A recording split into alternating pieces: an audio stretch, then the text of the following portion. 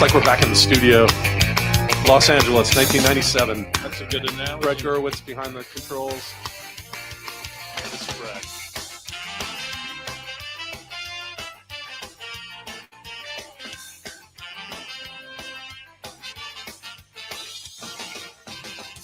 I don't need to tell the truth, but I never lie. I don't need to bow to you. You're just passing by. I never wanted to be the one you bitch and moan and come home to. But as long as you look good, I'll come back to you. Get inside my troubled mind with all of your threats. Sometimes I think I was blind. Not before we met. I never wanted to be the one that you depend on for your life. When you cry, it smells like soup. Sounds like Shona Knife. Never feel how I said all night. I got a right. Each time I said all night. No, I just might. You make me stay all night. It's just that side of you tonight that makes me stay all night. I'm gonna stay all night. You're an evil little girl. I'm a twisted man, tearing through your perfect world. Make you understand. I never wanted to be the one you bitch and moan and come home to. But as long as you look good, I'll come back to you and do the things you do. Stay all night. I got it right. Each time I stayed all night. No, I just might. You make me stay all night. It's just that side of you tonight that makes me stay all night. I'm gonna stay all. I would never treat you bad. You deserve the best from me. If you want to keep your place, you better get down on yours. Yeah, Todd wrote this one. Yeah. You think? This is not mine.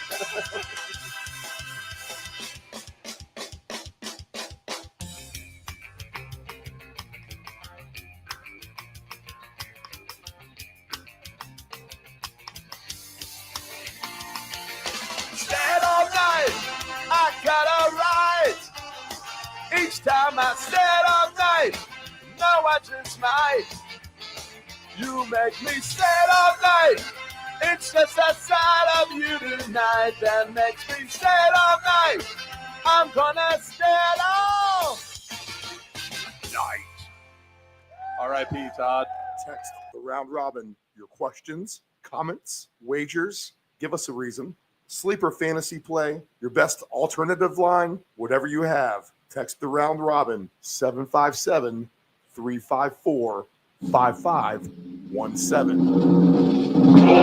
Can you see by the dawn's early light what so proudly we hailed at the twilight's last gleaming, whose broad stripes and bright stars through the perilous fight, for the ramparts we watched were so gallantly the rocket's red glare, the bombs bursting in air, gave proof through the night that our flag was still there. Oh, take us past our spangled banner yet wave, for the land of the free.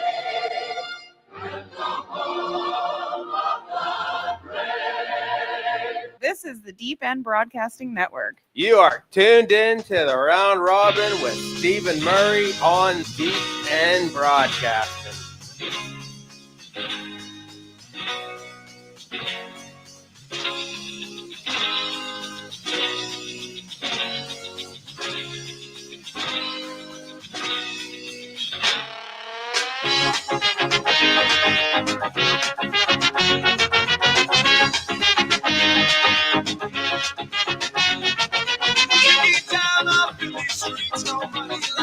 Still singing by the night before my brain is on the bed.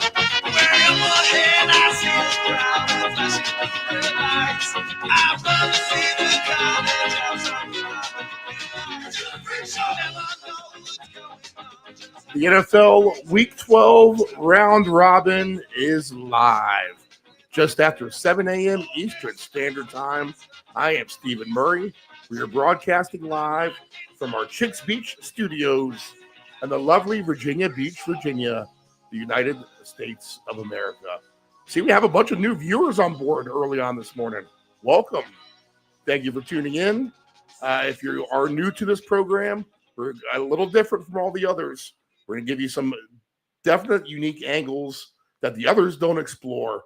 And while you may tune into several other gambling shows, know that they tell you lies. They tell you big lies on how to try to win a good chunk of money this afternoon, as we hope to do on this NFL Week 12. Coming off some winners for sure. Last week, I think I cashed 3 different tickets. Nothing super crazy. All kind of smallish to medium range, but that was a lot of fun.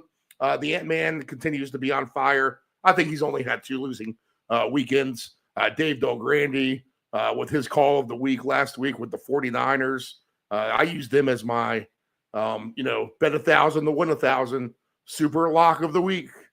And the 49ers sail home there. So we're 7-3 with that, missing 1 week because we just simply forgot to do that.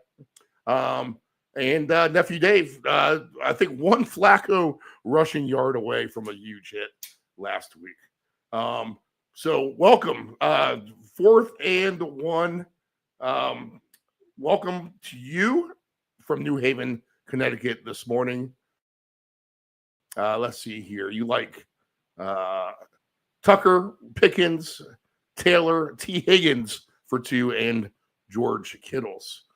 We got lots of great angles, I think, this afternoon for this great wagering slate, especially in the early window at 1 o'clock, as some of the games don't look so much appealing as we get later into the day. And I want to go back to college football real quick yesterday, because I think it kind of translates into what we're seeing today and what we actually do with the first part of the program here this morning, which is go over our fresh lines, get the weather. I told a story a million times, when I would wake up early on Sunday mornings getting all amped to put in my 3-game parlay for today, or, my 5-team parlay, or whatever I would do to drive to the Western Union to get to the offshore sports book many, many years ago, many decades ago. I would be up early studying, and part of that is weather and having live content. Both, obviously, weather was available back in the yesteryear of 1995, 2000 era, but not so much live content talking about the gambling of the day's games. So that's what we look to provide to you, a first look at everything. We'll get the weather squared away, and we'll look at the slate with the fresh lines, and then we get into it. Our man Dave Del Grande, the inventor of fantasy football. How about that on our program, as he always is weekly? The man who nurtured it from its get-go, and we need to follow up on that as well. That's not something we've discussed on this program in our 4th year, and I think I've taken it a little bit lightly, but I just did not realize the extent of the role that Dave Del Grande played in fantasy football in the 80s and the 90s. I knew he was a pioneer, writing articles about fantasy football, etc. But he's literally the one who gave it birth. He was the first ESPN employee to deal with fantasy football. So for all intents and purposes, he is the godfather, OG, and basically the inventor of fantasy football. We're going to get him to tell his story on that on our Thanksgiving special this Thursday morning, which will start at 8 a.m. Eastern Standard Time. So we'll talk about the history of fantasy football, Dave Del Grande on how he gave it legs, and then we'll get his 4 picks for Thursday and the game on Friday. The crew will come in Thursday morning We'll get amped up before that first game with the Lions and the Packers. And we'll break down those 4 games. And then we will be back on Sunday morning, and we'll do it all over again here on the Round Robin, again now in our 4th year. So the history of fantasy football with Dave DelGrande, the Godfather, this Thursday, 8 a.m. Eastern Standard Time. We will air our show live. So that will be pretty cool. That will be pretty cool.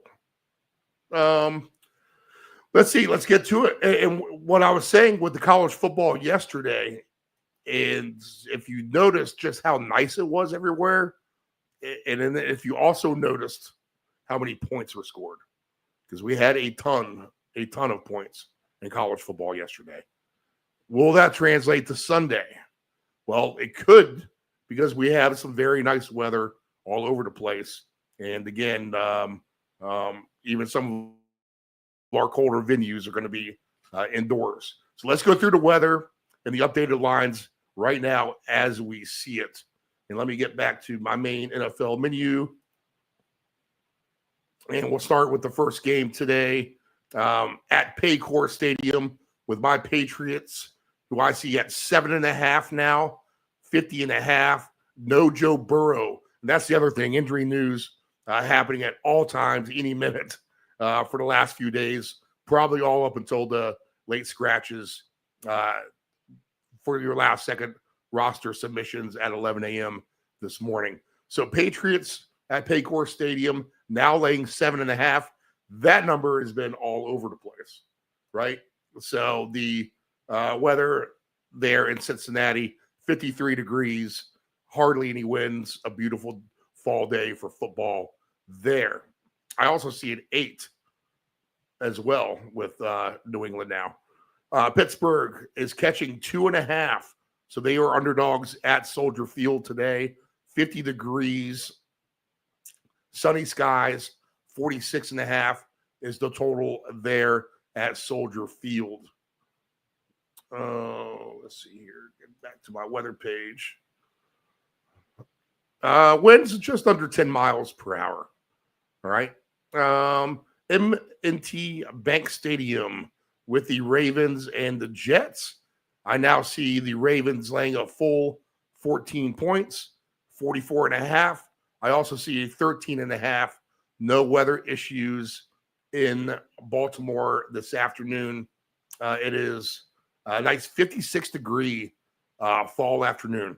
Nissan Stadium in Nashville, a beautiful day for you. The Seahawks are in town. I see 13.5 and 40.5 at Nissan Stadium. 62 degrees is your weather forecast for Nashville today. So a beautiful day to tailgate. I also see 12.5 now for the Seahawks.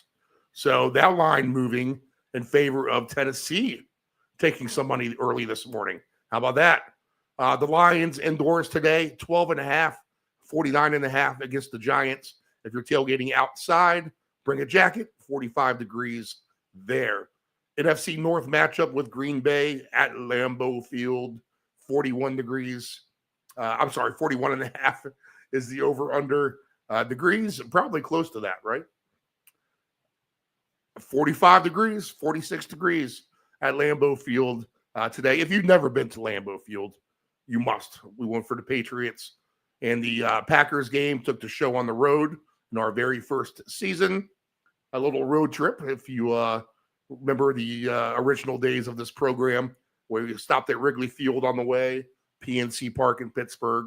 Fun little 3-stadium rotation with baseball and football. We look to do that some more for sure, especially maybe even the spring. Quite frankly, what runs all of this show going onto the road is a bankroll, people. Let's be honest. Most of this is coming out of my pocket and relying on wins, as are my bills for the most part right now, as it is a slower time of the swimming pool season. Let's see. Vegas -4 now, -4 at home against Cleveland. Shedeur Sanders, the quarterback for the Browns, This is the first game in the late window today.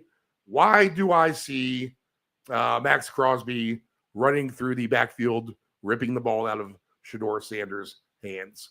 65 degrees and beautiful. If you're tailgating, shout out to Joe Harris, the landlord at the stadium today. He was also at the F1 race that concluded last night. Max Verstappen, the winner there. If you have any bets, you're laying in bed trying to figure out if you won your Las Vegas Grand Prix or not. So indoors for the Raiders and the Browns. I also see 3.5 for Oakland. I see the Jags minus 2.5, 47.5 indoors at Arizona with the Cardinals. That is 63 degrees and a beautiful day to tailgate. A little bit cool in Arizona, right? Seems like it, but a beautiful day to tailgate nonetheless. Gorgeous day in New Orleans. 74 degrees for the Saints and the Falcons. New Orleans minus 2.5 and 40. I also see 1.5. So money coming in on the Falcons early this morning as well. Money coming in on the Falcons and the Titans. How about that? Eagles laying 3, 47.5 at Dallas. Big game for the Cowboys, really, to try to hang around in this playoff hunt. Philly could afford a loss, but, man, they are not winning pretty. And locker room, malcontent, perhaps. Philly, let's see if they can continue their winning ways at AT&T Stadium. 66 degrees, 4:25 p.m. Now, you fans down there, I've seen a lot of Dallas videos lately of fans being naughty, okay, in the stands, not being nice to the other fans. Philly, we know your reputation as well. Can you guys just be nice today if you're going to the game? Do we need to be aggro all the time? Can we just relax and watch the damn football game instead of getting in fights? All right, I don't want to hear anything about mass fighting today at AT&T Stadium with the Eagles and the Cowboys. The last few times they played, there's been plenty of stories about it. So let's just chill out, please. That rant comes out of nowhere, to be honest. As this show is always unscripted, never a script. Just bullet points, big bullet points like weather and fresh lines. Minus 7.5 now, too, for the Rams. Tampa Bay, is this a bad spot tonight on Sunday Night Football? SoFi Stadium is the location, 64 degrees. And then tomorrow night, full touchdown in the field goal by the 49ers, 49.5 at Levi Stadium as they host the Carolina Panthers. A gorgeous night in the Bay Area. We have absolutely zero weather concerns. So that is fantastic for what we like to try to do, and that is to try to invest the minimum to make the maximum. Why are we going to take $10 to the 7-Eleven where you can put it on 3 or 4 players to score a touchdown or 2 touchdowns? Or how about quarterback rushing yards, running back receive yards, wide receiver diva receive yards, defensive touchdown scores? The list goes on and on of the possibility of winning plays this afternoon. And the higher the points, the more people get involved. That's just the simple math. Other than that, and we talk about the prop angle as well, good lesson just to be learned from last week that we speak about on the show as well. When you got guys dropping left and right from injuries, there's nothing you can do about it with your bets. I mean, your bet is just done, toast in the water if you're relying on props. You have to have some teams. You have to have some totals. You have to have some team points. You have to have some bets that don't involve strictly players. That way, you're just not stuck on the sideline when you have, 5 or 10 different player bets. And then next thing you know, 2 or 3 of your common guys were all knocked out in the second quarter, giving you like zero chance whatsoever. Always have an under ticket as well. Find 5 or 6 things of unders you like, because trust me, there are a lot more unders that come in probably than overs. So those are my two pieces of advice for your newbies. The other thing is this, and I'll talk about this briefly before we get to Dave Del Grande. And again, if you've heard this before, you can never not repeat it. But again, you're going to get people killing at least this program for our mentality and how we like to do parlays, same game parlays, etc. Keep in mind, these are the same people doing teasers who criticize us, okay? But, you don't necessarily need to chase every half point, $100 to win $100. If we can turn $20 into $5,000, okay, which we do on the regular, let's see, I turned, I think, 30 into 1,100 yesterday on soccer. 5 teams in soccer to get over 1.5 goals. So a nice winner for me in soccer yesterday. I got another ticket this morning. Sheffield United, take them if it's 0-0 right now in the English Championship. Parlay them with Aston Villa and then over 3.5 goals, Tottenham. So Aston Villa over 3.5 goals, Tottenham, and Sheffield United, if you can get down on that right now. But if we can turn in, $20 in the $4,000, okay, we now have a margin of error of a lot. We have a $4,000 win. So how many more $20 bets goes into that $4,000 before we lose? Well, technically it is, you have 5 20s into 100, and then you got 40 times 5. So you get 200 chances before you're back into the negative. So that's just going to be the philosophy here. We're going to win well within those parameters and get another nice victory. The Ant-Man on that motif, I mean, he's free rolling for next 5 NFL seasons at this point, just from that standpoint alone. Yeah, and when you do get a big hit, like I had a real nice 1 week too. I think $6,000 winner. I mean, that paid for just about the whole season. So I've been on somewhat of a free roll myself. It'll be hard. No matter how many winning or losing weekends you may have, it just takes that 1 or 2 or 3 real big ones that will really clean the clock for you. I got some haymakers we're throwing out there today, and I'll post some tickets as we get Dave Del Grande going this morning. All right, so a lot to do. We are just at 7:30 Eastern Standard Time. We got our lines updated. I think we've learned the main thing is the Titans and the Falcons are the teams taking the money in mostly this morning. So what we'll do now is we'll go on out to the West Coast. We will pipe in our guy. He writes for Deadspin. He covers the Golden State Warriors for Field Level Media. He is the godfather, the OG, the inventor of fantasy football. He comes to us from Castro Valley, California. Mr. Fantasy himself. Let's take a look at our focus group of teams, the NFC West, the AFC West, and then all the other games on the board. We'll see what we can't find for our best plays of the day. So let's cue up Dave Del Grande. I'll be back with the Ant-Man and Nephew Dave right at about 9:45, 10 o'clock. And maybe we'll do a little bit of art of making the tickets, right? We'll make a ticket together at 9:30. I'll try to think of a good angle. Quarterback rushing yards today, perhaps. If we're going to get a lot of points, that means the ball is going to move. I think we just need to find a good running back receive yard ticket and go from there, all right? Or maybe we can come up with our we do 2 touchdown madness with you guys. So you kind of don't want to do the 2 touchdown madness. Maybe we'll just do a 1 touchdown ticket. We haven't done that. Let's do a 1 touchdown art of making the ticket today.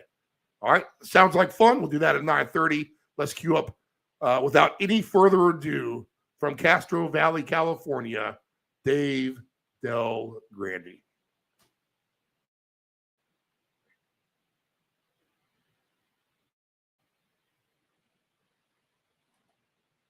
there's a million directions I want to go before we get into the games.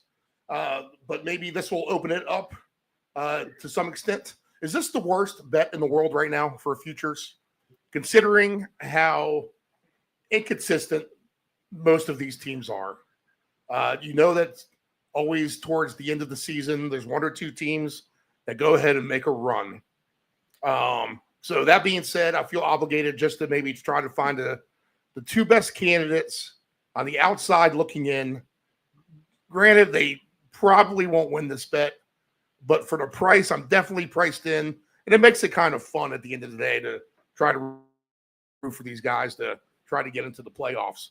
But I have a ticket, $15, that pays $4,000 if the Dolphins and the Cowboys make the playoffs. Is that the worst thing in the world right now?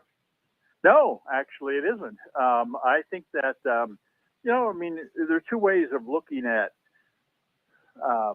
unpredictable things, which you're right, this season is certainly headed in that direction. And which is, it's hard for the amateurs like us. I'll speak for myself, the amateurs like myself, to predict what's going to happen. But at the same time, it's hard for the experts to predict what's going to happen. And so you end up a lot of times with the usual suspects getting, favoritism by the experts. And that opens the door for some really nice prices on the outside. And, on one hand, you could say, well, this happens every year. There's always surprise teams. But in the end, it's always Kansas City and, the usual suspects in the NFC. And while that's generally true, this season just seems a little bit different. Every week there's a couple of results that are real head scratchers. We already started off with one this week where, man, Buffalo, nobody's roller coaster is a more up and down ride this year than Buffalo. There are weeks when you would say, man, that team's a contender. And there are weeks like this one where you would say, man, you got your offensive line just got completely bulldozed by this team. What chance do you have against some good defenses moving forward? So, yeah, I think that if there were ever a season to take a stab in the dark, I think it's this one. All right. You touched on that game, so let me flip it to the Houston side of things. Do you think that there are coaches, maybe even management, kind of giving that side-eye look to C.J. Stroud, knowing that Davis Mills just went 3-0? Obviously, they're going to give Stroud the job back when he gets back. But that leash might be a little bit shorter than what he's had in years past. And you can just see that reflective in the fantasy. Wasn't he one of the top picks for quarterback after his rookie season? And now he ended up last season getting cut for people, for the Carolina quarterback. So a fall from grace to some extent. And the longer he stays sidelined and the other guys winning games, the worse off it's going to be for him, correct? Yeah, he's one of those guys who's headed down the same road as we've seen a lot of highly regarded, big-arm college quarterbacks gone down. I guess you would put Trevor Lawrence in the same category. And that is you can throw the ball 70 yards and that looks great at practice. But when it comes time to play the game, it's the guy who's able to throw the 5-yard swing pass to the back and catch him in stride, or see that second, the tight end breaking open on a pattern that's supposed to be going to the outside receiver and just moving the chain little by little. And that was the big thing in this Buffalo game. If you watch the first quarter or quarter and a half of that game, you had to be asking yourself, right, how is this Davis Mills guy even in the NFL? I'm not sure I've ever seen a worse performance by a quarterback on national TV. He had guys wide open, and I don't know where he's throwing the ball. And it's like, oh man, who's their third string guy, and when are we going to see him? And then all of a sudden, he starts hitting everything in sight. But part of that was the receivers, shockingly, were wide open. And it wasn't because he was throwing the ball 40 yards down the field like Stroud tends to do. He was just dumping it off to his backs and his tight ends and his receivers on little out patterns. Because when we saw Stroud at his best was when Houston had 2 or 3 really top flight wide receivers going. And since then, they've lost them. I mean, they still have Collins, but they're other than that, they have one of the weakest receiving corps in the league. They don't really have backs who catch the ball well out of the backfield. They don't have backs that do much of anything. And so it's I don't know how much of the blame to put on Stroud. I mean, if Tank Dell was as good as he appeared 2 years ago, then we might be having a different conversation. If the Texans add a third wideout, we see these in every draft. The last thing they needed 2 years ago was to add another wide receiver, but now they certainly need one. So you come back next year and maybe Dell is healthy. You've still got Collins, and now you bring in, one of these studs from college football, and now you've got these 3 really good wideouts who can run down the field. And now Stroud's got a chance. So, I wouldn't give up on him yet, but man, that was certainly was an interesting performance by their offense there, because their receivers are not as good as they looked in that game. I mean, I can't believe they got as open as they did so many times. Maybe that's just an indictment on Buffalo and their defense. Man, I mean, like I said, at the end, it's shocking. The one Buffalo team that shows up one week and then the Buffalo team that shows up the next week. Well, although I guess the week before that game against Tampa, where they end up winning that game, they gave up a ton of passing yards in that game, and they bailed that game out with some nice kick returns and some crazy stuff that happened. So, maybe they're just not as good as they look sometimes. I think we're just littered with these teams that can go from one extreme almost to the other. I mean, what about the Chargers? You almost want to give them a pass because they went to the East Coast, but you can't give them a pass for that performance. That was terrible last week. Yep, absolutely. Yeah, good point. And then they're supposed to be a real good team, kind of in a way. People you pick them for your preseason Super Bowl sneaky team. But man, go ahead.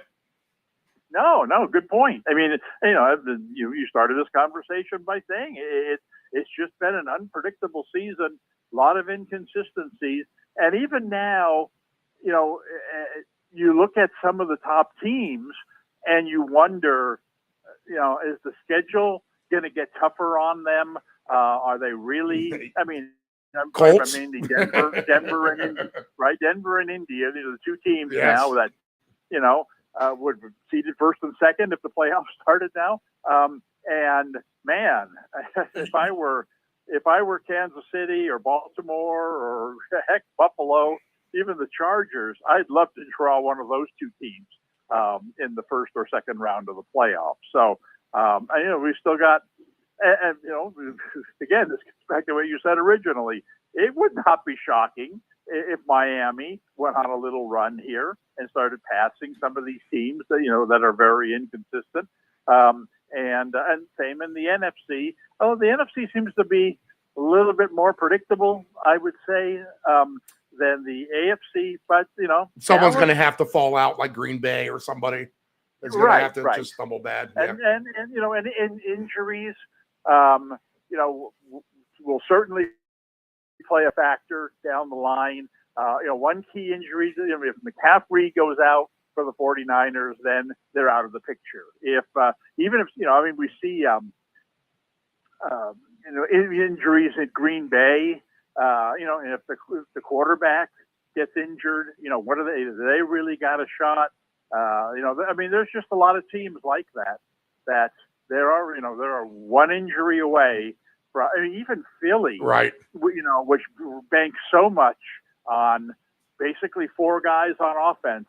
If any of those 4 guys got hurt, it would really knock them down.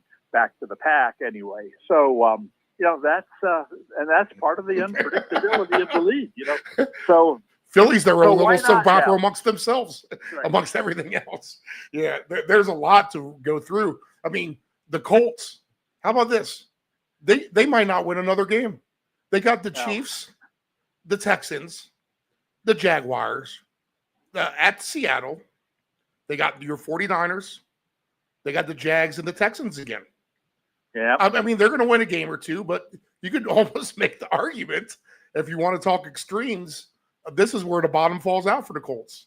We said it about the Well, Bears right. last year, and it happened. It did happen. yes, but they've done remarkably well. I mean, and you start talking about some of those teams that you mentioned there, and there's no reason why they can't beat Seattle. There's no reason why they can't beat San Francisco. Right. I mean, you would expect them to sweep Jacksonville.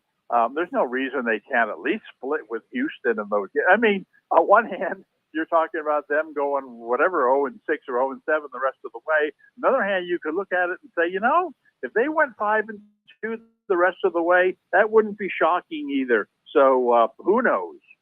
I need them for my Patriots ticket if they beat the Bills to play good. I don't need New England sitting starters the last couple of weeks trying to win $25,000. I don't think we're going to get to that point. Right. I mean, I don't think they're going to be sitting anybody. Right. Okay. Let's crap on some more. Well, I was going to say, generally speaking, too. I mean, we talk about them both. If there's a swinging pendulum, and that pendulum was swinging towards the sides of, man, there really aren't that many open quarterback jobs available.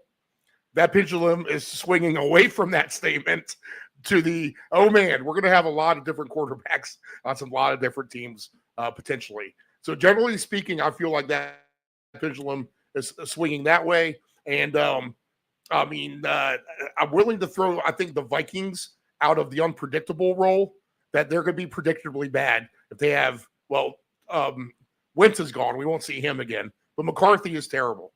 He is god-awful. And I do not expect Minnesota to do anything the rest of the season. But sure enough, he'll throw 3 touchdowns to Jefferson.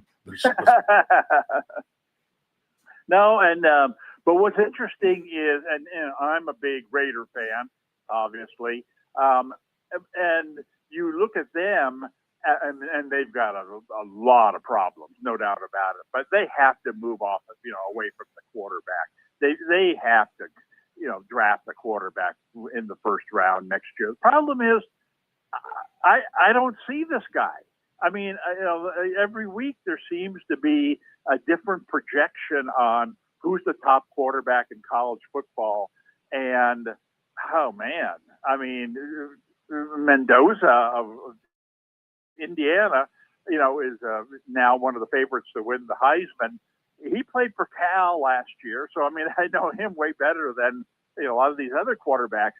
He's not an NFL starting quarterback. Right. And I mean, if he's the kind of guy that you're considering taking with the number 3 pick or wherever the Raiders are going to pick in the draft, man, that would be a huge mistake.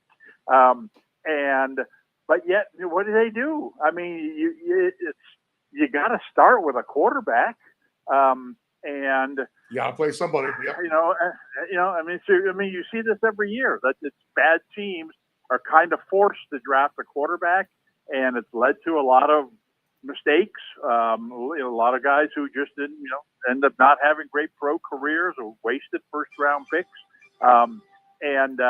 So while you're right that you could look at 10 different teams in the NFL and say, you know what, this team could use an upgrade at quarterback.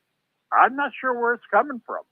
Is it the year Kirk Cousins, becomes the pot of gold for some team, and if that's the case, then the pickings are slim.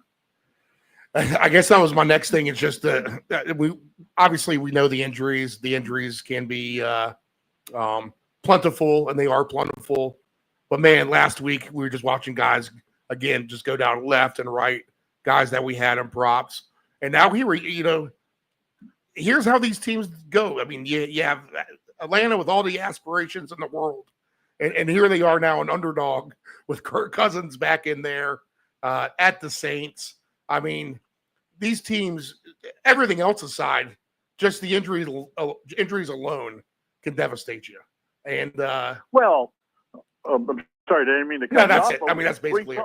We saw this in the Thursday night game.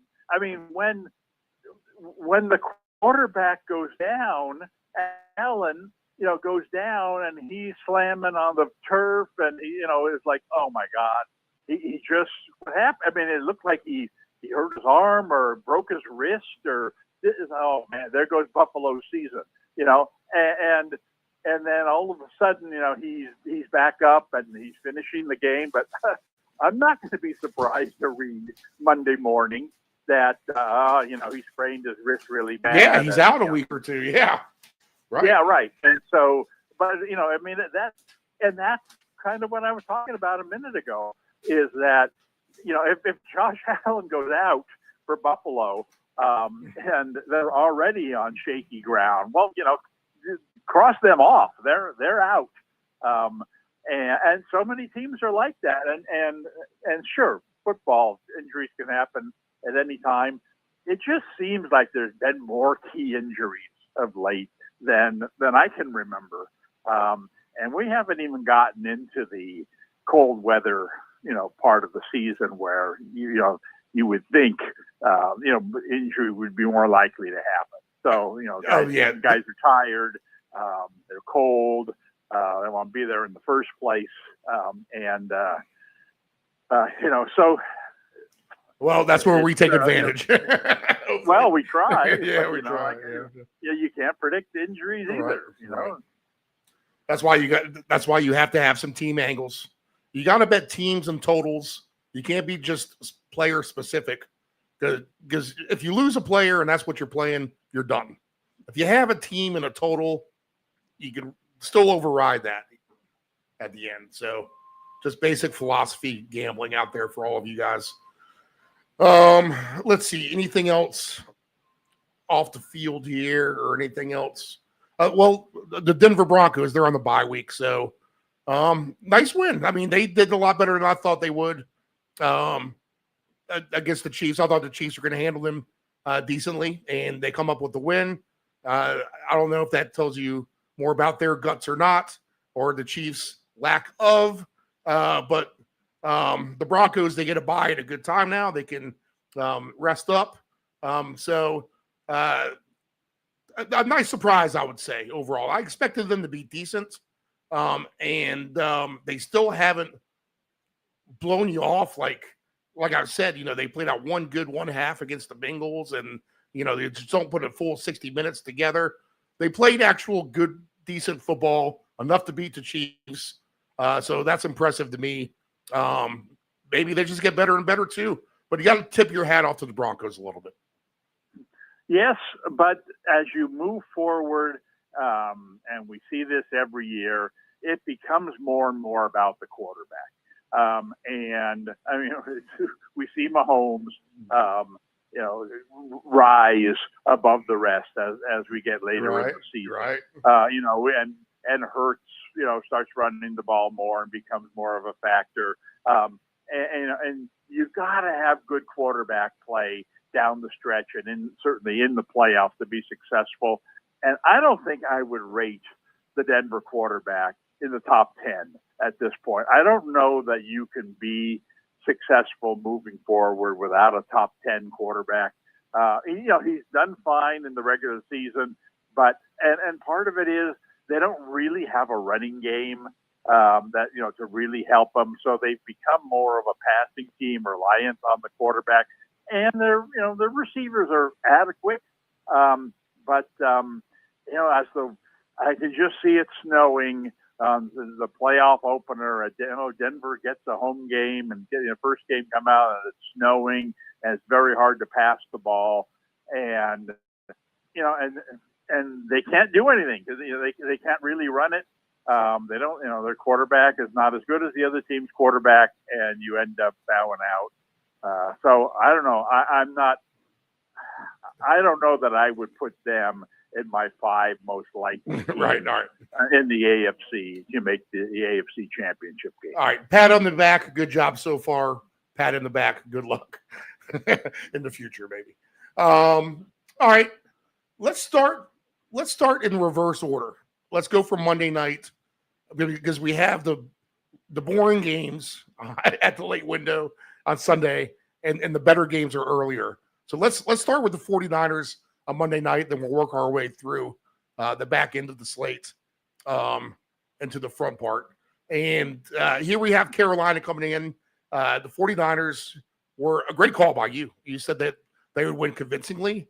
And I sat there and I said, that makes a lot of sense to take them as a team. So I had the 49ers on all kinds of alt lines last week. It's insane to think that they gave up the NFL reception record in that win, a win in which they win by 20 points or more. I'm not sure how that works out. But McCaffrey, a big day. As long as you're going to have him, that's going to be a good thing. I don't know if you call this the revenge game of the week for McCaffrey playing his old team, the Carolina Panthers.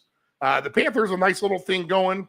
But I think this trip is a little tough for him. Maybe you think this is too many points. But I like how Purdy played last week. I like how the offense moved for the 49ers. We see the issues that Carolina can have just being one-dimensional. If they're going to be deficient in the passing game, that's probably the best place to be deficient at against the 49ers back end. So I think I like the 49ers here, again, to cover the points.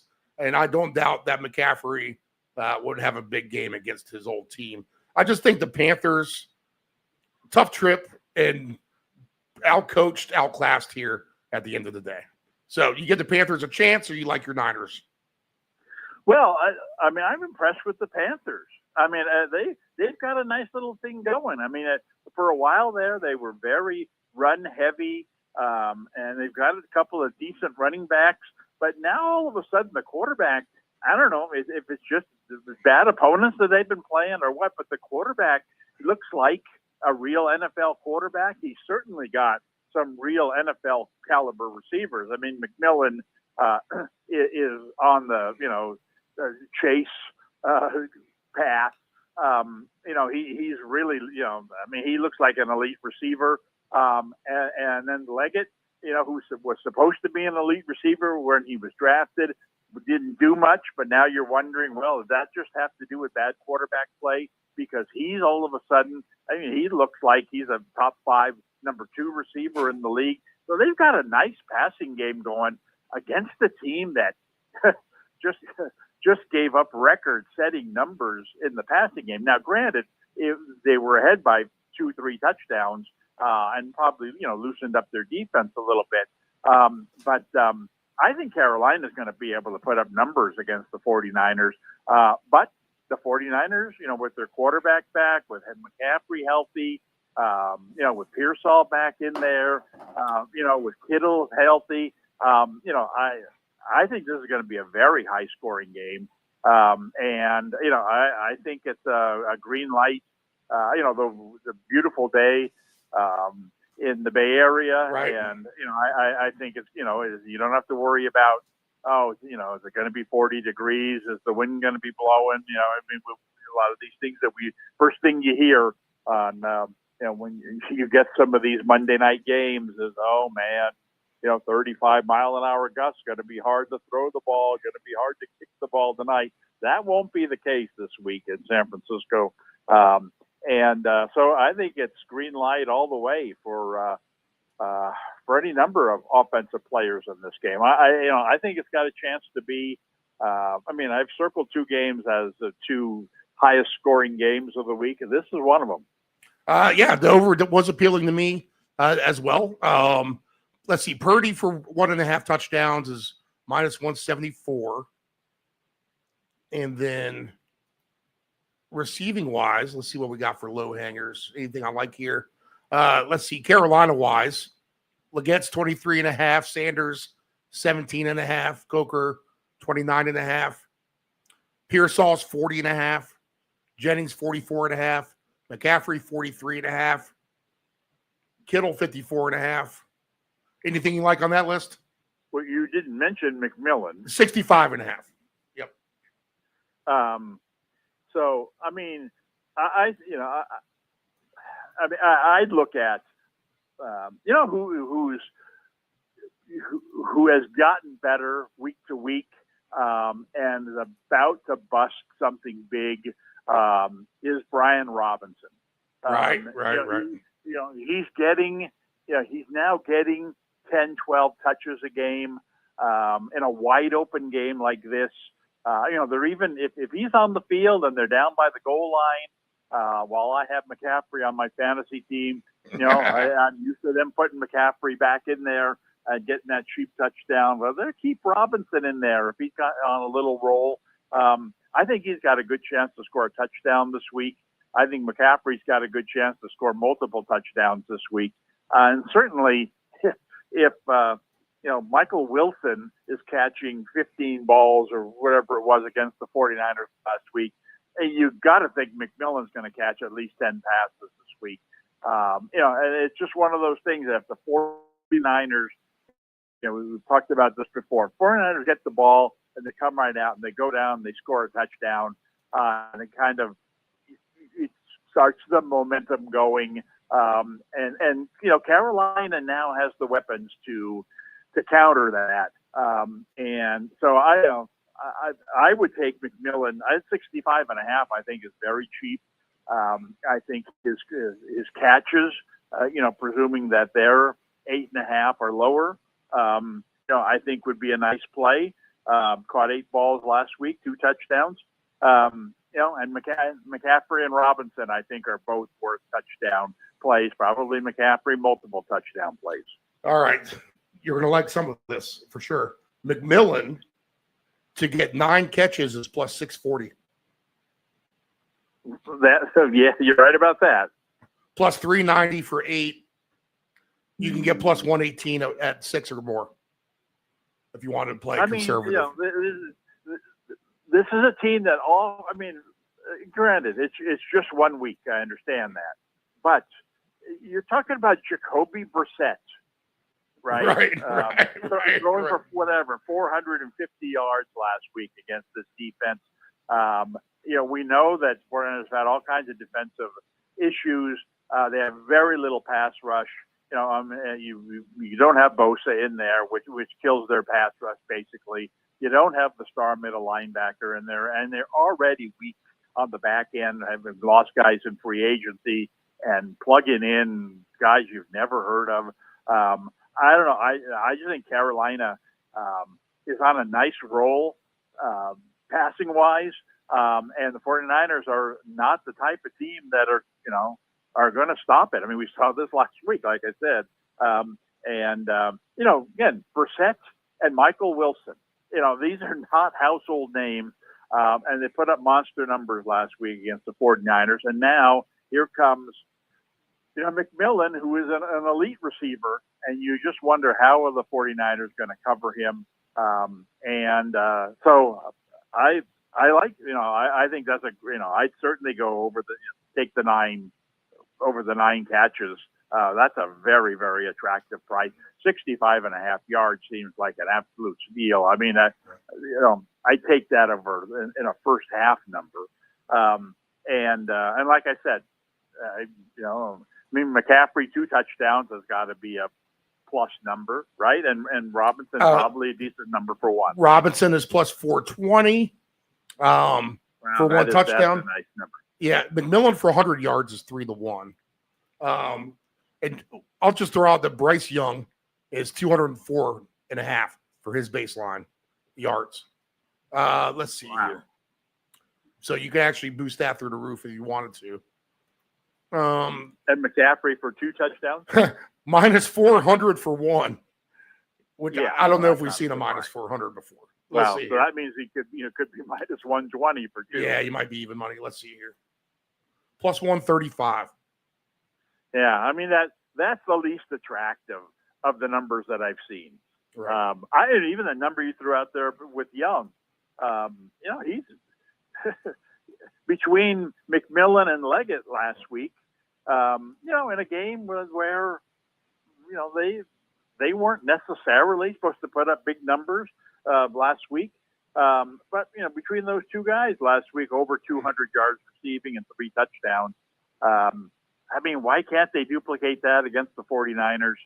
And especially if they fall behind, which is very possible, and now have to pass even more often. Because this is a team that, if they get involved in a low scoring, let's grind it out kind of game, they can play that game because they've got a couple of grind it out kind of running backs. But I think they're getting away from that, and this is certainly no game for them to go back into a conservative mode. This is just I don't know who scheduled this game. It does not look very attractive to me at the beginning of the season, but I think it's going to be a very entertaining Monday night game. Okay. So I think Robinson at plus 420 is an outstanding play.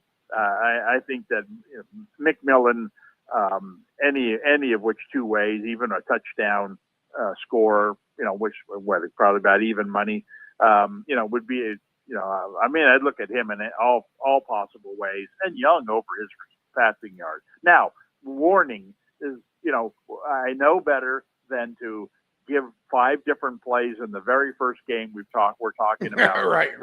But I will say this: I don't see that. I think this is one of the 2 high-scoring games this week, and there are some blowouts on the schedule, which I think are going to have, we're going to be able to find some nice stuff in. Right. But it's not like we're going to be picking 5 guys every game. So, give me McMillan, give me Young, give me Robinson, in this game. I definitely have some interesting angles for you as we go through. Let's see here. Let me just parlay this real quick. McMillan for 9 catches and a Brian Robinson touchdown.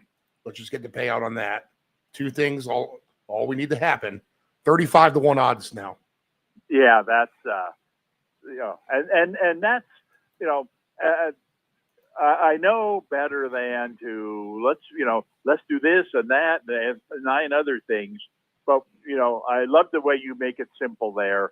Like, what? Let's just find the 2 best things in this game. We just talked about it, injuries alone, So that, the less you take, you're going against the injury odds a little bit. Right. And even to me, the most conservative play in this game, the one play where, just give me your sure thing in this game, not counting a McCaffrey touchdown at -$4. Would be McMillan over his receiving numbers, over 65.5 yards. That's kind of your gimme in this game. But, in terms of let's find a couple of nice things to throw into a parlay. All right, give me his 9 catches and give me Robinson a touchdown.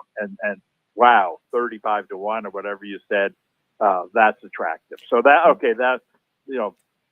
those are my plays for this game. All right. Let's put McMillan over 65.5 on our gutless ticket, and let's just have a nice little Monday night parlay from Robinson TD to McMillan 9 catches. After we win a fortune on Sunday, we can sit back and have all kinds of fun combos for Monday night on a free roll. All right, working our way backwards. I fear, as much as I love Baker, I'm the Baker backer. When everyone else hated Baker, I'm the one man who stood by his side when he started at Tampa Bay.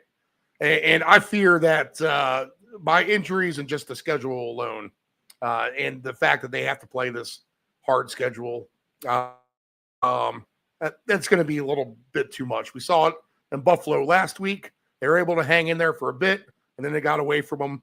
Why do I fear this is the same type of deal against the Rams this week, who is a much better team than Buffalo? I think we can agree on that right now at this moment in time.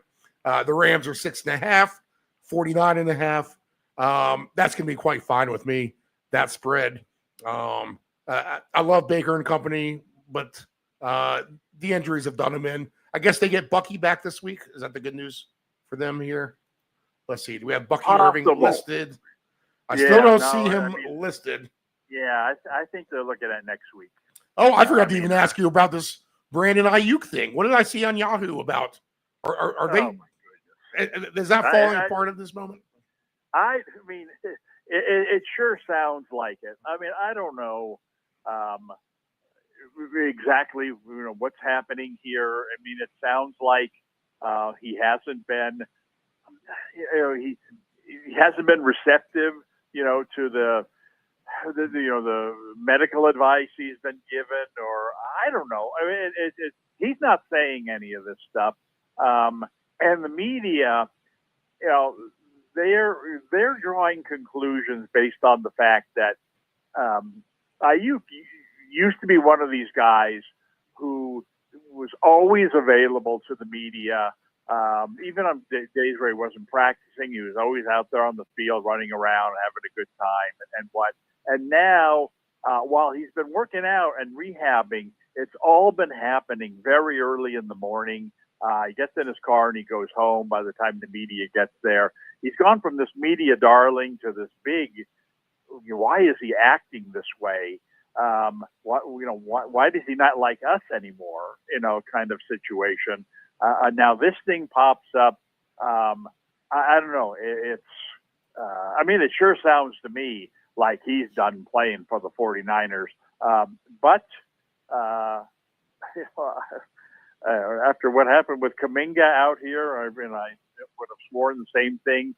And now all of a sudden he's back playing. I don't know. I mean, if he's healthy and he's still earning money this year, I mean, they've taken away his money in the future.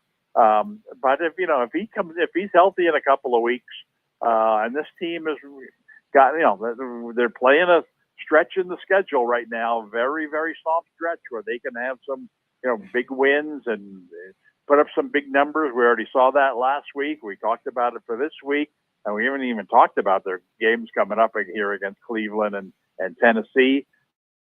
And so, he might want to join in on the fun, last hurrah with the team, before going somewhere else next year. But, if I'm your insider on Brandon Ayuk situation, you're in big trouble.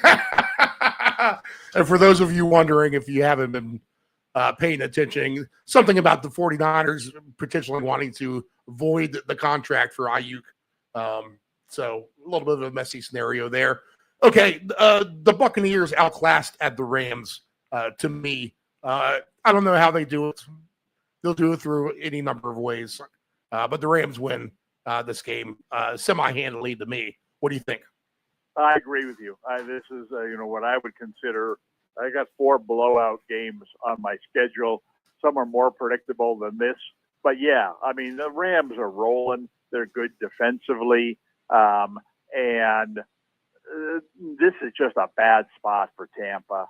I think that no reason why Stafford can't build upon his, I don't know, some people think he's an MVP candidate. I guess he is, but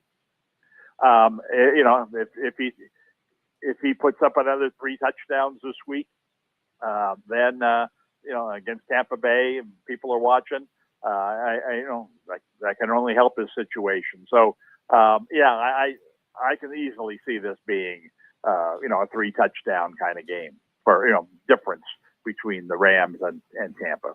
Okay, anything prop wise we should maybe just try to look at? Again, it's hard to. Kyren Williams for 2. The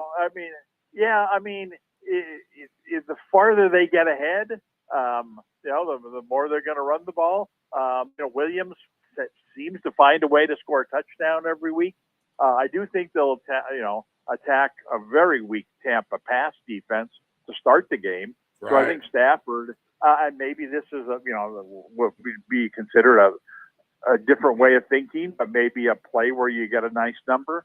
I take his over 1.5 TDs if it's offered for the first half, because I think that's a safer way of saying, all right, well, they get ahead 21-7 at halftime, and then they go into a more of a running mode in the second half.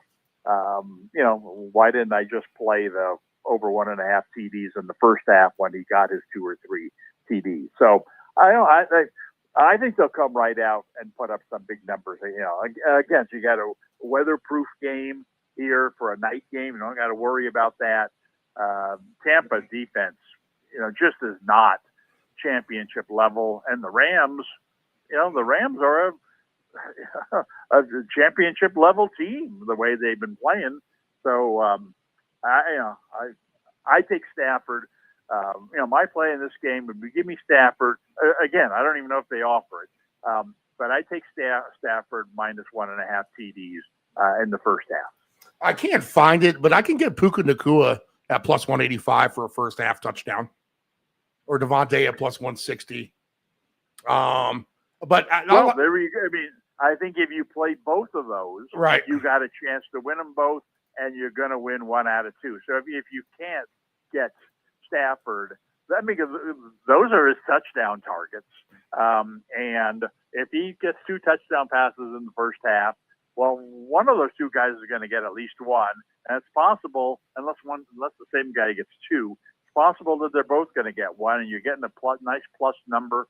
I think that would be a safe way of playing basically the same thing that I'm talking about, which is he's going to throw 2 or more touchdowns in the first half. Also, team points for the Rams first half, 14.5 plus 102. That's how you go to bed early. I like it. Yes. I mean, I just, I just don't see, this is just not one of those games where, I just have a feeling Tampa would like to just say, you know what, can we just forfeit this game, not make the cross-country flight, which is going to shorten our week practice. We're going out there for a Sunday night game. Can we just stay home? And so I'm not sure we're going to see a real interested Tampa team here. And like I said, I don't think Irving's coming back till next week. And hopefully they get back some of their top receivers down the line as well, because they're going to need all their offensive weapons. They're going to be successful moving forward. Yeah, so they don't have them all right now. It makes sense that you say that, because the remainder of their schedule goes like this. Because there's really a new season they can start next week. They got the Cardinals at home, the Saints at home, the Falcons at home, and back-to-back weeks. Then they're on the road to Carolina, which that's as easy as a home game, to be honest. Then they're at Miami, as easy as a home game, to be honest. And then home against Carolina again. So they arguably have the easiest schedule. Even if you take a bad loss here,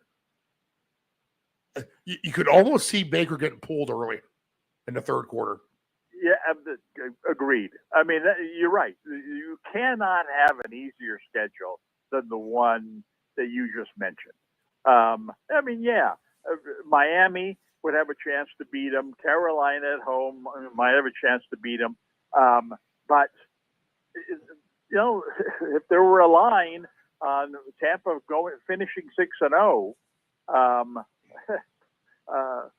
I'd be interested.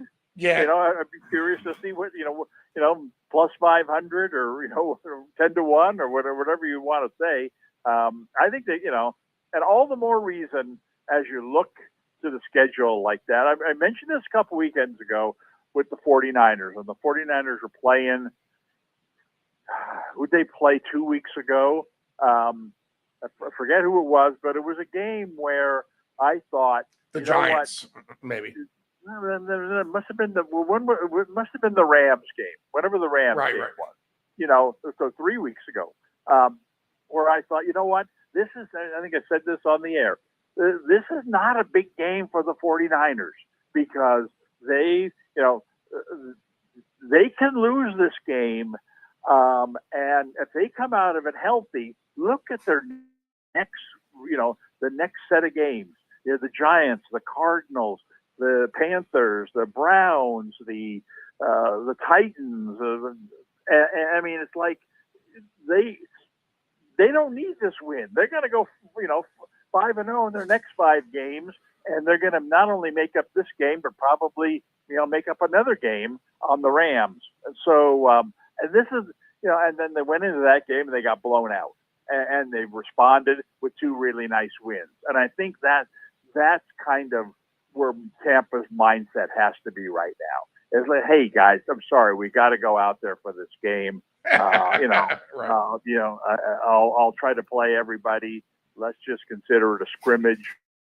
Let's go out there, lose this game 34-14. And we're not going to sweat. We're going to come back next week and start this real, cream puff part of the schedule. And man, that's all the more reason for them not to show up this week. Anyone out there and listening to the show, if you have any futures that you want to play in the Buccaneers, just don't play them yet. Let this week pass, and then you can play them because you'll get a little bit better number. All right. Absolutely. Very, very well said.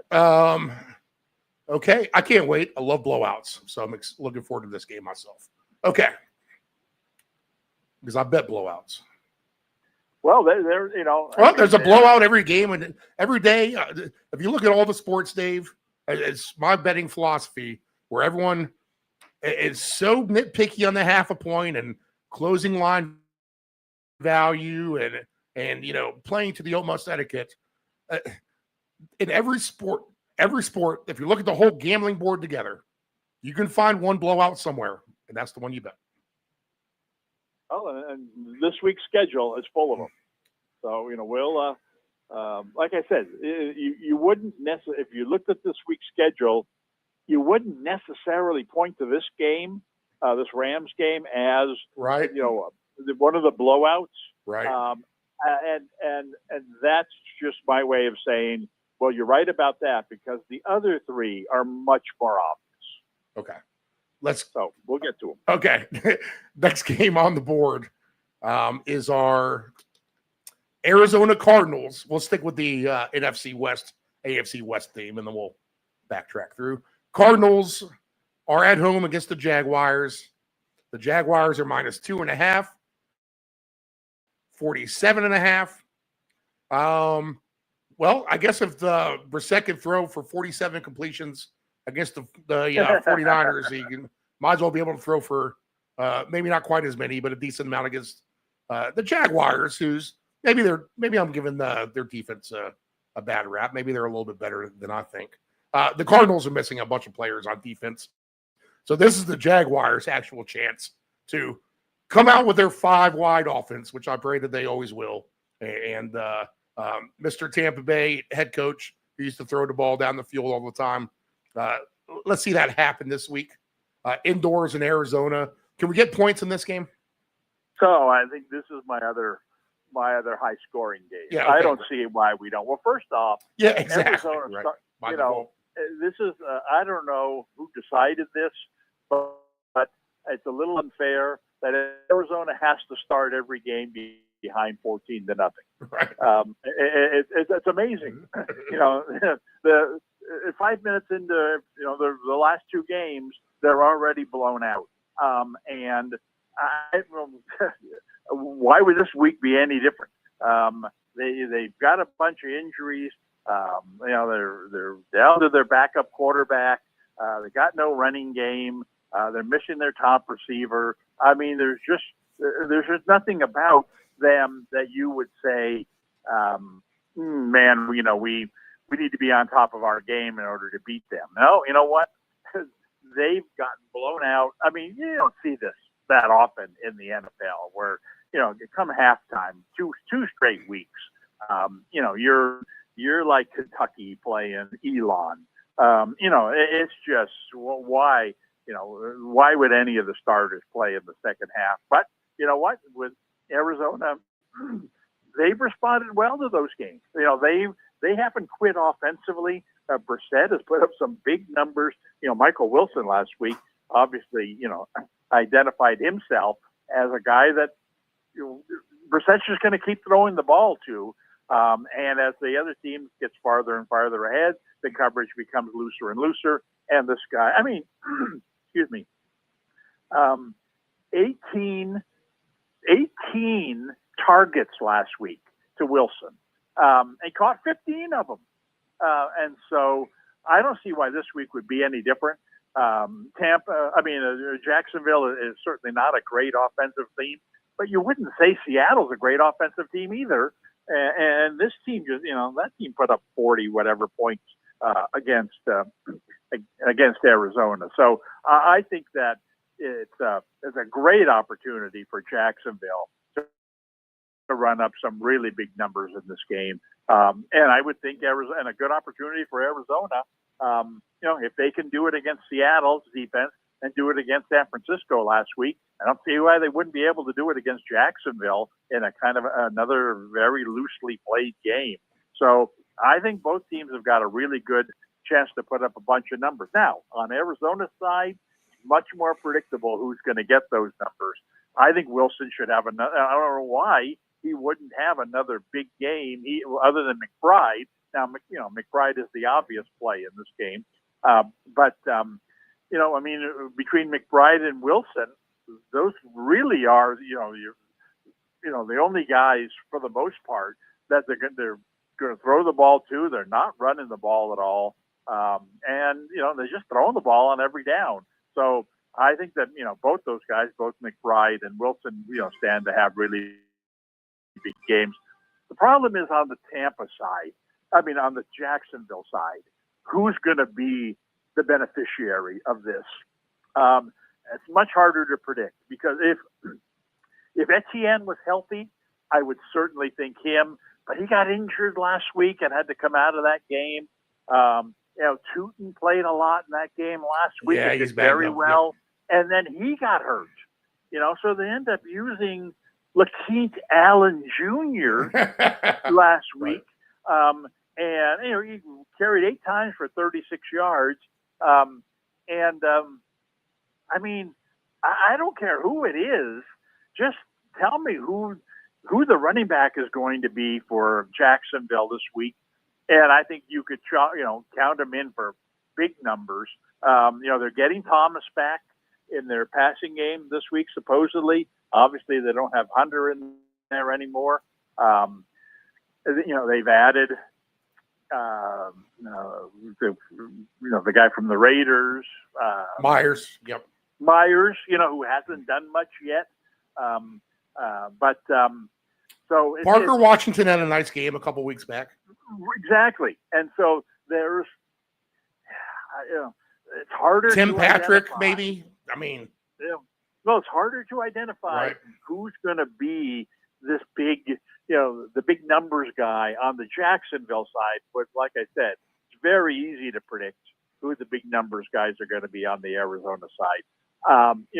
Blindly, and this is one of those games where you really got to wait till Sunday to see what there's. If they announce that Etienne or Tootin are out, then that increases Allen's stock significantly. If they announce that they're both out, then you're talking about a guy who could be the big time surprise of the week, potential pot of gold kind of player. But you're not going to know this probably until Sunday. So, so I'd still, even if all 3 guys play, and things go like they have the last couple of weeks, Jacksonville could find themselves ahead, 28-14 at halftime and go into we got 2 partially injured backs. Let's just sit them out the second half and hand the ball to this Allen guy 12 times. Let him get 60 yards and a couple of touchdowns. And so even if Etienne and Tootin both play, I think there's a chance for Allen to come through with at least a touchdown. So I would take a stab on him scoring a TD, right now, before the price potentially before it changes, dips way down. Plus 210 right now. He's plus what? Plus 210, and that's with Etienne and Tootin both listed. So like you said, if one of them drops off, then he's going to get down to plus 130, plus 140 or something like that. Yeah, the fact that it's plus 210 is an indication to me that they're not confident that Etienne or Right. Newton are playing. Yeah, he's going to Now, get a load. that number is awfully low for Right. a guy who's basically never played before. And so that's a good sign. I mean, if in fact those guys don't play or don't play a lot, then, getting 210 on Jacksonville's, chief running back in this game is a steal. Meanwhile, like I said, I think that I'd look at McBride and I'd look at Wilson. Certainly McBride. I mean, McBride has got to be a very easy play to score a touchdown. Minus 120. That's easy enough. Oh wow! Yep. That's a for a conservative ticket that is that's an even better play than McMillan. But I take a shot with him for 2 touchdowns in this game. I'll pair him with the But, McMillan yards give me, right now. Give me one on my gutless ticket at plus 120. I mean minus 120. Minus That's, 120. Yeah, I'll log it down there. Yeah, that's a nice play. But anyway, so that's I'd look at Allen, like I said, Allen on for now on what I would on some kind of a pricey parlay, but and then maybe even throw Wilson on there for a touchdown, and just to get them both involved. But McBride is the safest play in this game. You get almost 9-1 for Wilson and LaQuint Allen Jr. for a touchdown. I mean, Yeah, why not? why not? Yeah. I'll say this too, though, and I've always been a Tim Patrick backer all the way back to these Bronco days through the Lions, and now with Jacksonville, I was just kind of waiting for him to emerge in the offense, and he emerged. He did. He got a touchdown here last week, and at plus 650, if there's going to be a lot of points scored, and there's not really that many other viable options on some sort of a greedy ticket, plus 650 is nice for Tim Patrick to me. Yeah. Well, right. That and like I said, so much of this is going to boil down to, because I really think, Arizona's history in recent weeks is that they're totally uncompetitive. And so why are we even throwing the ball against them when we could just run the ball all day? Right. And so if they're, depending upon the health of their backs, if they're all healthy, then you're going to see less in the passing game. But if they're not all healthy, obviously they're not going to give the ball to Allen 22 times in this game. And so if the backs aren't healthy, it's just going to force them to throw the ball more often, open the door for, crazy things to happen. Let's see here. Next game on the board. Happy to report a nice little 5-team soccer winner this morning, Dave. $30 into 1,000. How about that? 5 teams. Wow. 5 teams to get over 1.5 goals. Let's see here. All right, if we're going from one extreme of scoring to the other extreme of no scoring and terribleness, do the Browns and the Raiders fit that bill? Indoors they are, and we have an over/under of 36.5. Obviously, is Shedeur Sanders against Geno Smith. Why do I see Max Crosby running into this backfield, literally ripping the ball out of Shedeur Sanders' hands and running it in for a touchdown at 55-1? That might be that might be a bet for me. That I got to play him for a defensive score touchdown. He's as likely as anybody this week to get one against Sanders. So your thoughts on this wonderful game with your Raiders? Well, I think that equally a possibility is the fact that Cleveland could do that to the Raiders. Right. Myles Garrett. I think that parlay. I don't know why either team is going to try to pass the ball in this game. It just doesn't make any sense. You've got on Cleveland's side, a guy who's never played. And so why not just, they've got a decent running game. The Raiders are not a good team on any stretch. And so why not just run the ball all day against them? And, Judkins is having a nice season. He's been a high volume ball handler. And it's going to make it easier on your quarterback the more we hand the ball to this guy. And as that total indicates, we're not going to have to score 24 points to win this game.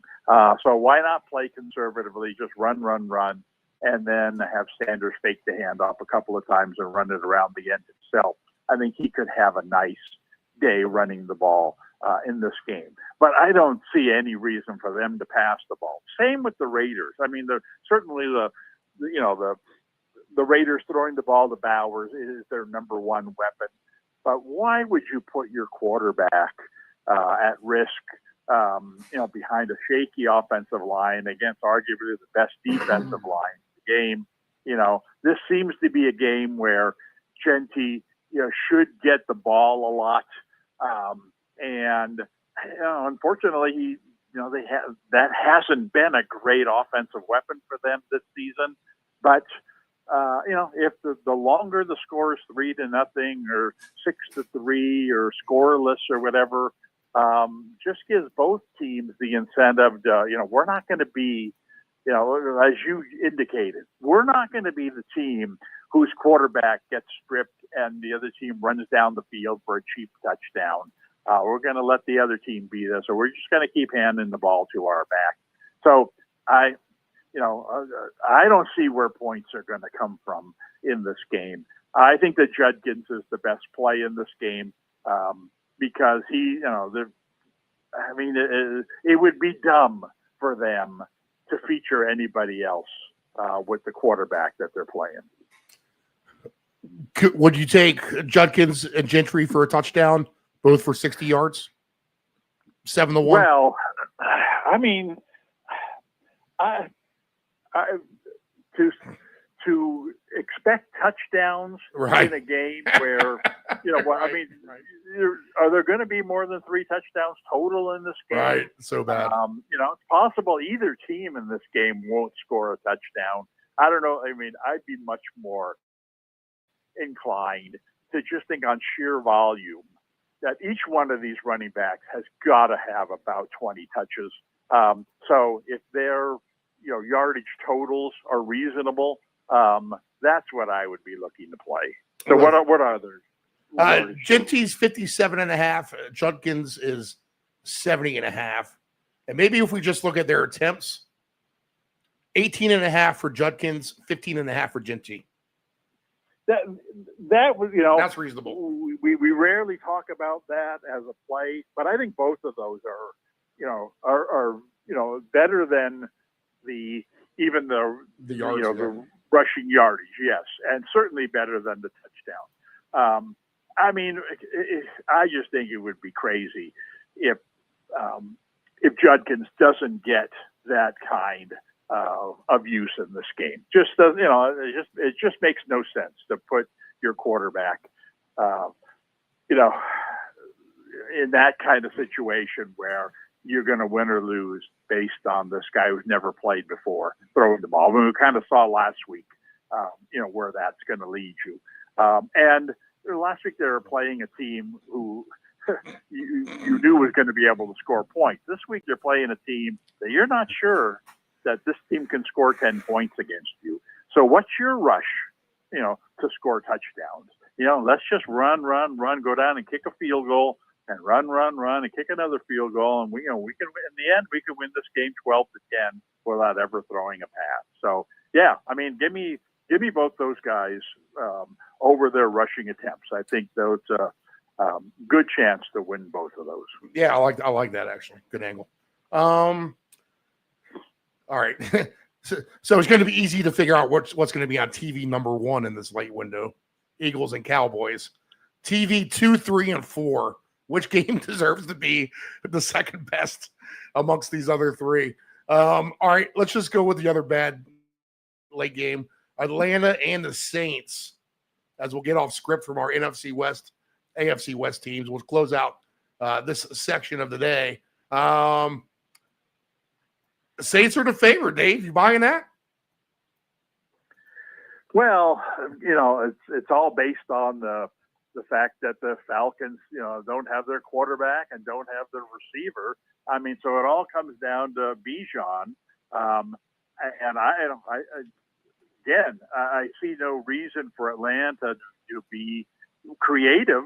Just swing the ball out to him. New Orleans has not been good at defending backs out of the backfield. They haven't been good at defending backs, period. They gave up 100-yard games already this year to Cook, Swift, and Kyron Williams.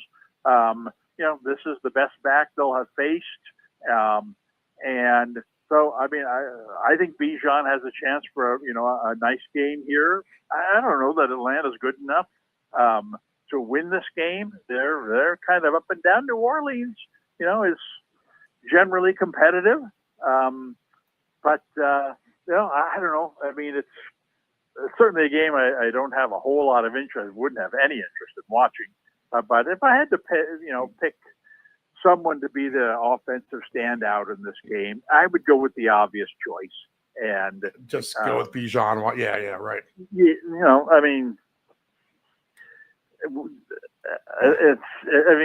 talk about low hanging fruit. Right. My concern is without really a threat of a passing game, and without your top quarterback in there, why would New Orleans not just focus their defense on stopping Bijan? So that's going to be tough. But I just think that if I were the Falcons, I use my number one weapon as much as I could. So I think this is a good opportunity for Kamara, actually, at plus 170 to get a touchdown, mainly because he has it. And you feel like they almost want to just get him involved, before he gets out the door eventually at the end of the season, which he'll probably end up somewhere else next year. But with the young quarterback, I could see Kamara at plus 170 getting a touchdown in this game. Yeah, yes, I can see that. I'm not going to be surprised if the Saints win this game.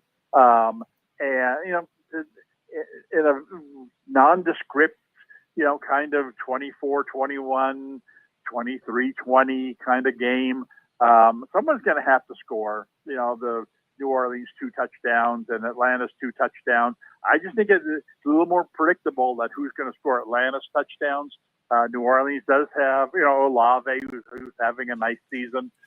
He seems to do okay with that quarterback a little bit. They got a little connection going on, Olave and Tyler Shaw. Yeah.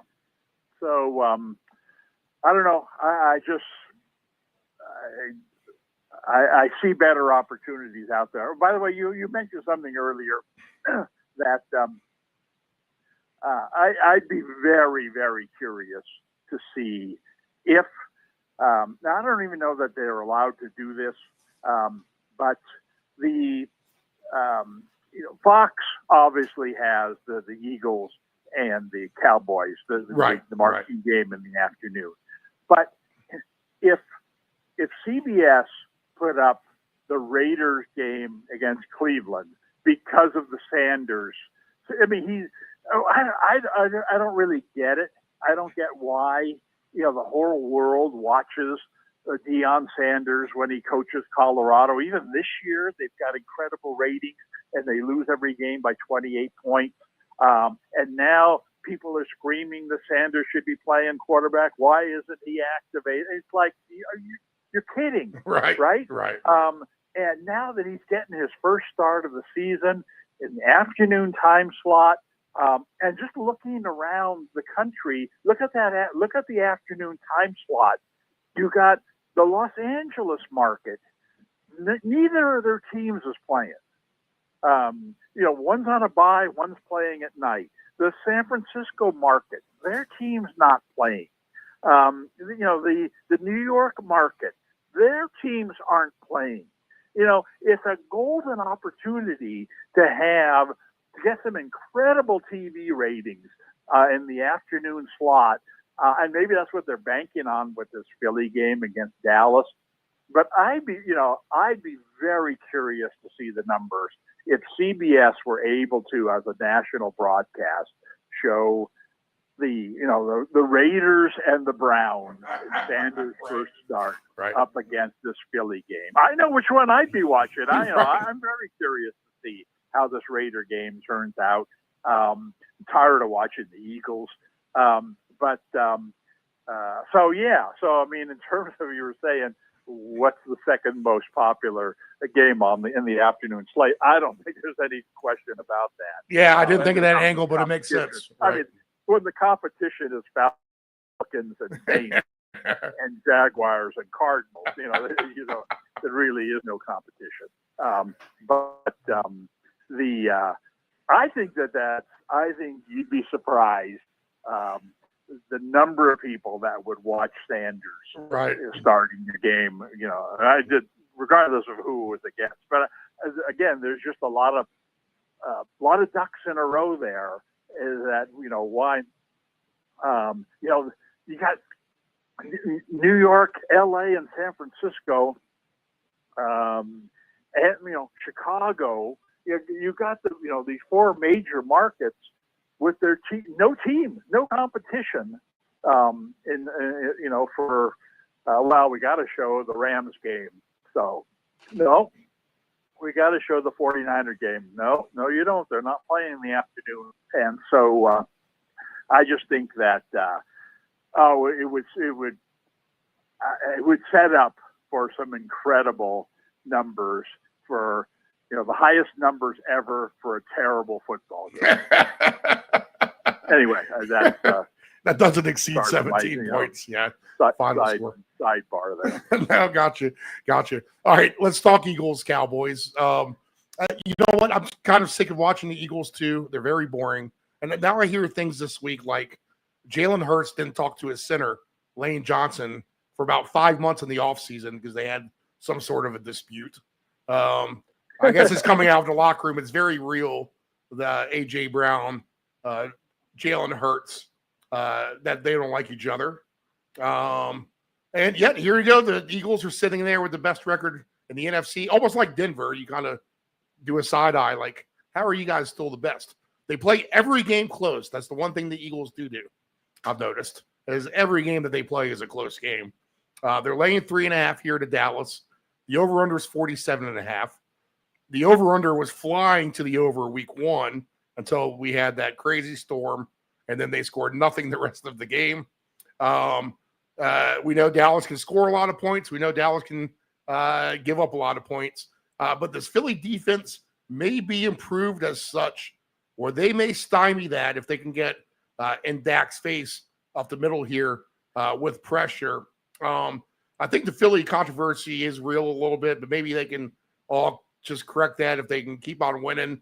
And maybe Dallas is the perfect remedy here for someone like A.J. Brown to have a nice game. But you know what? The Dallas defense has been a little bit better too. You got at least say that.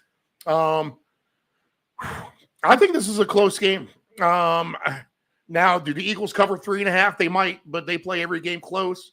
I would not be shocked if Dallas won this game. And if the Eagles are ever going to have another over game, it's got to be against Dallas. So I'll go over the total in this one as well. Give me the Eagles to squeak it out. Maybe something like 30-28 or 29-26, something like that.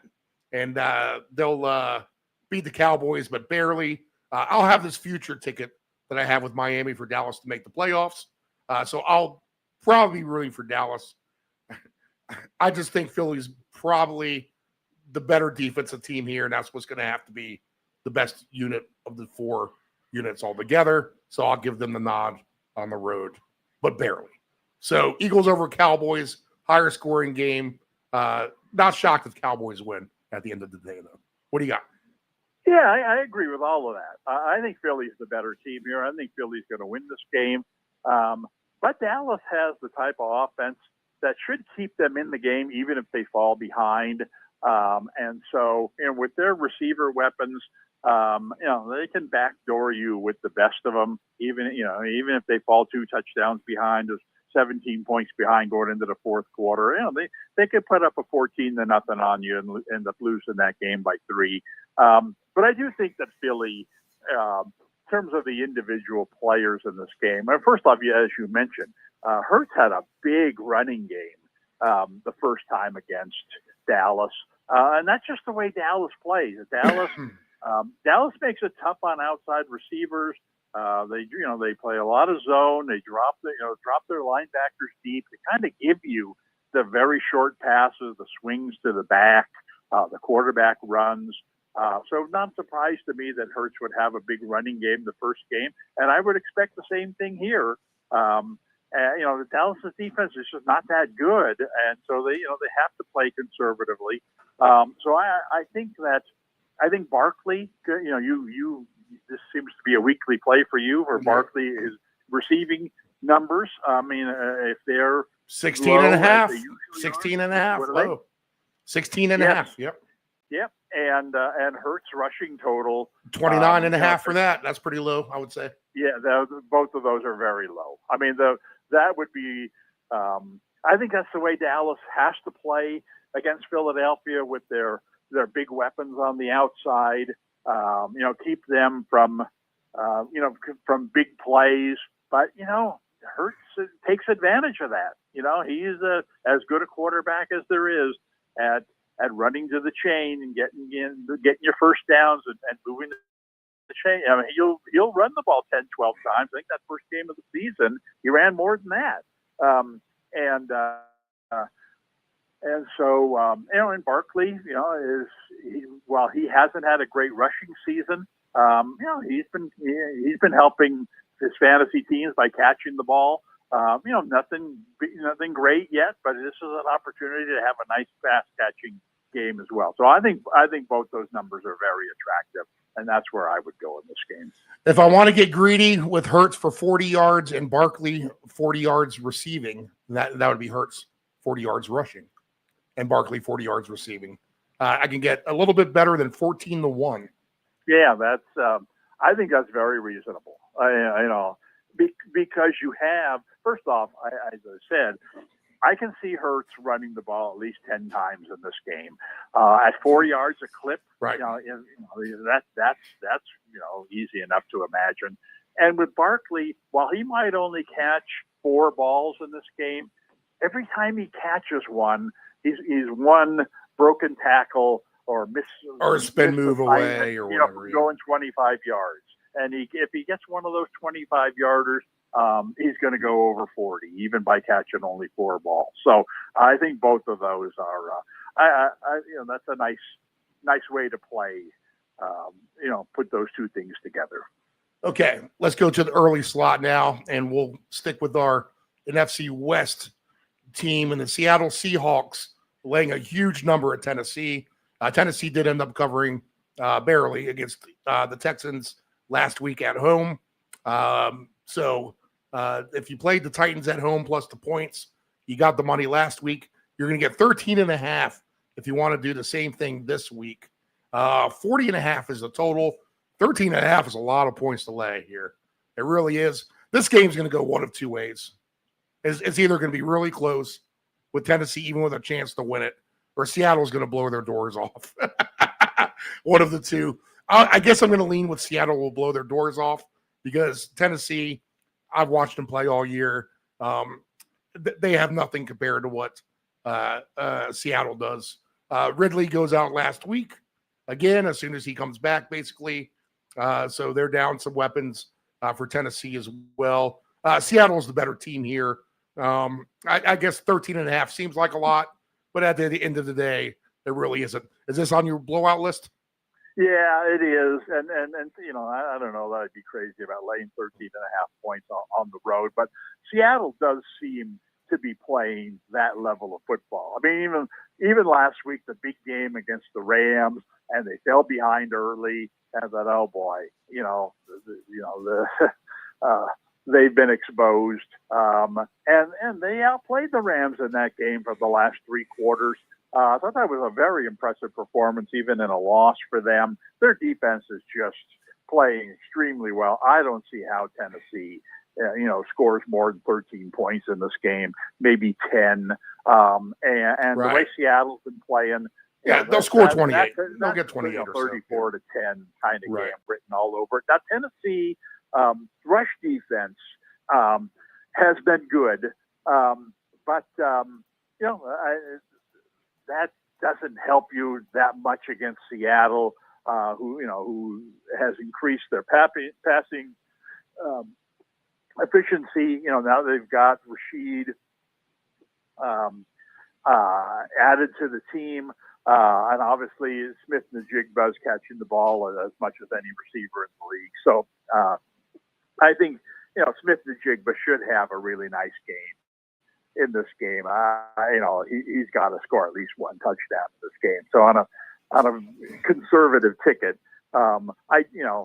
on a team that's going to score, I got to believe they're going to score 4 touchdowns in this game. He's got to get at least one of them. So if I gave any play in this game, normally in a blowout, I would look at the winning team's running game to do, who's going to be the big runner.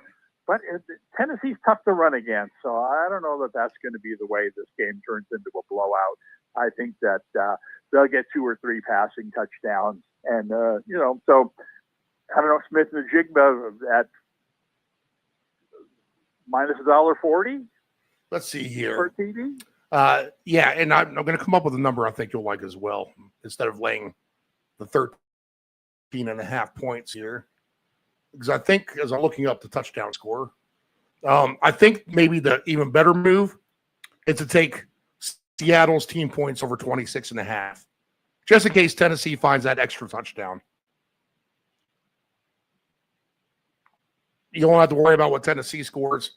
Just get your way to 27, and you'll win that bet. I got no problem with that. Let's see here.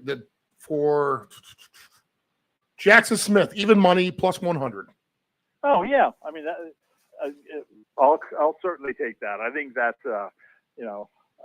on the gutless Yeah. tickets, one touchdown for the number one offensive weapon in the game. I think that's you got to play that. All right, so we have McMillan over his yards, McBride a touchdown, and JSN for a touchdown on the gutless ticket. Okay. All right, next game on the board. It's a good one. I'm going back and forth with this one myself, so I'm interested to get your take. And we talked about how the Colts might not win another game. There's a small chance that would happen. But if that were to happen, then they would lose an Arrowhead on Sunday. They're catching 3.5, 49.5. Now, I can make an argument for both teams to win here, mainly because the Chiefs have been very lackluster. And if Jonathan Taylor were to come in there and just keep Mahomes on the sideline, run the ball to death, have a Jonathan Taylor type of game, then the Colts will be hard to beat, especially if Mahomes is on the sideline over there. The other part of me says that Mahomes is going to come out there, and they need to get this running game going a little bit somehow. I know Pacheco is out again. He gets no run support. And again, there's stuff behind the scenes there. Maybe where there's fuel, there's fire, like in Philadelphia. Andy Reid maybe not as happy with Mahomes changing from running plays to passing game or the passing plays. So you hear a little bit about that. I could see the Chiefs coming out and smoking them, or I could see the Colts kind of winning this game. But I think the better call here is to take the over. So if I'm expecting both teams to actually play well, then the over is what makes the most sense to me at 49.5. If they get there, then it's got to be through these Chief receivers. Your guy Rice will have a good game. Maybe Worthy will finally show up. Probably the tight ends each have a touchdown, which might not be the worst call in the game, is to parlay the 2 tight ends together, your boy Warren and Kelsey. So I think a lot of angles really to like here at the end of the day with the Colts and the Chiefs. If they're both going to play well, then this will be an over game. What do you think? Well, it's certainly the Indy defense leads you to believe that Kansas City can have a big offense. They could have their best game of the season, maybe. But they're not going to, as you noted, they haven't run the ball well all season. They're without their top running back, and they're just their running game options are very limited. So it's going to have to come through the passing game. But that should be the strength of the team. Kelsey's played really well lately. Rice has not necessarily done great, but he's done okay. And like you said, Worthy, ever since Rice came back, Worthy's kind of disappeared. They need to get their passing game going at a higher, as much as they need to get their running game going eventually. I don't think they have the weapons to do that right now. For now, they need to get their passing game in gear. And I think this is an opportunity, coming off a bad performance last week.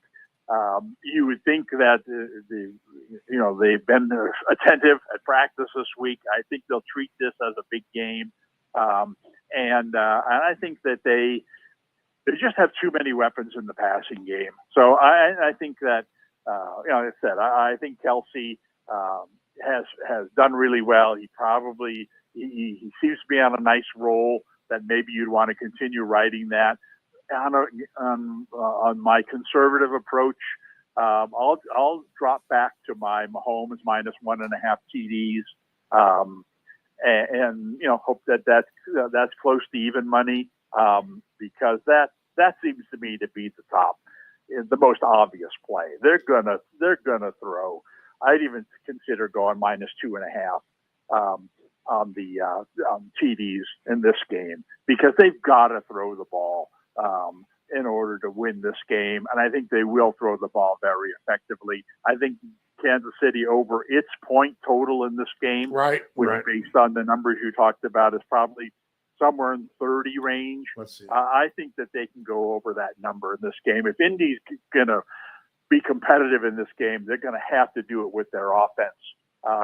But I don't see their offense keeping up with this. I see this as a 31-21, 31-24 kind of game. But I do think Kansas City is going to score more than 30 points, and I do think Mahomes will have at least 2 and probably 3 touchdowns. But conservatively, give me the minus 1.5 and hopefully at a decent number. Minus 172. So you got to lay the juice. Yeah, see, I'd have to go to minus 2.5 there to minus 172.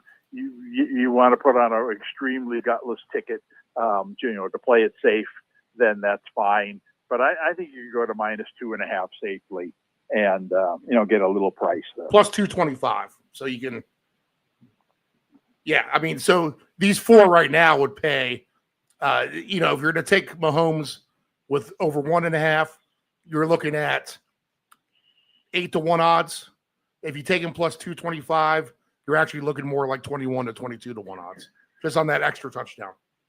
Yeah. Well, let's see at the end of the day what we're right. Because I wouldn't want to ruin a very conservative ticket by not being conservative all of a sudden. So 26.5 is the Chief team points. Sorry to interrupt you. 26.5 the total for the Chiefs. Yeah, I mean that seems to be very logical. I mean, this has to be a high-scoring game. I mean, if Indy's going to win, like I said, they're going to have to. They got to believe that they're going to have to score 24, 27, maybe even 30 points to win this game, because Kansas City is going to. They should have a really nice passing game here. So 55 degrees, no winds either. So yeah, right. Nice I don't think there's any weather factors anywhere across now the country this week that I know of. So anyway. I mean, that's I think Kansas City's going over that number. All right. Let's see here. Next game on the board. That does it for everyone on the NFC East or West, AFC West, correct? Yep. All right. Are the Lions on your blowout list? They're on my blowout list. Oh, absolutely. Minus 12.5, 49.5. They've been way more inconsistent this year.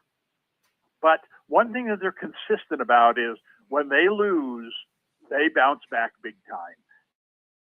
I don't know if it's just because the schedule has set up that way. It just seems that when they have a bad game, they get a nice opportunity in the next game to take it out on somebody. And you don't get a much better opportunity than, you return home and you play the Giants. They should be able to put up big numbers on the Giants. The Giants still won't have their quarterback. But, Detroit, that won't stop them from trying to run up big numbers. So I think Detroit's, is definitely a green light in this game. They've got to. I mean, ever since the coach has taken over, the head coach has taken over the play calling, Jameson Williams. We've talked about this. Has New life become more popular. And he's just one of those guys that if you throw the ball to him 6 times in a game, he's going to find a way to get at least one big one. And so, I don't see why this wouldn't be, one of those games. Gibbs has been going crazy this season. He should have nice numbers in this game. Goff should get, again, on a conservative ticket, Goff, minus 1.5 TDs would be a very simple play in this game. But to me, I think Williams would be a nice play, hoping that his receiving yards is reasonable. Let's see his receiving prop number, and I got a lot more to add to him in a minute. 60.5, which is very reasonable. Yeah, agreed. For a touchdown, he is at, and you're right, you took the words out of my mouth with Campbell taking over the play calling. Touchdown scores for this game. So I have an interesting angle here that I'll incorporate with the next game we'll talk about. But Jameson Williams plus 155 for a touchdown. I think I like him for 2 for everything that we just said. But there's also a piece of me, because I think the Lions score in the 40s. So, Gibbs will get his. Montgomery could even get his. We don't have Laporta, which helps our cause on Williams and on St. Brown, I think, completely. So if Williams doesn't get 2, I think St. Brown gets 2. And I'm going to play them both for 2 with this other player we'll talk about next in the next game. But I like the payout that I already have this ticket on with Williams. It just makes sense that they're going to keep getting him involved more. You can't let off the gas now that you got him going. You got to keep him going, especially now that there's no Laporta. I just don't think Brock Wright fills that role in.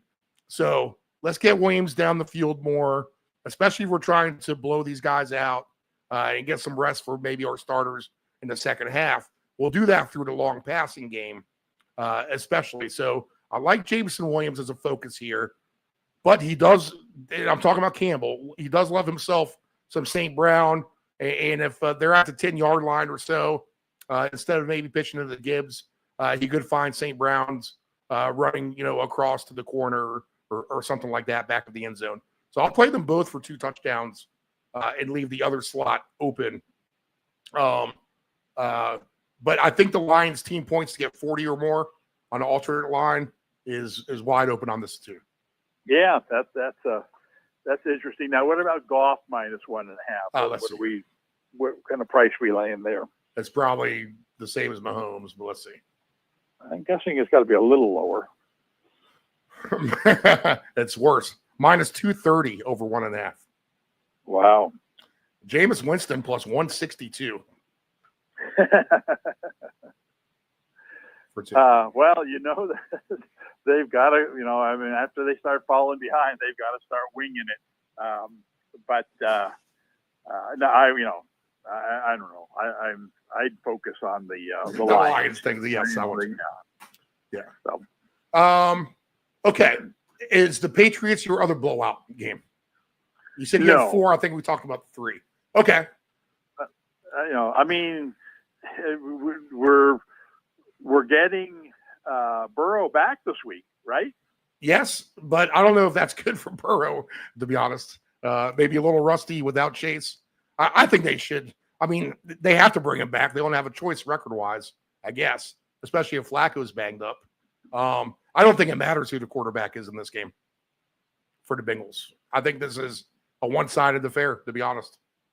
To me, let me give you the angle of my other player to have 2 touchdowns here. And you wouldn't have agreed earlier in the season, but you might agree now. And that is Diggs. If there's any receiver who's trending of getting better and better and better every week, it is definitely Diggs. You see it in the numbers. But that hasn't quite translated into the touchdowns. And if the Patriots are going to score a lot of points here, you got, let's see, Stevenson back as well. So he's bound to counterfeit Henderson to some extent. He will. I guess we'll get a little bit of a share here. And the Patriots go back through the air because we know the Bengals are very vulnerable in that regard. We still don't have I do see Booty listed, Kayshon Booty, the deep threat. So that adds to the repertoire for May. But in a game where we just saw, and I'm reaching a little bit, I get it. But if the Patriots are having a good game, don't you think maybe Drake May, as sleek as he's been, and as smart and as cerebral as he's been, knowing that Diggs has been better, let's throw a little shot across the bow of Jamar Chase, the spitter over there on the sidelines, and let's feed Diggs, who was an alpha dog receiver in this league at one time, and try to put him back on this pedestal of being one of the better receivers in the league. Why not? Because we're up 21-0 right now, or 21-7, or 27-13. Let's feed the ball to Diggs. Let's give him a couple of touchdowns this week as well. So I like the parlay of Diggs for 2 to either Jameson Williams or St. Brown for 2. Your thought on that? Well, it's hard to dispute anything you say about New England. I mean, they've had an incredible season. This would seem like a very illogical place for that to blow up. You know, they really should win this game. And you know, I'm a little concerned. Like I said, getting Burrow back really helps this team. But it should allow them to try to match points in some little way. My concern about who's going to be the star for New England this week, and May seems to throw 3 touchdown passes every week, regardless of who the opponent is. But Cincinnati's been much weaker against the run than against the pass. And you mentioned Stevenson coming back. This gives them a nice 2-headed monster, so that when they get a lead, they can play very conservatively, run the ball with both of their guys, and just, churn the clock and, keep Cincinnati's offense off the field. And so I do agree with you that Diggs has been doing really well. I just see New England having a more conservative offensive approach this game than they would against a better team, a team that's going to give them more defensive resistance. So, I just be afraid that Diggs, after he gets his touchdown on the first series of the game, only gets 3 more targets the rest of the game because they're running the ball 75% of the time. So, I don't really have any play in this game. I do think New England's going to win. And they could win handily, but the more handily they win, the more they're going to run the ball. I would love to play, if Stevenson weren't playing, I'd love to play Henderson to have a big game here. But with both of them playing, it's hard to. That's hard. Yeah. I don't know. I mean, how much is Stevenson going to play? They're going to throw him right back in the starting lineup. Is he going to get 2/3 of the carries like he was earlier in the year, or have they handed off the baton to the young guy now? I don't quite know how they're going to approach this game, which makes that aspect difficult. So I'll let you ride with your right. and I'll just watch. I'll sit on the sideline. I'll say this. Me and Chase will sit on the sideline for this. Right. I'll say this too. Demario Douglas has been going over his prop pretty handily here, and he's just at 20.5 receiving yards again. So I would play that over as well. Easy enough. Okay, we're missing a blowout from you then. Which game is it? Oh, well, the Baltimore game. Right. I mean, Baltimore's been, they're trending upward. The Jets they traded away their two best defensive players. They just don't have very good defense anymore. Not that they necessarily had one at the beginning of the year. But Henry has really picked up, as Baltimore starting to play better and getting their offense going, they're starting to feed him more. This is a game where, they should be able to, hand him the ball 15 to 20 times and get whatever yards that they want. I just don't, I think this could be a really, really ugly 31-3, 31-7 kind of game. Baltimore is just this is the kind of game that they need to keep the momentum going. I don't know that they're necessarily running on all cylinders quite yet, but this will help them. And what will really help them is to continue to get Henry going at the pace that he's been playing at in recent years. He's coming off probably his best game. And he went over 100 yards rushing. Yeah, against Cleveland too. Good game. And I think that he'll go over 100 easily this week in this game. I don't see why not. So I'd look at him over his rushing total. Hopefully 90 or less. Let's see. Derrick Henry is at 87.5. Yeah, well, that's good. Because I definitely think he's going over 100 yards in this game. Let's see. What is he for 2 touchdowns? Because he could be on that list. Minus 220 for 1.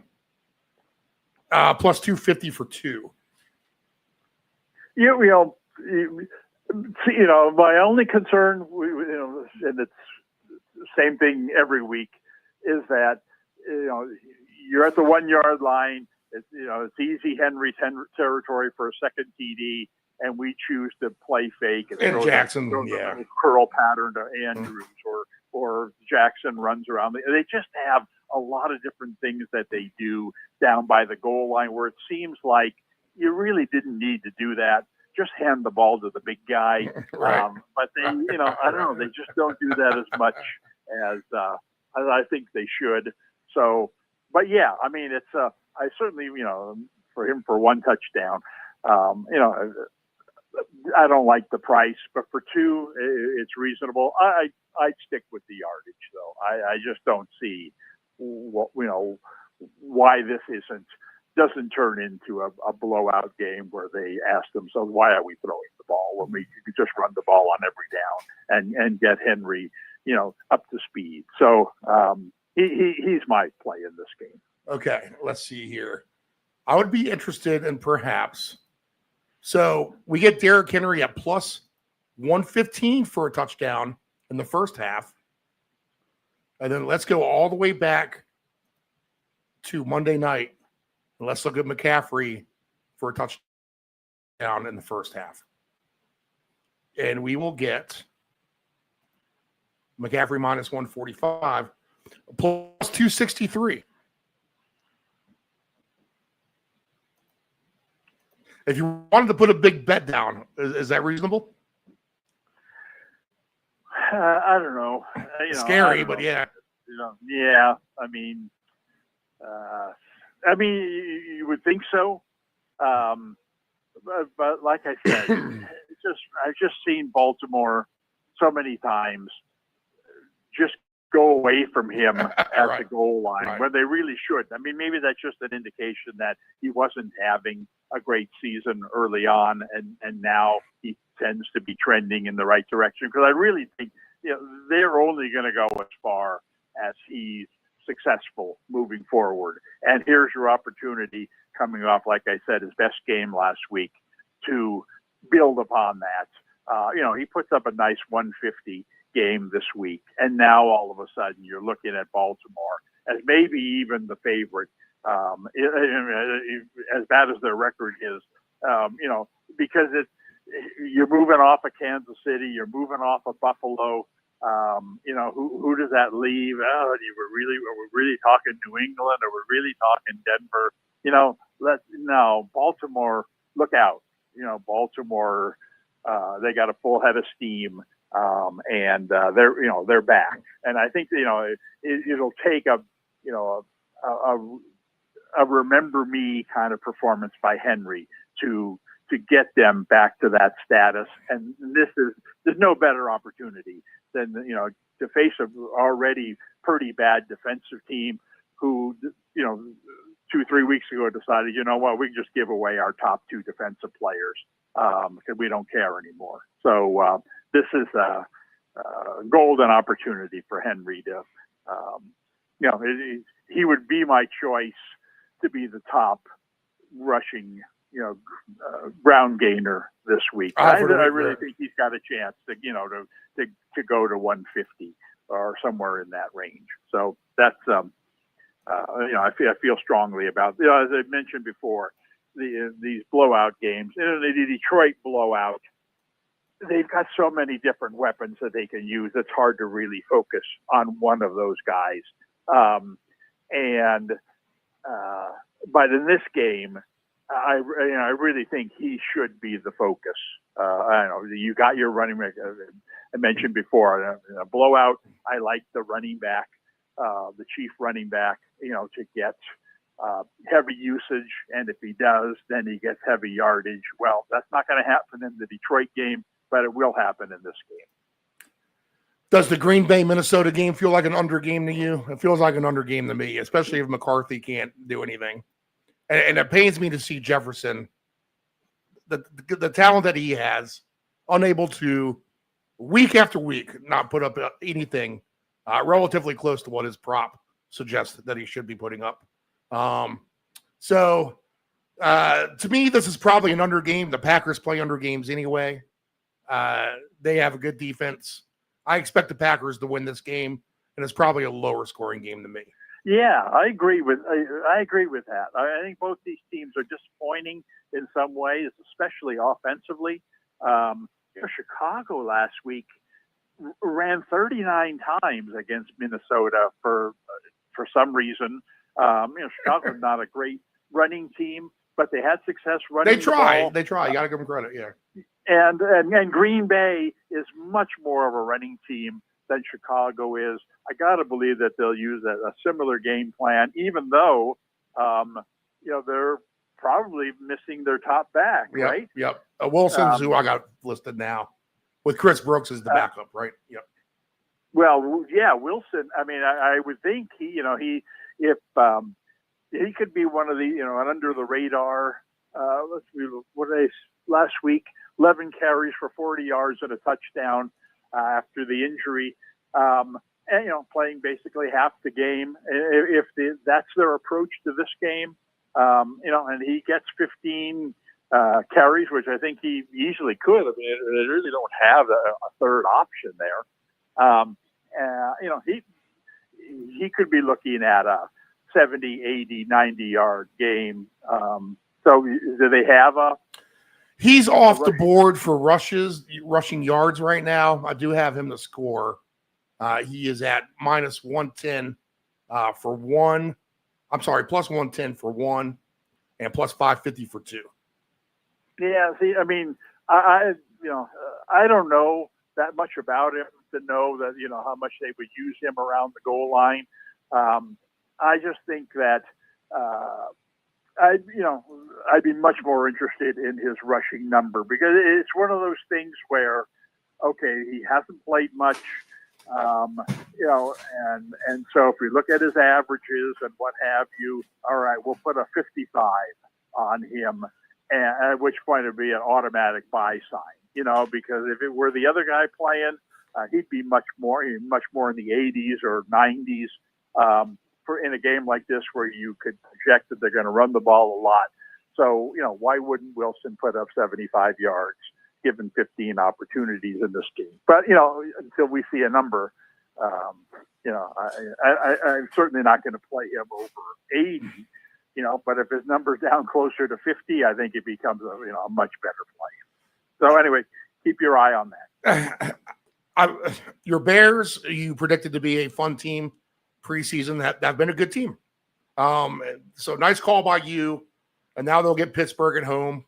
They're laying 2.5, 45.5. Aaron Rodgers is a notorious Bills killer. Can the Bears do this one more time here against Pittsburgh? You said the Pittsburgh defense was trending better. They are. They win last week, right? And they win convincingly. The Bears, nice win on the road. They got a good thing going. I think I've heard a lot of Pittsburgh love in this game this week overall. I don't know if it's justified. This is a interesting game, and I think it probably plays over the total, 45.5. So give me the over in this game. And I'm not shocked if either team wins, I guess. It's probably a field goal, 6-point game either way. So what do you think? I'm going to pass on this game. Yeah, Rodgers' status. It's a weird one. Is he even going to play in this game? I Right, kind of believe he's not going to play. And I'm just not a big Williams fan. They do have weapons on that team, but Pittsburgh is more of a defensive-oriented, confuse the quarterback kind of team. And I just don't think Williams is one of the most intelligent quarterbacks out there. I think, Pittsburgh probably looks at him like, we can force him into a couple of mistakes with our coverages, and could very well make the difference in this game. I think Pittsburgh, well, again, depending upon who's quarterbacking, I think Pittsburgh, will probably win this game. But as I said, it's hard to say not knowing what kind of shape the quarterback is in. So I'm going to throw up my hands on this game and say, you know what? No, we've talked about a lot of players and a lot of different things. I don't need anything in this game. Now we got some fun angles. So your 4 primary plays on your non-greediest of ticket is going to be Mahomes over 1.5 touchdowns, but take it to 2.5 for a little better price. Jackson Smith for a touchdown, Trey McBride for a touchdown, and Tet McMillan for the Panthers over his receiving yards. A lot of other fun things to play around with other than that. We got a good working list. All right. Yeah, it's an interesting ticket. I mean, and the scary part about it is that the 2 games where I think there are going to be the highest scoring games don't involve good teams. And, do you really want to get involved with Arizona and Carolina, these kinds of teams? But it's, it's just, it's tempting, and there's a lot of good things about those 2 games, especially with the opponents as well. So, and then, the other side of the coin is, you got these blowout games, and, what's going to happen if, in fact, these games turn into what is the Rams game, the Lions game, the Seattle game, the Baltimore game? What's going to happen in the second half of these games if they, in fact, turn into blowouts? And like I said, I like to go with the workhorse running backs in those kinds of games. But that's not, I don't see that happening in the Seattle game. I really don't think that's going to happen in the Detroit game. I'm not sure that the Rams are that kind of team either. And so the most obvious guy there is Henry. I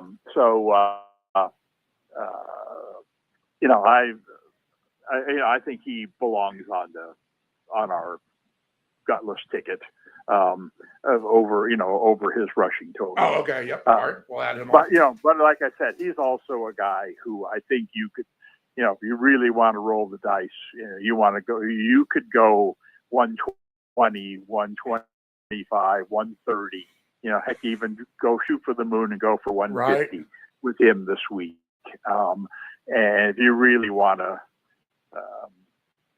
you're really looking for something big this week, throw him onto one of your crazy parlays at over 150 yards. And,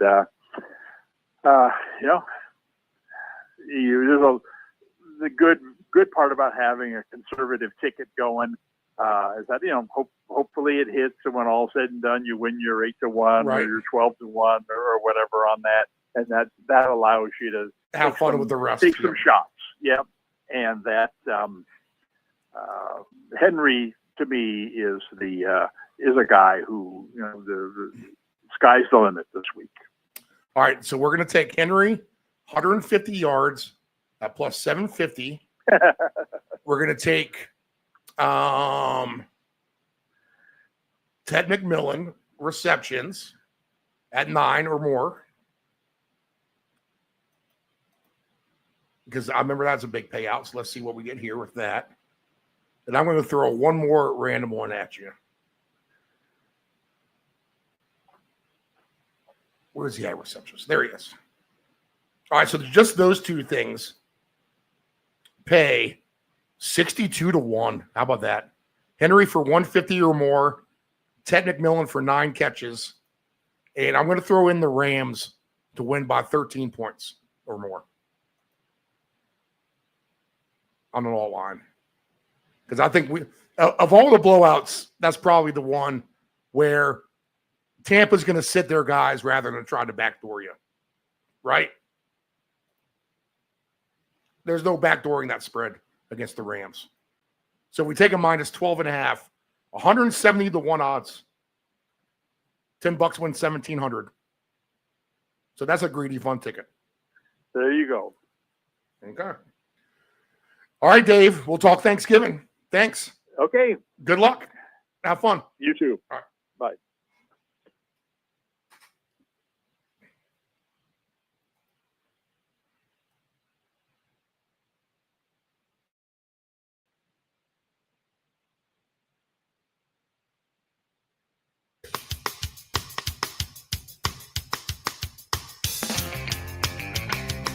It's like we're back in the studio.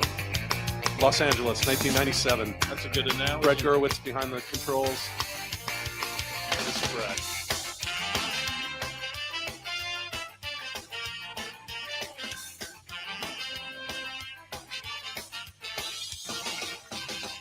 I don't need to tell the truth, but I never lie.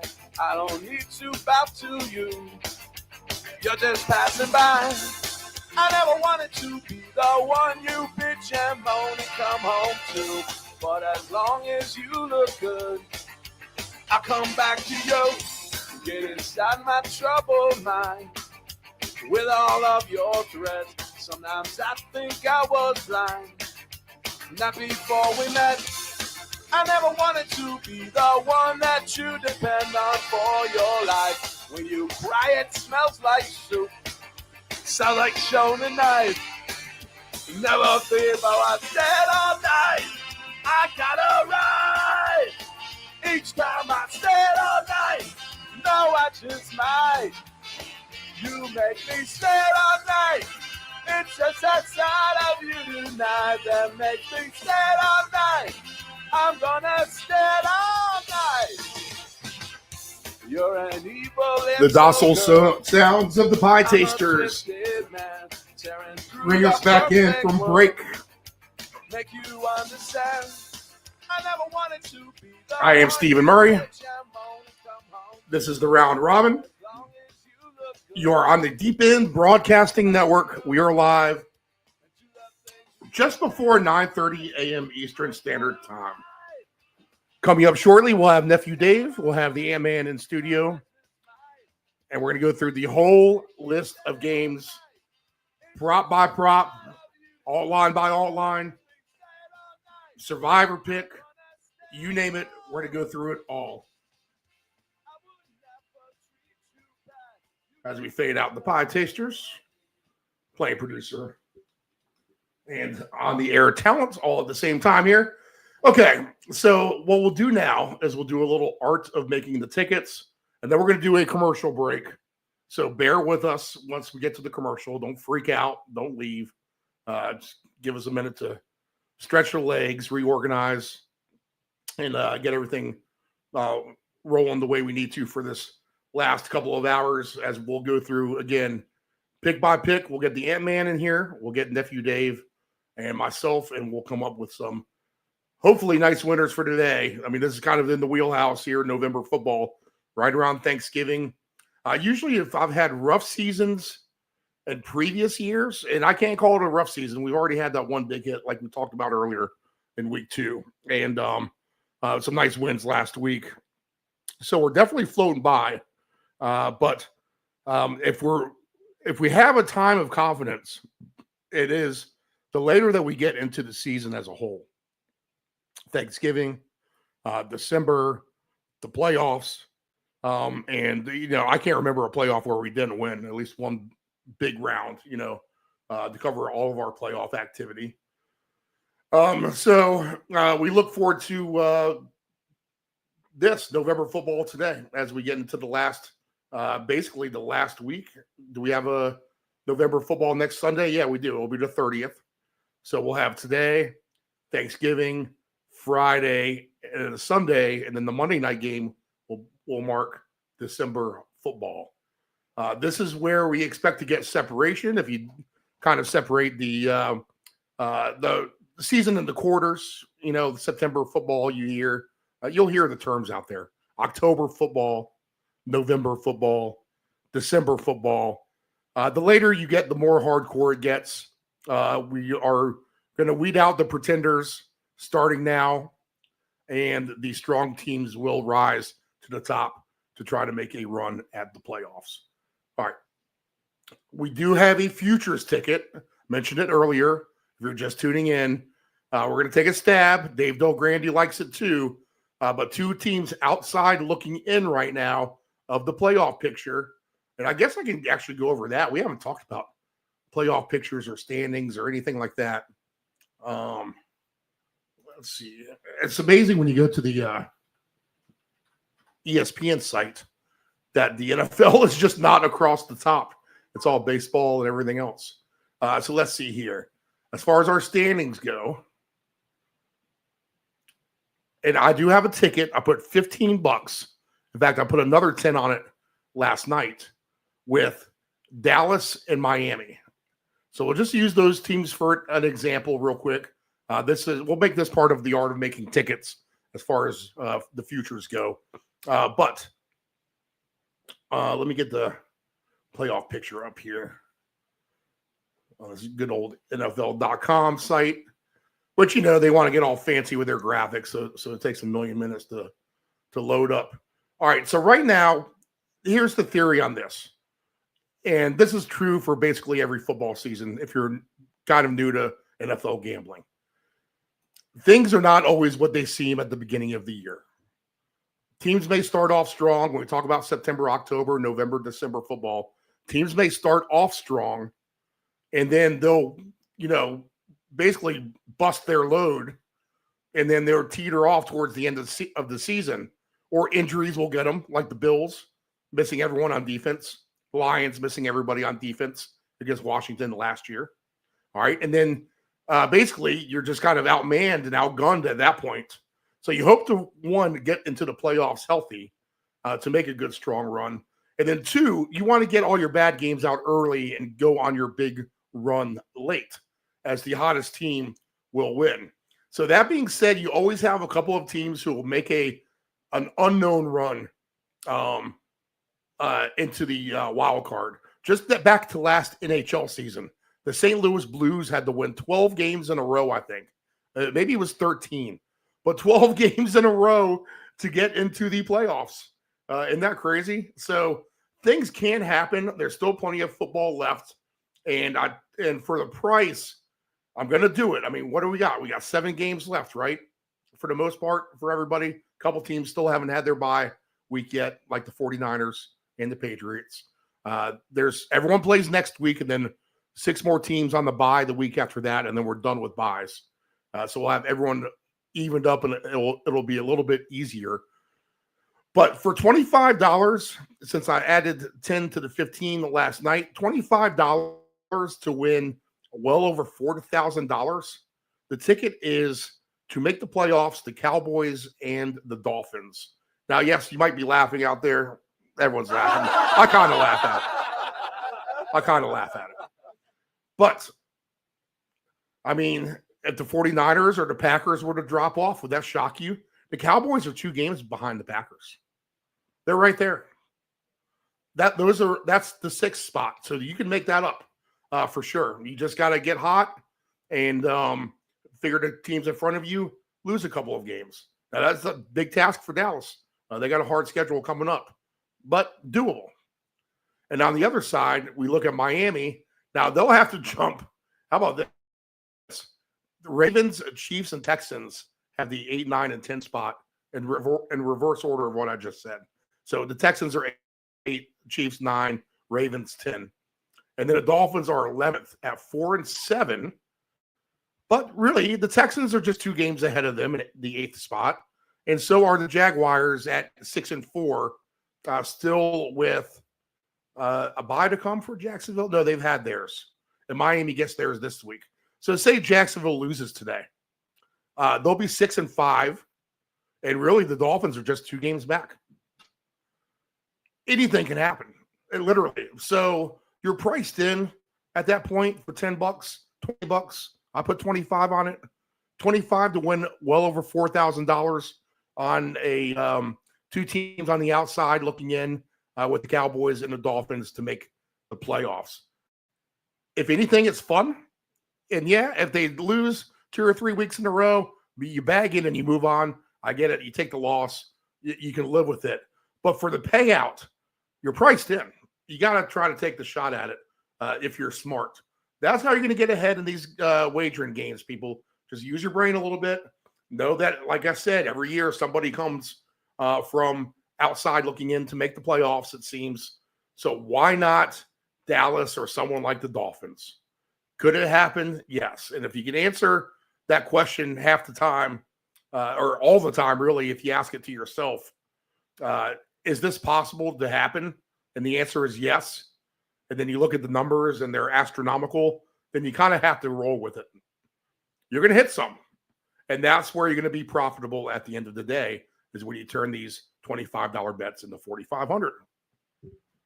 So good futures ticket, I think, on the Cowboys and Dolphins. It might not be good. It might be bad, but it's at least live and very live with 7 games left to play. Basically, each team needs to jump 2 spots. Crazier things have happened the way that I see it. We've had baseball teams 3 games back of the playoffs, and by the time the Sunday comes around after the Friday, they're even Steven and in the playoffs. So it can happen with football, especially with the injuries too. If you get fortunate with that, here you go with the Colts, right? We made an argument earlier for the Colts that they could lose every game on their schedule. It's hard. It's not easy. Let's just say that they did. They would end up 8 and 9 from what they are now. And I mean, the Ravens, Chiefs, they're going to get a couple more wins each. They'll jump them. That's your 3rd spot right now with Indianapolis. The Texans will surely catch them because they'll have to lose to them a couple of times anyway. Really, the Texans control their own destiny 2 games back of the Colts because they still play them twice. Jacksonville still plays them twice as well. So a long, tough schedule. Will be interesting to see how they do. They've been so good all year, but we said it too.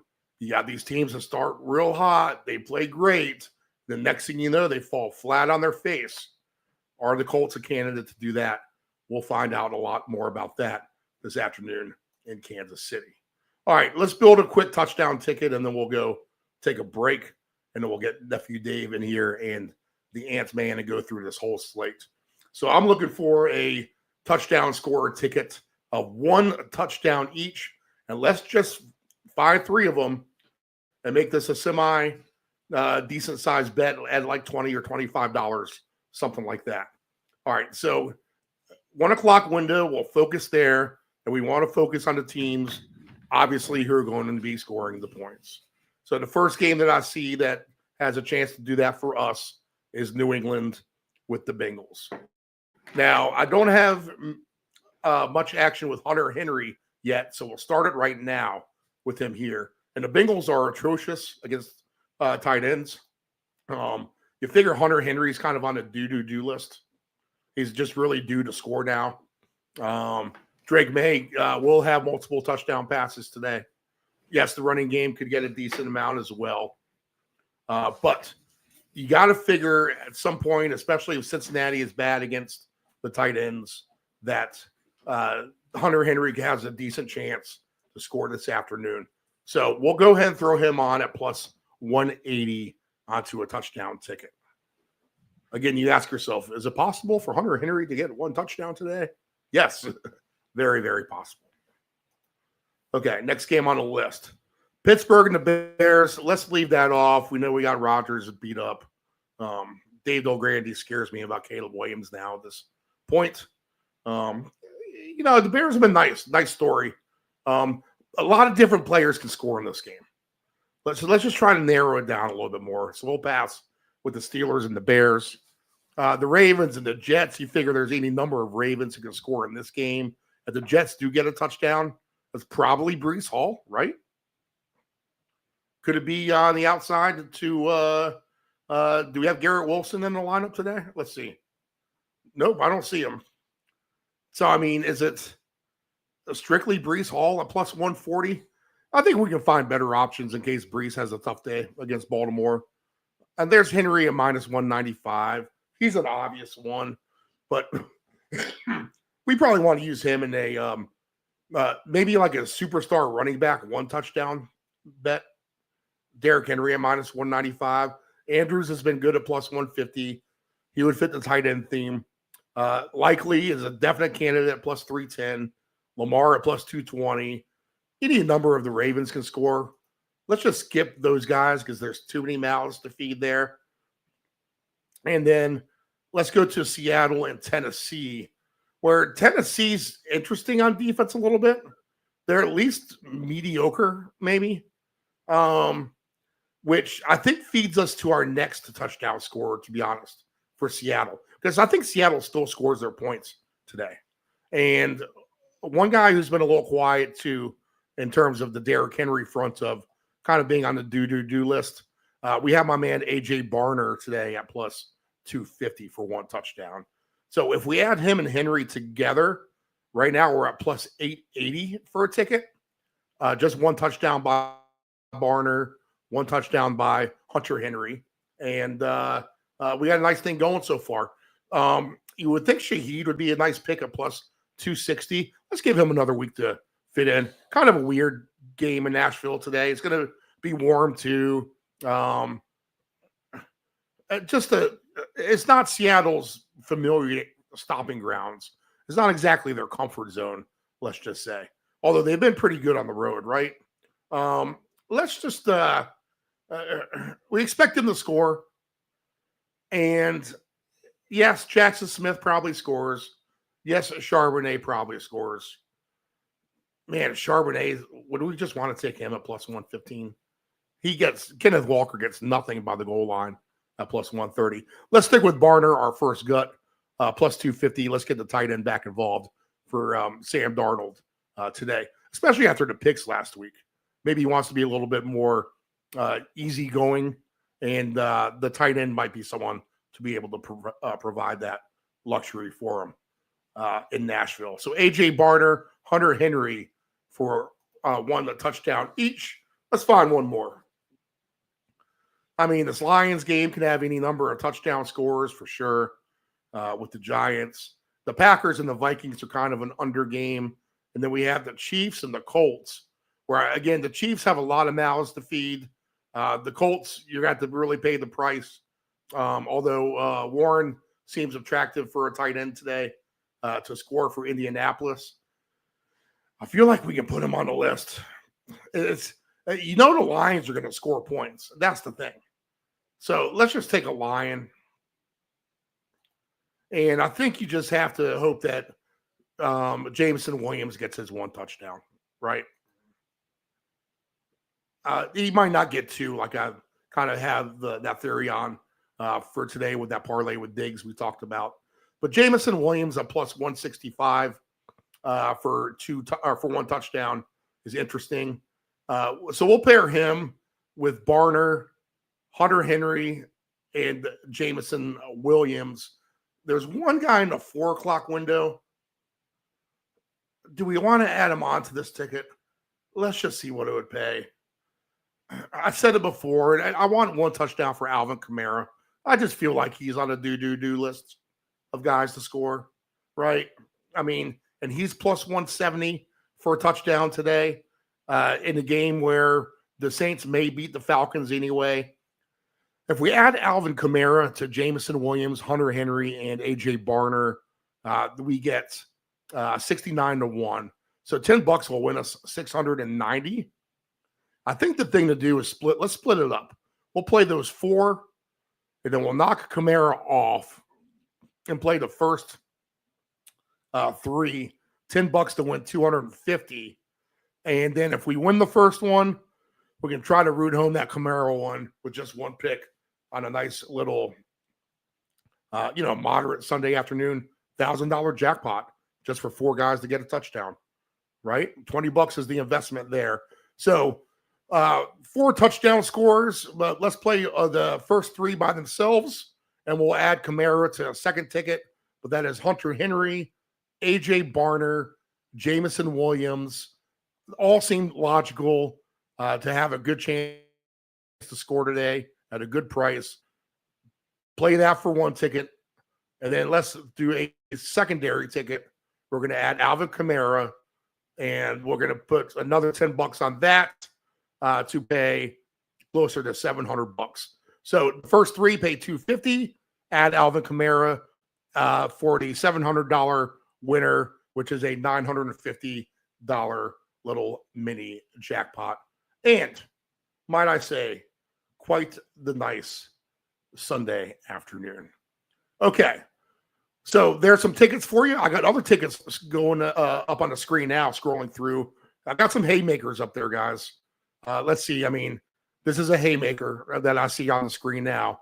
Drake May, 350 yards passing. I think the Patriots want to get the ball through the air again. They've been so dependent on the run the last few games. The Bengals provide the opportunity today, especially with Burrow. If Burrow can actually, score a couple of times, that will drive the Patriots to want to score more. And this is a good shot for them, especially if they have Booty back, Diggs, Douglas, Hunter Henry, full complement to receivers. Let's just let Drake May air it out today, and we'll sift through this running game later. Let's not worry about the running game so much. Let's try to pass, get a good lead. We can incorporate the run a little bit more, get Stevenson acclimated back from being off his injury a little bit better. If he fumbles, it won't harm us because we're up big. So Drake May for 350 yards passing is interesting. Jared Goff for 325 yards passing is interesting too. On the same premise of let's just blow these guys out and get out of here. Let's not worry about just running the ball. Let's really get the score up and out of control. That way we can take most of the fourth quarter off. But I already have my stats already. I've hit Jameson Williams for 270 yard passes. St. Brown's giving me another 100 yards. Gibbs caught 50 through to out of his running back position. So Jared Goff on a shot here at plus 470 for 325 yards or more passing. The Drake May for 350 more yards is at 7-1. So real nice price there. And then Patrick Mahomes to round out the ticket. Let's be honest, if the Chiefs are going to win this game, it's going to be a lot of Mahomes. And Mahomes up and down the field on a nice day in Arrowhead, plus 550 for 350 yards or more passing. So that's the theory of that. But, that's a haymaker. $18.70 to pay out $5,542. All right, let's cue up the Pie Tasters one more time. We'll go ahead and take a break. We'll reshuffle the deck. We'll get Nephew Dave in here. We'll get the Ant-Man on board. Let's find some more winners. This is the Round Robin. I am Stephen Murray here on the Deep End Broadcasting Network.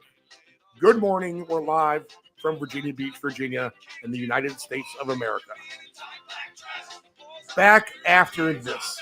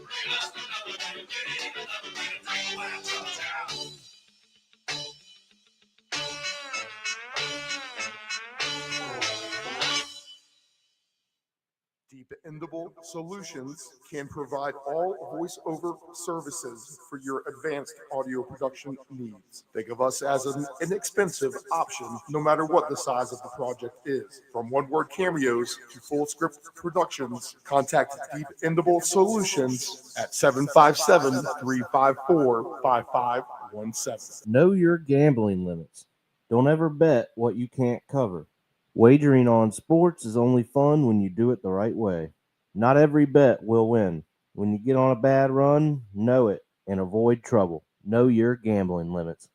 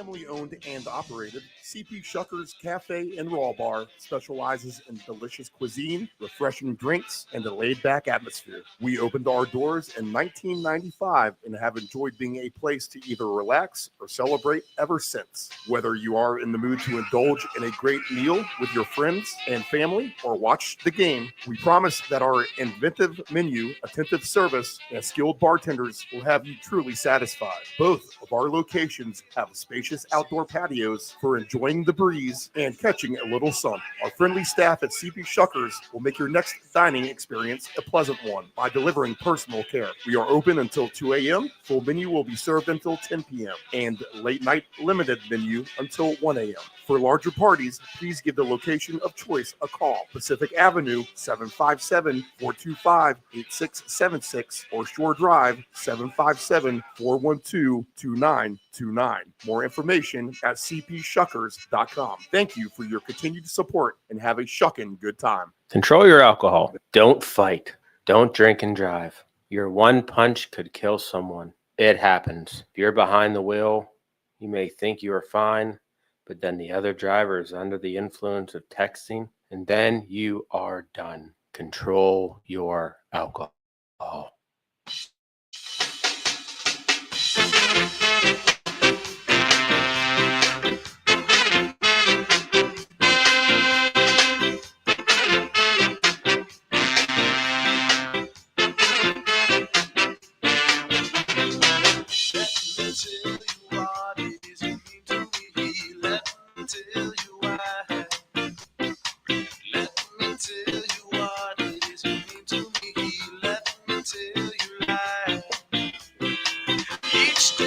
This is the Round Robin, season number 4, here on the Deep End Broadcasting Network. I am Stephen Murray.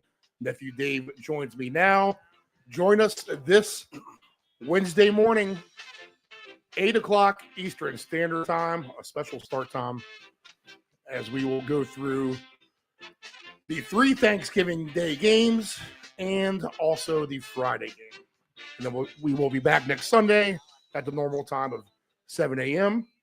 And we'll do a little special on Wednesday as well, right at about 8:15 after we check the lines and the weather.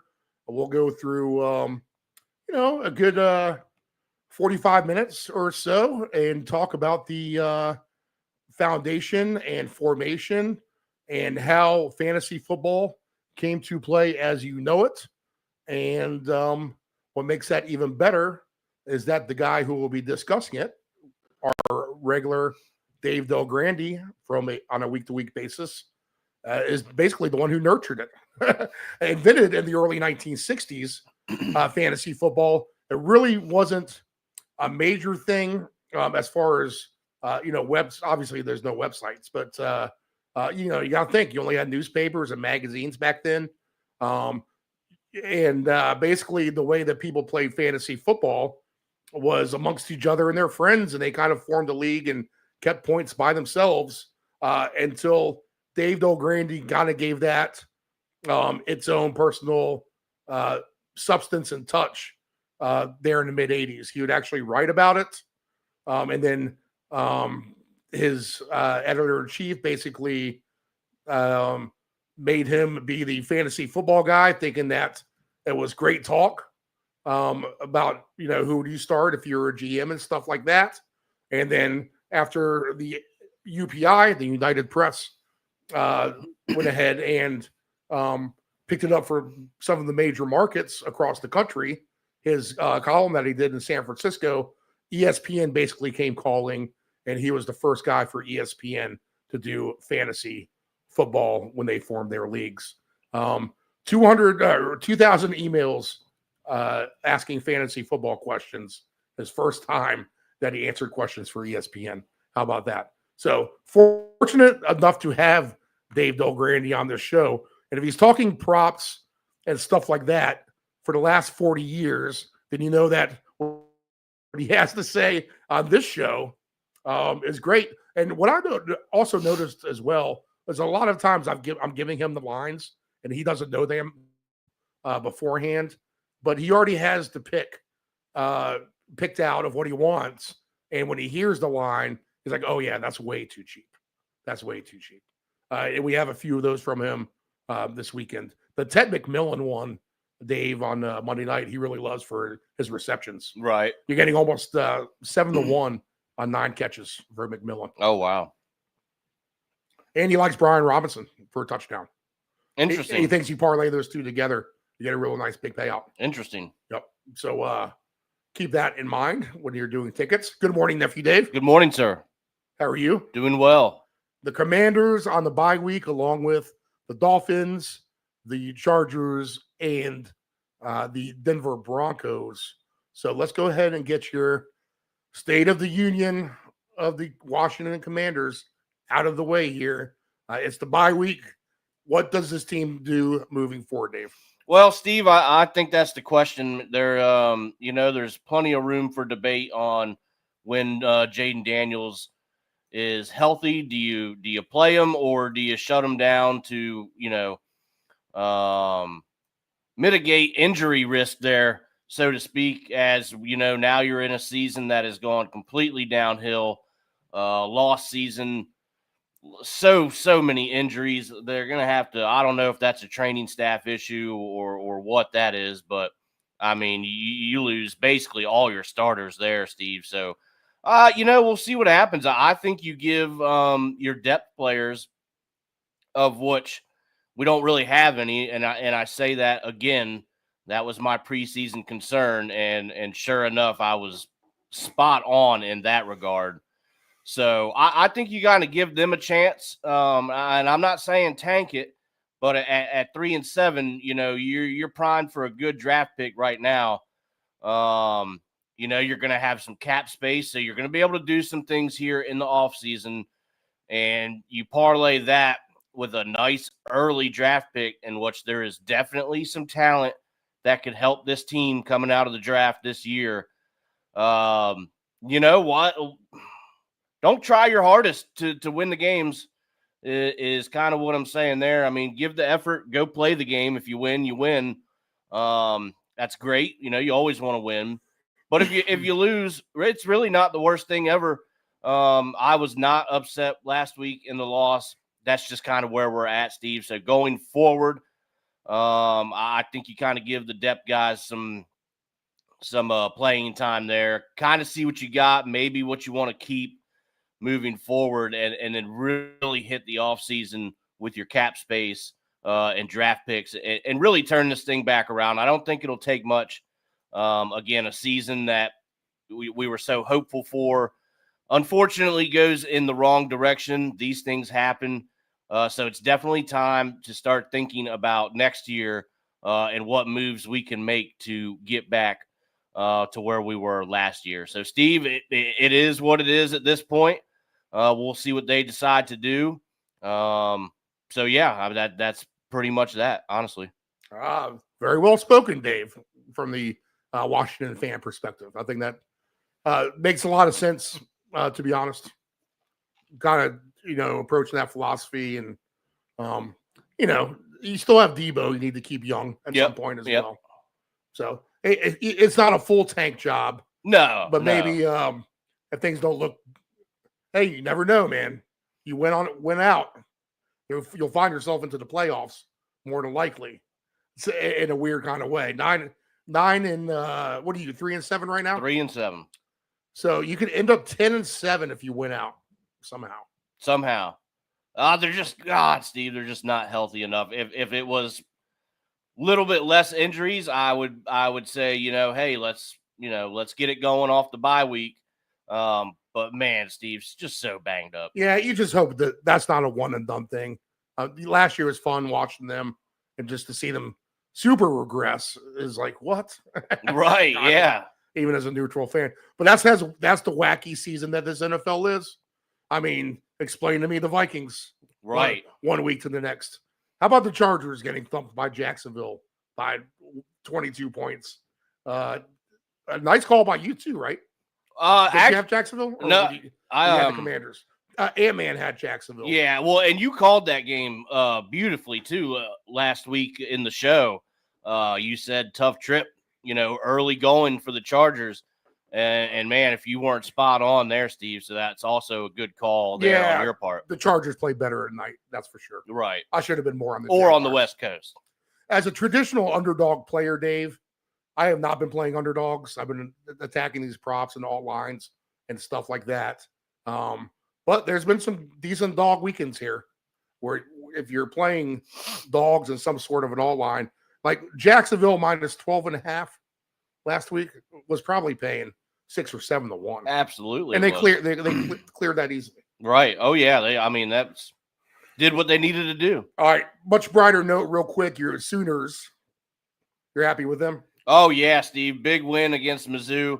Another ranked win for the Sooners. Now I get it. Mizzou is only ranked 22, but they've had a nice season and they've been feisty all year long, being in the mix of these games. So that was a huge win. Steve, we got one more game next week. LSU at home. So LSU's terrible. You'll kill them. Well, I watched them barely beat Western Kentucky last night. Right. I was told the little birdie that thought he knew everything this week was never so far off, Dave, in his life. He liked Colorado against Arizona State. Well, why? Blowout. Yeah, that's what I said. I'm like, I can't bet that. He liked UCLA against Washington. Oh my God! Blowout. I watched a lot of that game. He liked LSU to kill Western Kentucky because Western Kentucky basically the game doesn't matter for their conference really. Right. They should really be focusing on next week. And they nearly won the game. They probably should have won the game, to be honest. So a lot of points yesterday in college football. I think that can translate into today with all the nice weather we have, and we got some teams where I think it definitely put some points up today on some other teams and get a collaborative effort from both sides of the coin as well. All right, Dave, let's do Survivor pick. All right. I'm out of Survivor. I don't even realize that it exists anymore, but I'll give you a pick for the sake of it. I'll try to think of someone obscure, knowing that. That's the interesting thing. I feel like everyone who's left in Survivor probably at least has one or two good teams still left they can play. I got a bunch. Like in Detroit. Do you really? Oh, yeah. Okay, cool. All right, so you're still a Survivor, so your input will probably be more valuable. Go ahead and give me some fresh lines, and let's do a quick Survivor pick. We'll blow through this list. All right, let's start here with the Giants going to Detroit. 51.5 is going to be your number. Minus 13.5 for Detroit at home. So this was one of my picks, Steve. I was trying to decide between this and the other team. I went with the other team. You could definitely use Detroit today, but Steve, tell me there's just not some weird, just out of nowhere scenario where the Giants somehow win this game. I think this is if you have Detroit, I would use them now. I mean, I would, and like I said, that was between the two, but there's just like this 5% chance in the back of my mind. Oh, that's the thing is, Dave. I mean, we've seen every week. We've seen crazy upsets, right? And we just talked about it, and it's unpredictable. And once you think you got a beat on a team, you don't. And then some of these teams that we're used to on a week-to-week basis, being the superpowers, all of them basically, are either barely getting by or taking their losses, like a Buffalo, like a Chiefs. You know? Yes, yep. Ravens barely skating by. Eagles barely skating by. You feel like? Yep. So Detroit, definitely a candidate. Yep. All right, the Patriots taking on the Bengals. It's in Cincinnati. 50.5 is your number here. Minus 7.5 on the road. Patriots probably another good candidate, Steve. But if Cincinnati, I mean, that's a terrible defense, but I do see an angle in which they could turn it into a shootout. I think most do you still have them left? I used them. I think most people have used them. Interesting spot. You could use them if you probably have better teams on the board, at least at home, like maybe Detroit. Right. Seahawks, they're in Tennessee taking on the Titans. 41.5 is your number here. Minus 12.5 for the Seahawks. Again, Seahawks a candidate today as well. What does Tennessee have for Seattle? I couldn't tell you. Tennessee is a bad team. It is Seattle if you want to use them. All right. The Jets are in Baltimore taking on the Ravens. 44.5 is your number there. A -14 even for the Ravens. Steve, the Ravens at home are my survivor pick this week. That's a fine pick. I'm not going to argue with it. The Colts, they're taking on the Chiefs. It's in Kansas City. 50.5 is your number. -3.5 for the Chiefs at home. I'm not too sure about that, but this is a stay away if I've ever seen one. It's a stay away. Minnesota, they're in Green Bay. 41.5 is going to be your number. -6.5 for the Packers. Can they cover that with their recent showings? Well, I don't know. Stay away for me. Minnesota is bad. But the Packers, they play so down to their competition. They really, really do. Pass. All right. Steelers taking on Chicago. I said the Packers were overrated weeks ago. You did. Before Yes, you anybody did. else, right? Yes, you did. This game in Chicago, 47.5 is your number. -2.5 for the Bears at home. Pass. Pass. Yeah.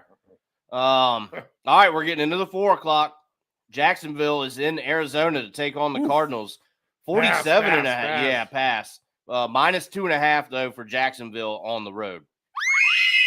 That game gets a scream. Well, you're going All these games get a scream. Probably. I think you're going to cue it up again. The Browns are in Vegas to take on the Raiders. 35.5 is your number there. -3.5 for the Raiders at home. Oh man, that doesn't even deserve a TV, honestly. The Eagles, they're in Dallas taking on the Cowboys. Interesting one here. 47.5 is your number.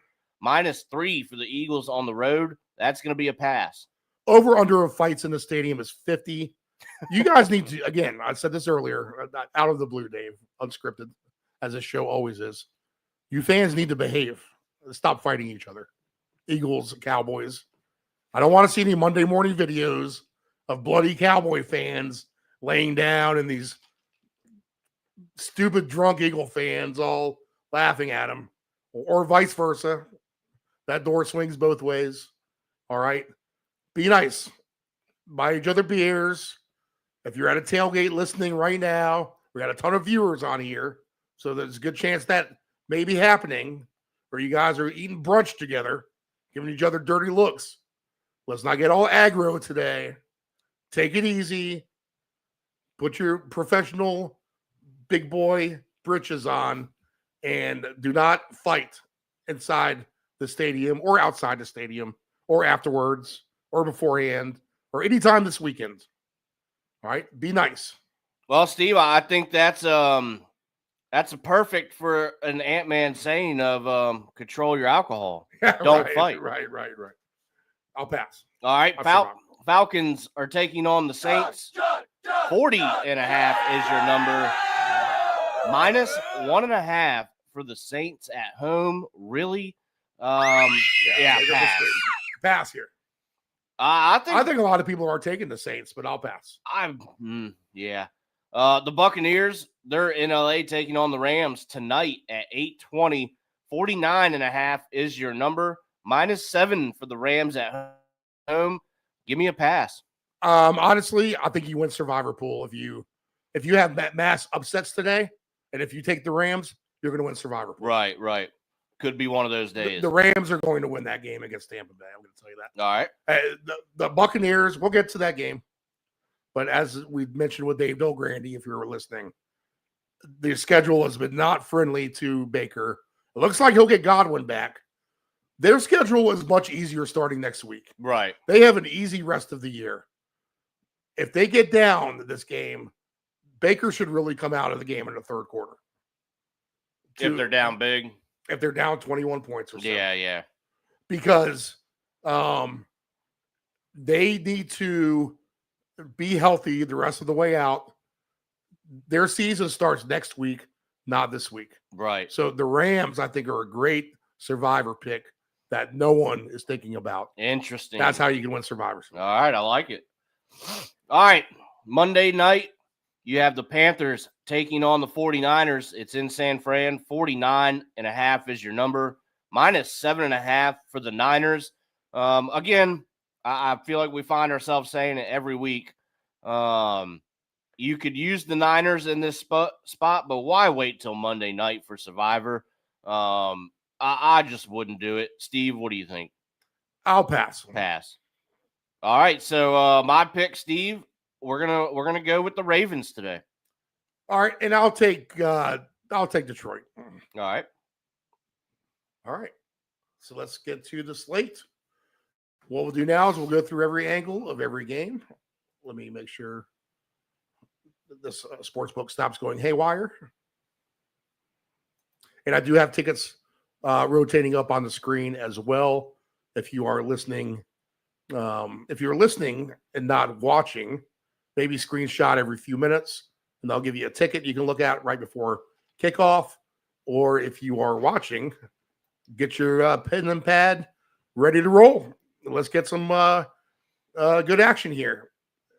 First game on the board for me today are my Patriots and the Bengals. And I don't design this. I can just go by the board that they give me. But lo and behold, here are the Patriots and Drake May. Now, the rookie lineman called him Drake May.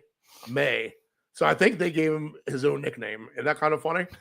Drake, because he's just good. Right. He's just Drake May, so Drake May. So he's won his team over for sure. They have as good of chemistry as anybody in the NFL right now. And they are winning games convincingly. They are fantastic against the spread. I think they've only not covered twice now. I think. Let me get my NFL against the spread. I got my hockey against the spreads up here. We'll talk more hockey on Tuesday night, Dave. Yep. I think we have a decent slate of games today. At least in the evening, we have a few games. Yeah, there is a 1:00 game. There's a couple of get-out games, I think, later in the NHL if you need them. I think Calgary's playing someone late, right? Calgary's playing someone they should get killed by. Well, yeah, same should have been said last night. On a back-to-back, right. They're killing me, actually, Steve. Honestly, we'll talk about that Tuesday, but right. Calgary is killing me right now. 6:00 p.m. for What the Puck is going on here on the Deep End Broadcasting Network. All right, Patriots against the spread. Let's see here. They are this is not right. This is last year. Oh, yeah, that's 2023.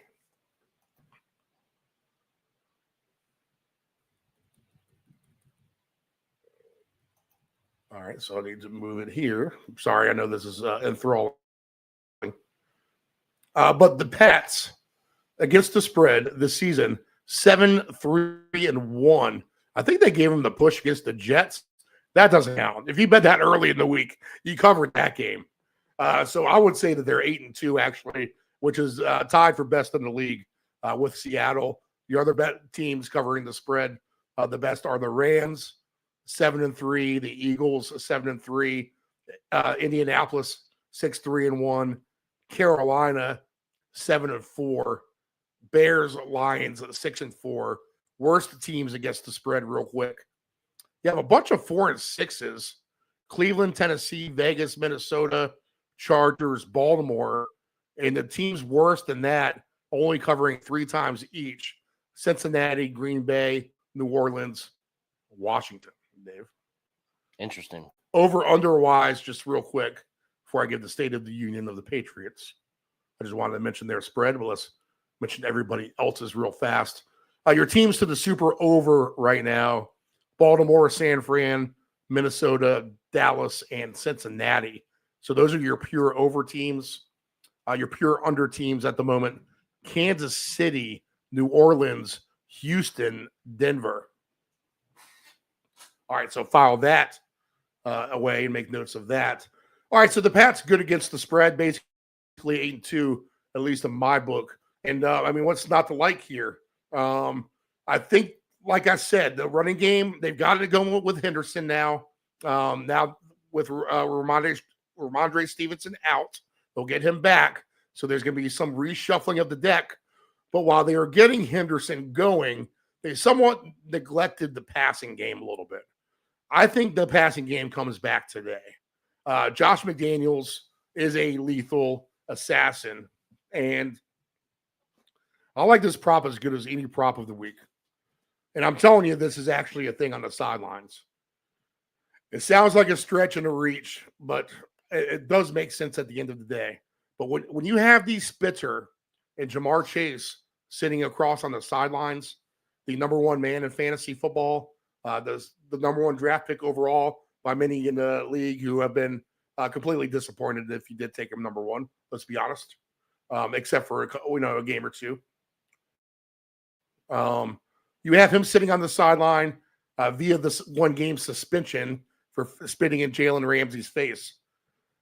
You think there's a little bit, we talk about just how smart Drake May is, how cerebral he is. They call him Drake May because he's his own nickname, because he's just that good.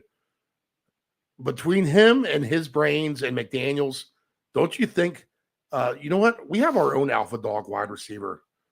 Y'all might not think so anymore, but Stephon Diggs has been fantastic the last few weeks. Stephon Diggs for 2 touchdowns today is a very, very viable bet. Now, we took Hunter Henry in this art of making tickets ticket. We're just banking on the Patriots to hopefully get 6 touchdowns in this game, which I think is actually live to do. I think they get 5 anyway. So you hope Hunter Henry gets one of them at least. But you hope Diggs gets 2 as well, because I haven't played for that. He's at a nice 10-1 odds to do so.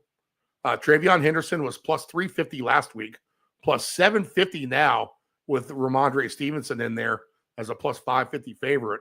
I just think we get back to the passing game today. Booty is coming. We do have Kayshon Boutte listed at 35-1 for 2 touchdowns.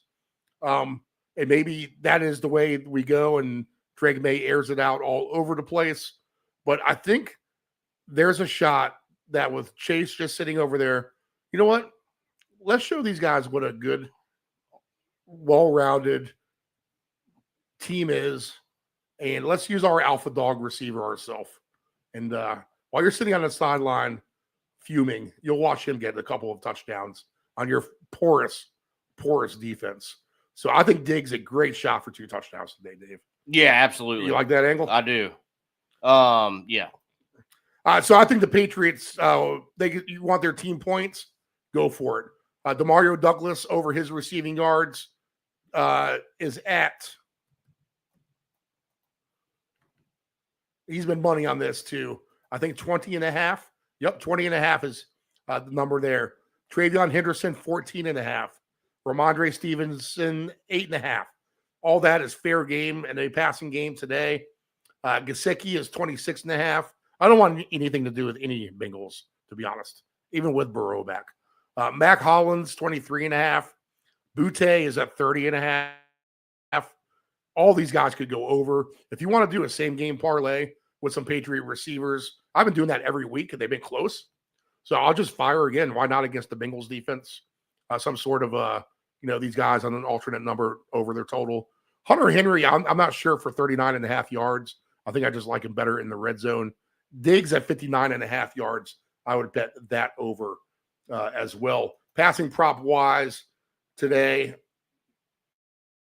I stretched May to 350 yards on that absurd Howitzer quarterback ticket.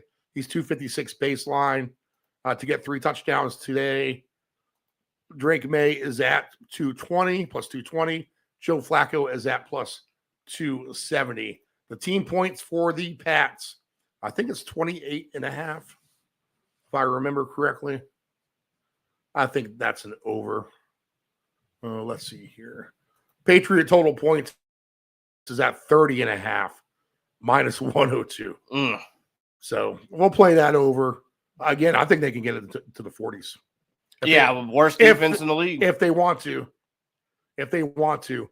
Plus 450 to get to 40. All right, Dave. Any plays in this game for you? Yeah, Steve, I like the Patriots. We're gonna come up with some other stuff. I went Demario Douglas. I went with that angle for 2 at 50-1 right now. Gonna probably play his yards and receptions. Very, very good deep threat for the Patriots. And it's not going to take much for him to meet the standard, the number he needs to get to. So I'm gonna go in a little bit different personnel here with Demario Douglas. I like the Pats overall. I was gonna play him on an alt spread on an alt spread ticket that I made up. I'm just a little worried about Cincinnati somehow making this a bit of a shootout. Scoring the points they need to for this game to go over 50.5. So, Steve, give me the Patriots on an alt line and give me Douglas for 2. Douglas, what's your number on Douglas for 2? I have it at 50-1. Anyone that has any action on this Premier League game in the 60th minute, Leeds 1, Aston Villa 1. How about that, Dave? I hope they beat Leeds. Let's get an Aston Villa win. That will give us a wide open ticket for the next game. That'd be great. Let's try to hit another soccer bet. Hit 5 teams yesterday for over 1.5 goals. All right, all Pats for me in this one. Same. All right, next game on my board. Do we have an Aaron Rodgers injury update? Have you seen anything? Let's see. Do I have him listed? I don't have anything yet on Aaron Rodgers. I think it's going to be game time. I mean, I've talked to some Steelers fans who I believe they think he is going to go. So, but nobody's listed yet. So that's probably going to be an absolute game time decision, Steve. Caleb Williams, the quarterback for the Bears, obviously 2.5 for Chicago, 46.5. The Bears are down 3 linebackers. So the tight ends do look appealing to me for Pittsburgh. Let's see what low numbers they have. Freiermuth is 19.5. Jonnu Smith is 17.5. Darnell Washington is 20.5. I think I would look at that Washington angle. He's been getting more usage lately. Where's my man Roman Wilson? I don't even see him listed today. 20.5. Yeah, that's not bad for Washington. So I'm going to note the tight ends for Pittsburgh today, not knowing who the quarterback's going to be, and just investing in some low-hanging fruit as it is. Calvin Austin, the third, 15.5. I do see Aaron Rodgers, Steve, in the anytime touchdown list. Okay. All right. So maybe he's leaning towards playing, and they haven't populated his passing numbers quite yet. And Roman Wilson is in there at 6-1 as well. I do too. Why is he not in there for receiving yards? Right. All right. I see. Let's see. Connor Hayward's 25-1 for a touchdown. He's a tight end. 20-1 for Rodgers is what I see. Your boy Zacchaeus plus 650. Cole Kmet 6-1. Roman Wilson plus 650. Calvin Austin plus 600. Roman Wilson might be the new Calvin Austin is the thing there. Freiermuth plus 370. Luther Burden the third plus 360. Jonnu plus 340. Gainwell plus 340. Plenty of guys getting good numbers for a 1 touchdown in this game. DJ Moore plus 240. When has he ever been plus 240? One guy is plus 195. Adunze plus 170. DK plus 150. 2 touchdowns in this game. Oh, we haven't done our 2 touchdown madness. I guess we need to start here. I'm going to stay away from this game, I think, for the most part, Dave. Okay. I'll play with some tight end numbers. 2 touchdowns. Swift plus 750. Warren plus 750. Metcalf 11-1. DJ Moore 22-1. Monungai 16-1. Adunze 13-1. Loveland 30-1. Darnell Washington 30-1. 33-1 for Gainwell. Burden the third 35-1. Jonnu Smith 35-1. Caleb Williams 33-1. You said Darnell Washington, Dave. Yep. Want to throw him in for the madness? Yeah, why not? 2 touchdown madness. They're going to have to throw it to somebody. No pick for me on this game. If Aaron Rodgers does play, he is a Bears killer. And the Bears do have issues at linebacker. So I'm leaning towards an over. I'm not super thrilled about it. What do you like here? Steve, so I like, first off, DeAndre Swift is in a 2-touchdown ticket at 7-1. I feel like he should get some usage today. Although Monungai, he is known to come in there and kind of counterfeit. So we'll see what that does. I just think it's going to have to be a heavy run game from the Steelers. You still have Metcalf out there, but then you have Washington, Smith, Gainwell's in there, Freiermuth.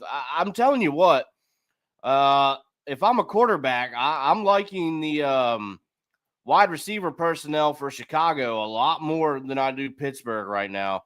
And I think that's going to be able to let the Bears kind of load up on the run, knowing that, depending also who's at quarterback, it's just, you would hope for better weaponry, I feel like, in the passing game if you're Pittsburgh. So maybe Chicago is able to load up on the run, knowing that Warren is going to get a lot of attention.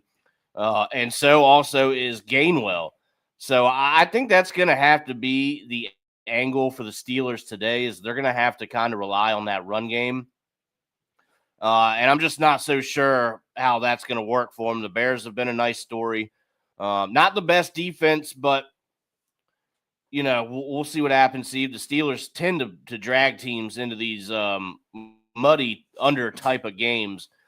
So we'll see if the Bears are able to counter that and really put some points up today. Give me Swift for 2. And right now, Steve, honestly, that's really my only official angle. Swift has had a nice season. I'd like to see my man Loveland keep developing. He's hard to just trust on the week-to-week basis. Yeah, absolutely. All right, next game on the board, Jets and the Ravens. Ravens minus 13.5, 45.5. I didn't really have this on my blowout radar. Dave Delgrandy thinks this is a complete blowout. What do you tend to think here? Absolutely. I took the Ravens. What did I take them on my ticket? It was either 20.5 or 23.5. I think it's a smoke job from the Ravens going in the right direction. Now very, very much alive in the fight for that division. Oh man, if the Steelers lose today and the Ravens can beat the Jets, really? The Ravens are not out of it. I don't think they ever really were. Now watch out. Lamar's back. They're heading in the right direction. This could be a long, long day for the Jets, Steve. I got Derrick Henry. I played him for 100 yards and more. I have for 2 on a popcorn type of play. I also got Derrick Henry for 2 touchdowns as well, Dave. So it's Derrick Henry for me today. Yep. I'm going to take Likely somewhere as well, just because I feel like I'm priced into him at this point. He's kind of on that do list of players to score. In fact, Likely, maybe I should have put him on with that Hunter Henry and that other tight end I had earlier. Who did I have? Oh, man. On the art of making tickets. Let's see. We had Jameson Williams. We had Hunter Henry. And the other, we had Barner. So Likely is good of a chance to score as someone like Barner today. And you're getting like plus 310 on him. So I would take a chance maybe with him as well. Derrick Henry does get counterfeited by Justice Hill. He's plus 470. So you always have to worry about that nonsense. Or Lamar pulling the ball down and running it in himself. I might have to do a 2-game parlay, Dave, because the odds are so out of whack here. But we can get Lamar Jackson at 16-1, which he's never that. And we can get Justin Jefferson when we get to that game at 17-1 for 2 touchdowns, which we know from rooting for him every week. He doesn't get anywhere near that. Right. But that payout's going to pay big just for those 2 players. That's interesting. Yeah. So I'm going to take a look at that when we cross that bridge. I'll come back and play with some numbers. For me in this Ravens game, do you have a 2 touchdown scorer here? Besides, do you want to use Henry as a ringer? You want to? You can. Yeah, let's do it. I took the Ravens, Steve, 23.5 plus 276 on the all line. Yep. So you're looking for a super blowout. Well, yeah, I got a couple of them. Right. I can see it. So a full green light for the Ravens, I think, for the most part here. Likely 22.5. I'll take his receive yards over, actually, as well. If he doesn't score, he'll at least get his yards. And he goes well over that, too, usually. Right. He gets more closer to 60. So you can get a pretty good alt line on Isaiah Likely. Let's see what we can get. That's why we do the show.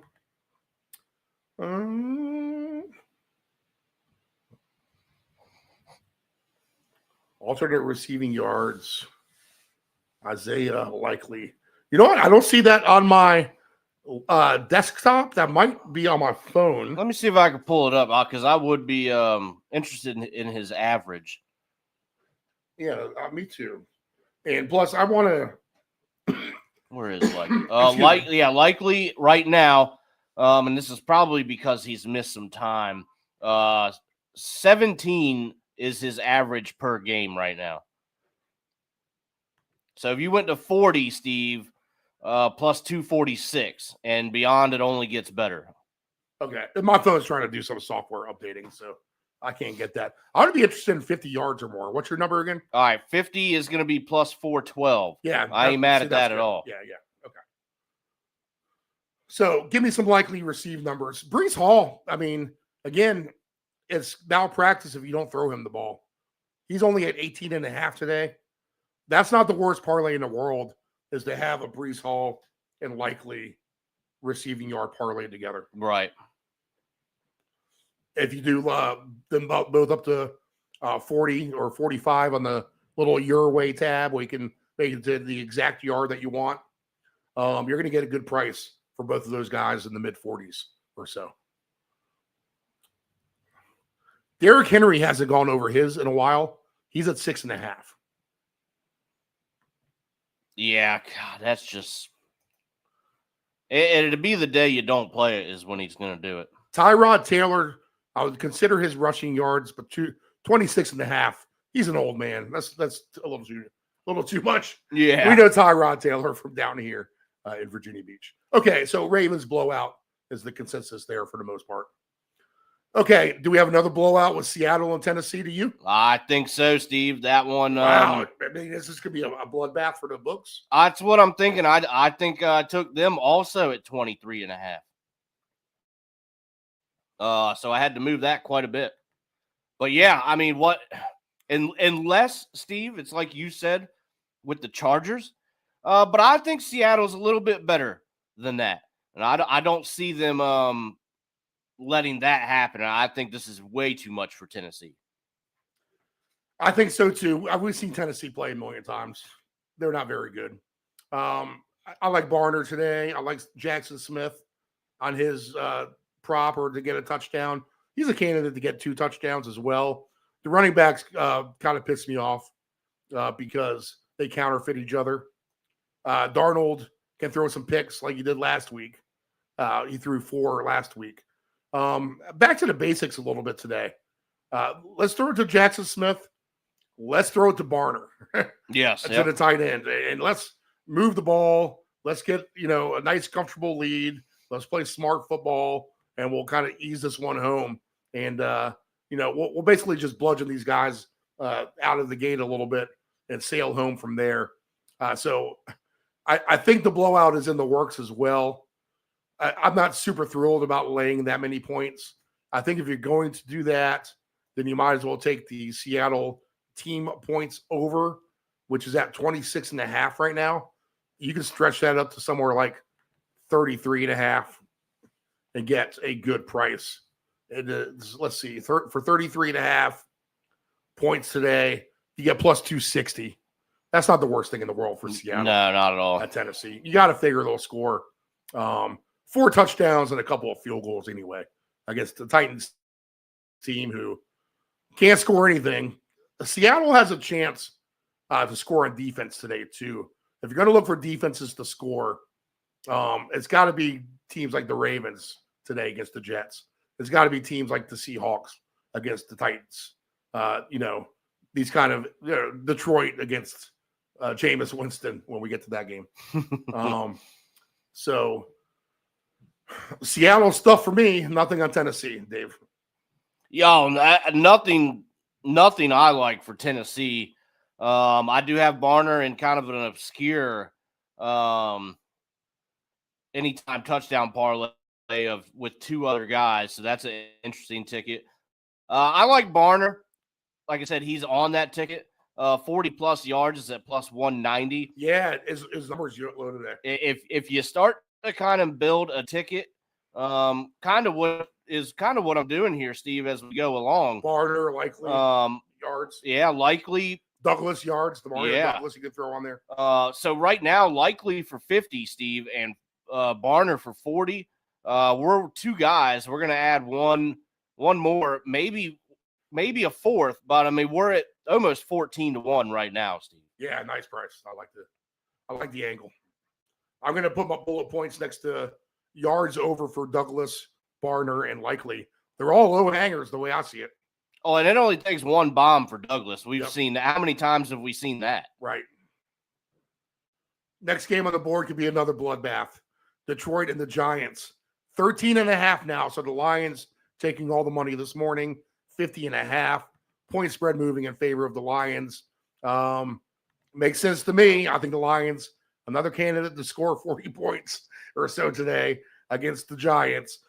Is this a blowout to you, Dave? Oh yeah, Steve. This is the Seahawks I took 20.5. Detroit, well, 23.5. How about that?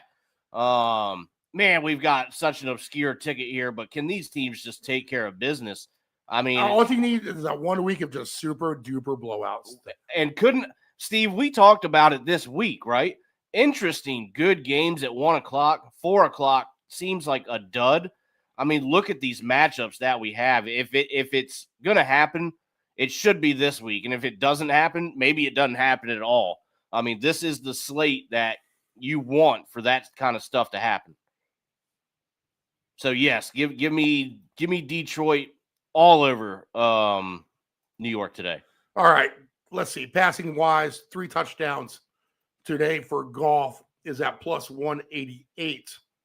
Jameis Winston for 3 touchdowns, plus 630. I mean, that's the thing. If Winston does get involved, just who's the beneficiary of that? Right. I took, oh man, Steve, I hate it, but I took Hyatt, old Ant-Man's guy today. I see Isaac Tesla at 8.5 receiving yards. I'd be tempted to throw him on with no Laporta.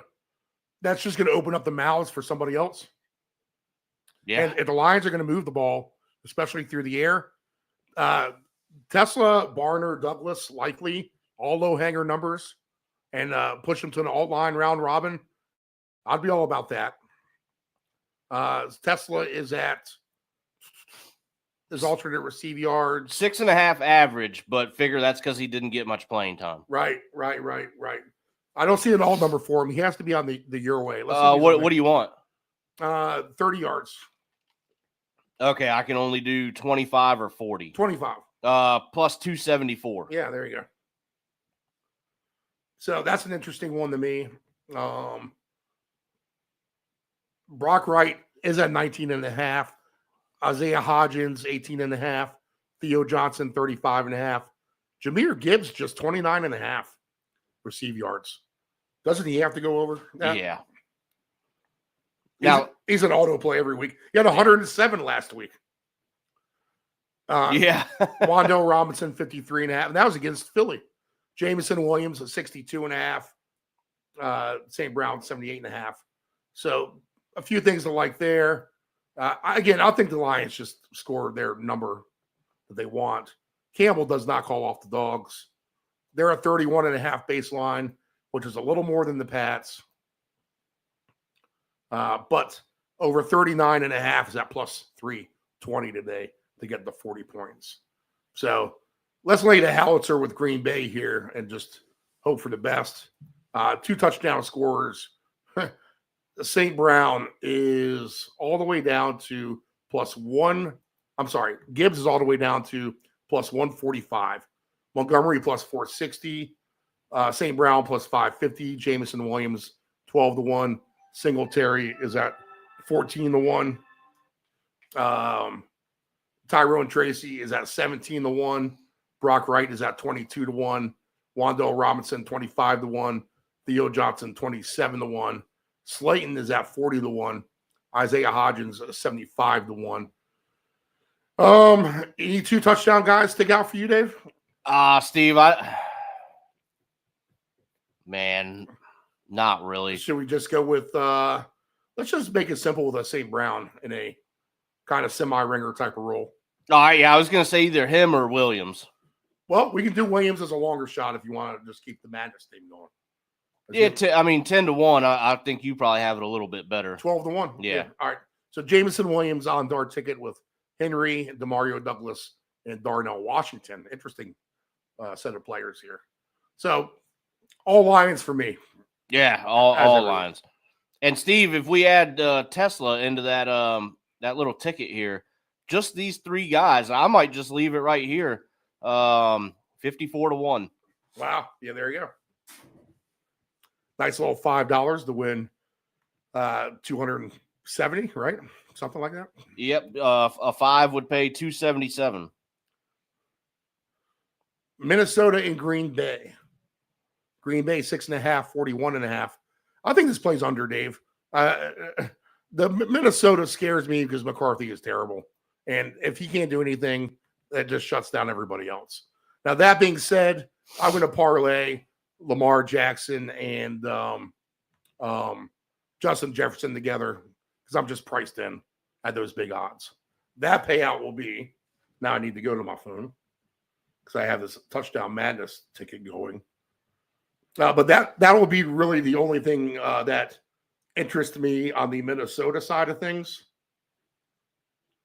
If we lock in Justin Jefferson for 2 touchdowns at plus 1,700, and then we go ahead and lock in 2 players who probably won't get 2 touchdowns, but definitely could. Yeah, absolutely. Have longer shots. Lamar is at 16-1. $10 pays 3,000. So I'll throw $12 on it to win $3,600 right now. Lamar Jackson, Justin Jefferson for 2. Besides that, I'll take Dontavian Wicks and pray that he scores. That, trust me, that's not a pick. I'm telling you guys to make. That's just my guy in the past who's won me money. I'm going to just kind of ride him to death. But he's at 28.5 yards baseline for his receiving yards. You probably talk me into that, actually, because that's pretty low. If we round robin the guys like Barner and like Lee and stuff like that. Christian Watson's been phenomenal for him. 49.5 is his. Big helmet Romeo Dobbs, 50.5. Justin Jefferson, you never see him at 63.5. And there he is. Aaron Jones is at 16.5 for his receiving number. Passing wise today, Jordan Love is at 231.5. McCarthy is at 186.5 for his baseline. I would take that under. Yeah. I'm going to actually write that down.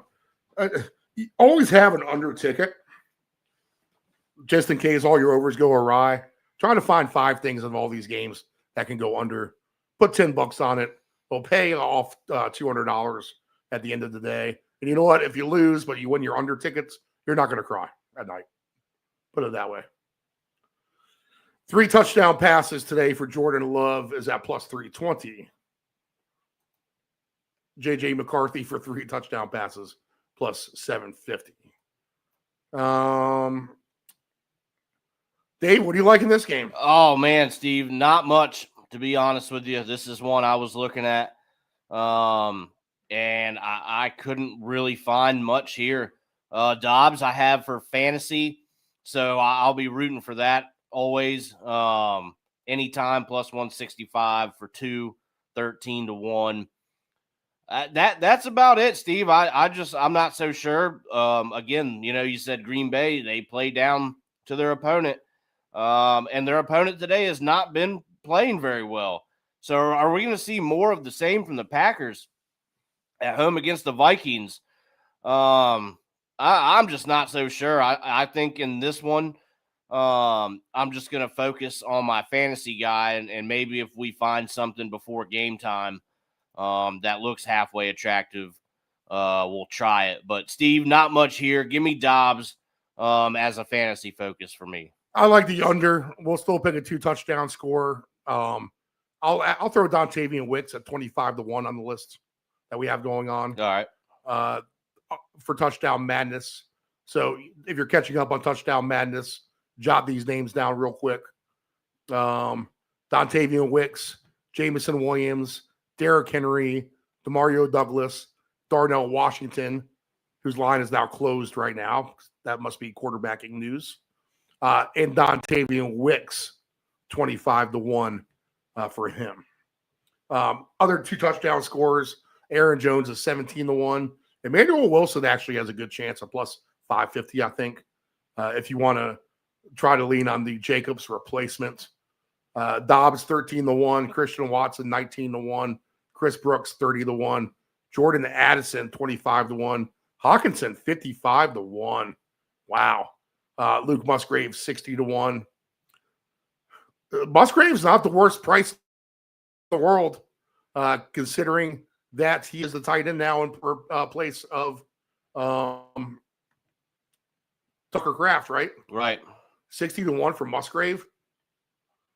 I mean, he's going to have to find himself on a ticket somewhere. For two, right? Yeah. Yeah. The one thing I did do, maybe Steve, just straight up. Is I did the prop in this game. I think these are two teams that can kind of get in their own way. So a touchdown and a field goal in each half from each team, I feel like is possibly doable here today. So that is the one thing I took away from this. Let's see if we have an update here on Pittsburgh real quick. Because Darnell Washington came back on the board at 35-1. And it looks like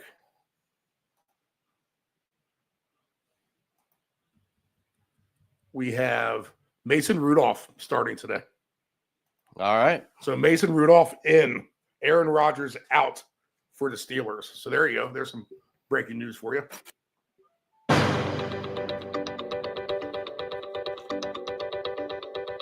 Just about done with the 1 o'clock slate.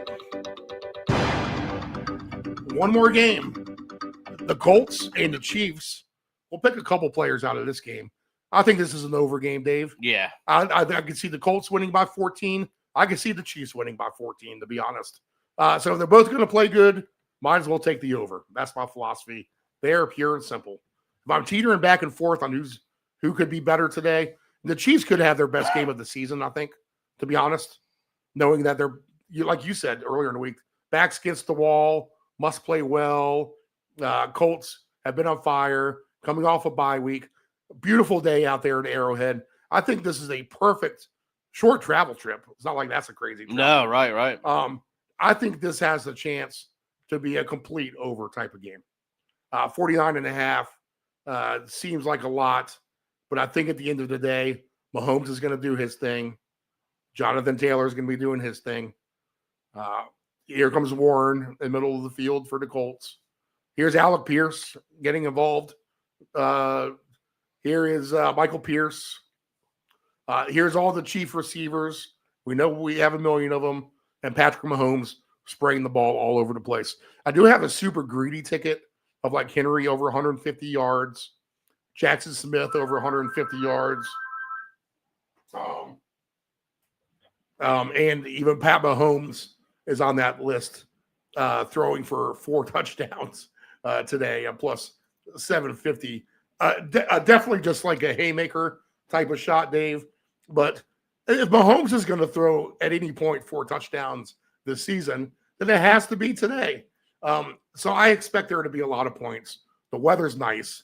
Again, all the college football games yesterday, we had a million points everywhere. Just why not in this game today with the Colts and the Chiefs? Colts trending great on offense. Chiefs sputtering, knowing that they need to have a big performance. And That's going to come through the arm of Mahomes at the end of the day here. I think we have joining us on the line now from the great state of Pennsylvania, the great Antolini, the Ant Man, who's free rolling for the next 5 years. When it's the year 2031, he might go back into the red. Probably not, though. He's going to win a lot more up until then. Good morning, Ant Man. How are you? I'm actually upset. They just rolled Rodgers out. We just talked about it. Yep. Yeah, I figured you guys talked about it. I saw that. Mason Rudolph. Oh boy, can't wait. I agree with what you said about Mahomes. This is must-win territory. I mean, they don't even have. They're not guaranteed to make the playoffs if they went out. Yep. How about this? The Colts could lose out. If you look at their schedule starting today. Lose out. So that's your topsy-turvy NFL for you. Chiefs have no running game. I mean, they have Kareem Hunt. He might squeeze something in there. They have no running game. He counts as a goal line game, not a running game. They have a goal line game. That's it. Pacheco sucks. Hunt is getting older. I don't even know what else they have. And Mahomes isn't running the ball as much as he used to, at least compared to earlier in the year. But my favorite play today is Rashee Rice, alternate over receptions. They're going to need him. There we go. There's an Ant-Man pick right off the bat. That's what we like to see. Player total receptions for Rashee Rice today. And that's a bet I like to make myself with him. And I have not looked at that number today yet. Let's see. Rashee Rice receptions. What are you going to take him up to? I'm looking at it right now. This little update on the app is still driving me insane. I'm still getting used to it. The computer still works like the old way. It's probably the best way to look at these things. 10 catches is plus 390. 8 catches is plus 144. 11 catches plus 630. Ted McMillan pays a fortune for 9 catches for him. It'd be interesting to do a Rashee Rice, Ted McMillan 9 catches, perhaps. 9 catches apiece. Yeah, Doug Grandy's convinced McMillan's going to have a huge game against his 49ers. So that might be a good pairing just for those. Maybe by the time this call's over, I'll actually have that bet in. Rice receptions. The rate I'm going with this update it is terrible. I think I'm going to get my laptop. I'm going to just root for, I think, the Mahomes passing and the team total for the Chiefs and the collaborative effort, and try not to get my hair twisted out about who's scoring and who's not scoring. That being said, if they're going to score a lot, guys like a Noah Gray are due to score, who are paying pretty good today. Let's see here. Your touchdown scores for the Chiefs, who are the low hanger guys, starting with Noah Gray at 6-1, Tyquan Thornton 9-1, Smith Schuster 12-1 for a touchdown today. If the Chiefs are going to have a lot of points, isn't one of these guys worth a shot? I love Schuster. 12. It makes sense. Jared Wiley scored last week, right? 25-1 for him. And then there's Robert Tonyan, who used to actually be really good, buried on the Chiefs bench, 35-1. How many tight ends do they have? They got 4. Mark Hollywood Brown, plus 410 for a touchdown today. Mahomes plus 310 for himself to run it in, which he'll do in a higher scoring game. Worthy's done nothing, but he's plus 220. Kelsey's plus 150. Rice seems logical at plus 110. Hunt minus 120. Jonathan Taylor minus 220. I think if you wanted to today, you could take the McCaffrey's minus Ed McCaffrey's Christian McCaffrey. Ed McCaffrey's his dad. Christian McCaffrey minus 400 for a touchdown, but add Jonathan Taylor minus 220. Add Derrick Henry minus 160 or whatever it is. Put all those guys together and see if you can get a meager plus payout. 3-1 anyway, or something like that.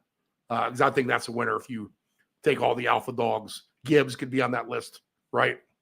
Gibbs, Taylor, Henry, McCaffrey, all for one. Kyron Williams will get a touchdown. You can throw him on that list today as well. So I think, to me, let's just kind of keep it simple. Give me the Chief points, and I'll root for those. I have tickets with both the Colts and the Chiefs. We're just going to root for the over. Let's get some points. Let's try to bang this one home. What do you like, Dave? Yeah, I definitely like the over. I have it at 50.5, minus 108. But yes, we talked about the Chiefs having to have it. But you know what? I made that ticket, and I'm going to stick with it. The Chiefs just don't look like themselves this year. The Colts coming off a bye, hoping to continue to roll like they have been. Give me the Colts minus 5.5 on the road in Kansas City to cover that number. Look at that. So I'm going to call for a bit of an upset here. Again, we talked about it earlier. I kind of talked myself out of it with the Chiefs. Again, still a game that they have to win. Got to have it, but I don't know. It just doesn't look the same. Let's go with the upset. Give me the Colts. Love it. Cole got to be. God fucking damn it. All right. That's funny. That's all the Chief fans. All right. 2 touchdown madness today. Anthony, I'll throw Rashee Rice in here because you said it. Yep. I'll throw Alec Pierce in here because I said it. And we'll add those 2 guys with Dontavian Wicks. Back to the Wicks well. But, man, Luke Musgrave at 60-1 looks very appealing. I'm going to have to take him straight up for 2. Right. That is a straight up bet for 2 on Musgrave today. Jameson Williams, 12-1. Derrick Henry is our ringer, plus 240. DeMario Douglas, 50-1, which is insane to me that he's that high. Darnell Washington, now 40-1. How about that? If we round robin all that, and we do 25-cent legs, we will get, can we do the force? I don't think we can. That'd be nice. Oh, no, we can. We can do the force today at 15 cents a leg. So check this out. If any 2 of these guys hit, the average is a little over $100. If any of the 3 hit, we are now getting just under $3,000. With the 2s, it'll be about $3,000 on the average. And if we get 4 of these guys to hit, now we're talking business. Let's see, about 15 grand there, and then another 30 grand, about $45,000 if any of these 4 hit on the average. So that would be Darnell Washington, DeMario Douglas, Derrick Henry, Jameson Williams, Dontavian Wicks, Alec Pierce, and Rashee Rice. That's actually a pretty healthy ticket, huh? Yeah, that's some madness right there. All right, let me take a picture of this. We love it. And then, Anthony, 2 things that we talked about. Let me get your opinion on this. Other touchdown scores for 2.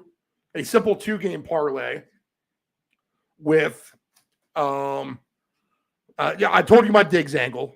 I already told you that. But we have Justin Jefferson, who does nothing with McCarthy, at 17-1. And we have Lamar Jackson at 16-1. Man, isn't $10 worth it just for both of those guys? I'll be rooting off just with that bet, but with my heart. That's my guillotine quarterback. It's my guillotine wide receiver. 12. And it's gotten ugly. So I need everyone to haul ass today. $12 pays $3,500 on that bet. I'm fine with it. When I'm building my 2 touchdown thing. I'm actually going on the opposite end of this. I think this could be a Dobbs game. I don't believe Josh Jacobs is playing. I'm not 100% if he's inactive 100% yet, but I'm going with Jordan Love, and maybe they'll figure out that they're a passing team, and Romeo Dobbs might be their best player until at least Jaden Reed comes back. So Romeo Dobbs is going to be on my ticket. But yes, Lamar and JJ, sign me up. All right. Give me a Max Crosby touchdown at 55-1 today as he rips the ball out of the hands of Shedeur Sanders, laughs at him in the meanwhile into his face, and then takes it into the end zone for the score as he has the ball raised above his hands, and he's doing that old scissor kick into the end zone with nobody around him, and a convoy of Raiders, in which will be the only other touchdown scored besides the Myles Garrett sack strip fumble of Geno Smith, in which he takes the ball back to the end zone and scores himself at 55-1. So give me both of those players on a defensive touchdown to score today for Cleveland and the Raiders. The over-under is 36.5. Minus 3.5 is the line for the Raiders here. Now, Del Grande, I think, says it the most smart way. You're an idiot if you're a coach if you don't hand the ball off left and right today to Judkins and Genty, right? Right. Their baseline carries, if you can get a prop on their alternate carries, rushing attempts, maybe jack those through the roof a little bit.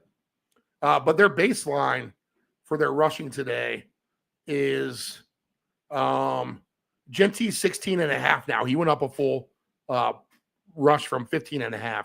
So that should be a gimme over, I think. And the Judkins at over 18.5. How does he not get a huge workload, right? You're not going to drop Shedeur Sanders back there and let him try to deal. It's going to be Judkins all day. So I think that's what makes the most sense here. The game probably does stay under the total. Do we have a rushing attempts prop? I don't know. If you can find it, though, maybe go alternate rushing attempts with both of these guys. Besides that, this is a stink fest.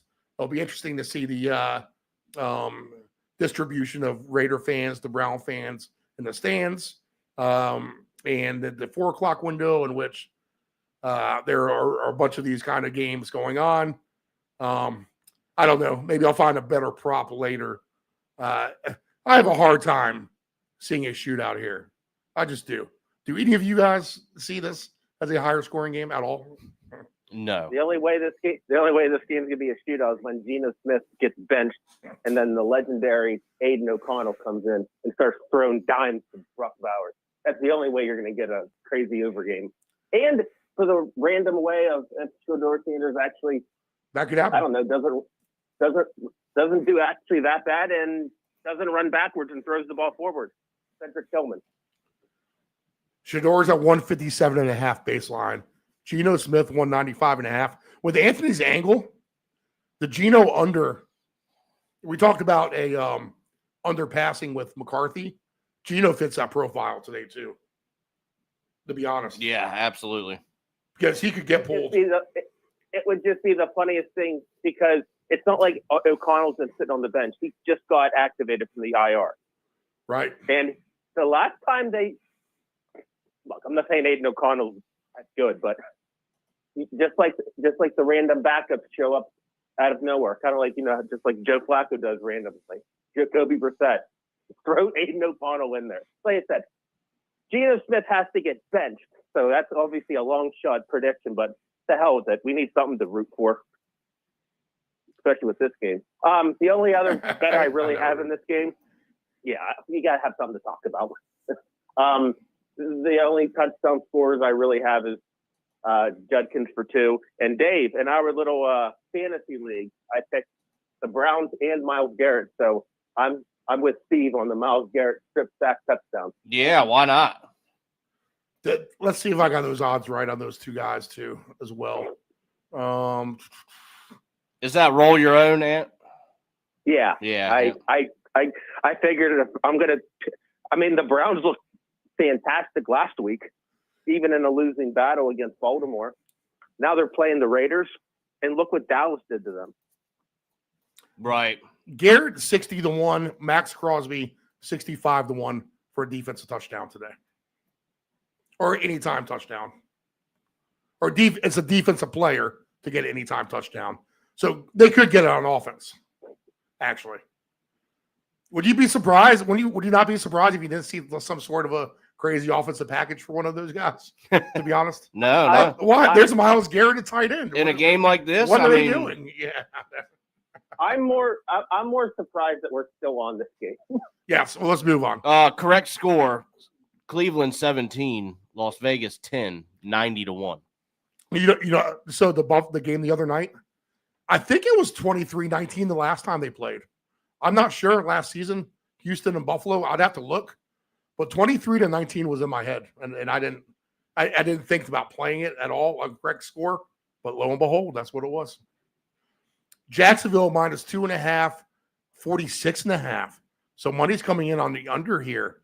Dave Del Grande thinks this is the second highest scoring game of the week. Because all Brissett does is throw the ball, and the Cardinals don't have any defense. They're so banged up at this point. Trevor Lawrence and company coming in town here. Man, the ineptitude scale could be off the charts in this game. This is a tough one to me. I guess it goes over because we need to root for it. I got a good pick for you. I'm going to throw Tim Patrick. He scored last week. I've been waiting for him to kind of emerge out of his bubble. He showed his face, and he is paying today 6-1 for a touchdown. So that would be good enough for me on a ticket. Dortch, they threw the ball to Dortch a ton, plus 350 for him for a touchdown. So even those two guys alone is at 26-1 odds in that game. So that might be an angle to take, to be honest. Man, your man De'Ami Brown at 11-1, Dave. I know. If this could be a higher scoring game, isn't someone like De'Ami Brown getting involved here? Tim Patrick, something like that. Definitely worth his yards, I would think. I don't know. Do you see any gold in this game, Dave? Gold? No, not really. I think this is a really good spot for Jacksonville to pick up another win and head in the right direction towards that playoff picture. So I tell you what, I looked, doing all the homework last night, trying to find something. There's the usual suspects up there at the top in McBride and ETN. Sure, you can go with that. Maybe Jacoby Myers you could sprinkle in. But Steve, I rounded off the prop ticket, which we'll discuss off air. But give me Jacksonville and Arizona. You talked about it. These two teams, they can get in their own ways. That's for sure. Give me each team for a touchdown and a field goal in each half. I love it. We haven't pulled up an interceptor list yet. No, we haven't even started that. And if we do a 2-touchdown madness for 4:00, we'll throw in Judkins because I think he makes the most sense as well for that. I don't know. Anthony, can this be a shootout here in the desert? Well, I will be rooting for my Jacoby Myers. I'm actually glad Brian Thomas isn't playing because he sucks. Jags are the biggest enigma, I think, in the NFL. How are they good? I can't explain it. I'm going to give you an interesting fun fact of the Jags today, and you already brought up one of them, Tim Patrick. It's his birthday today. Want to know who else's birthday today is? Backup tight end Johnny Munt.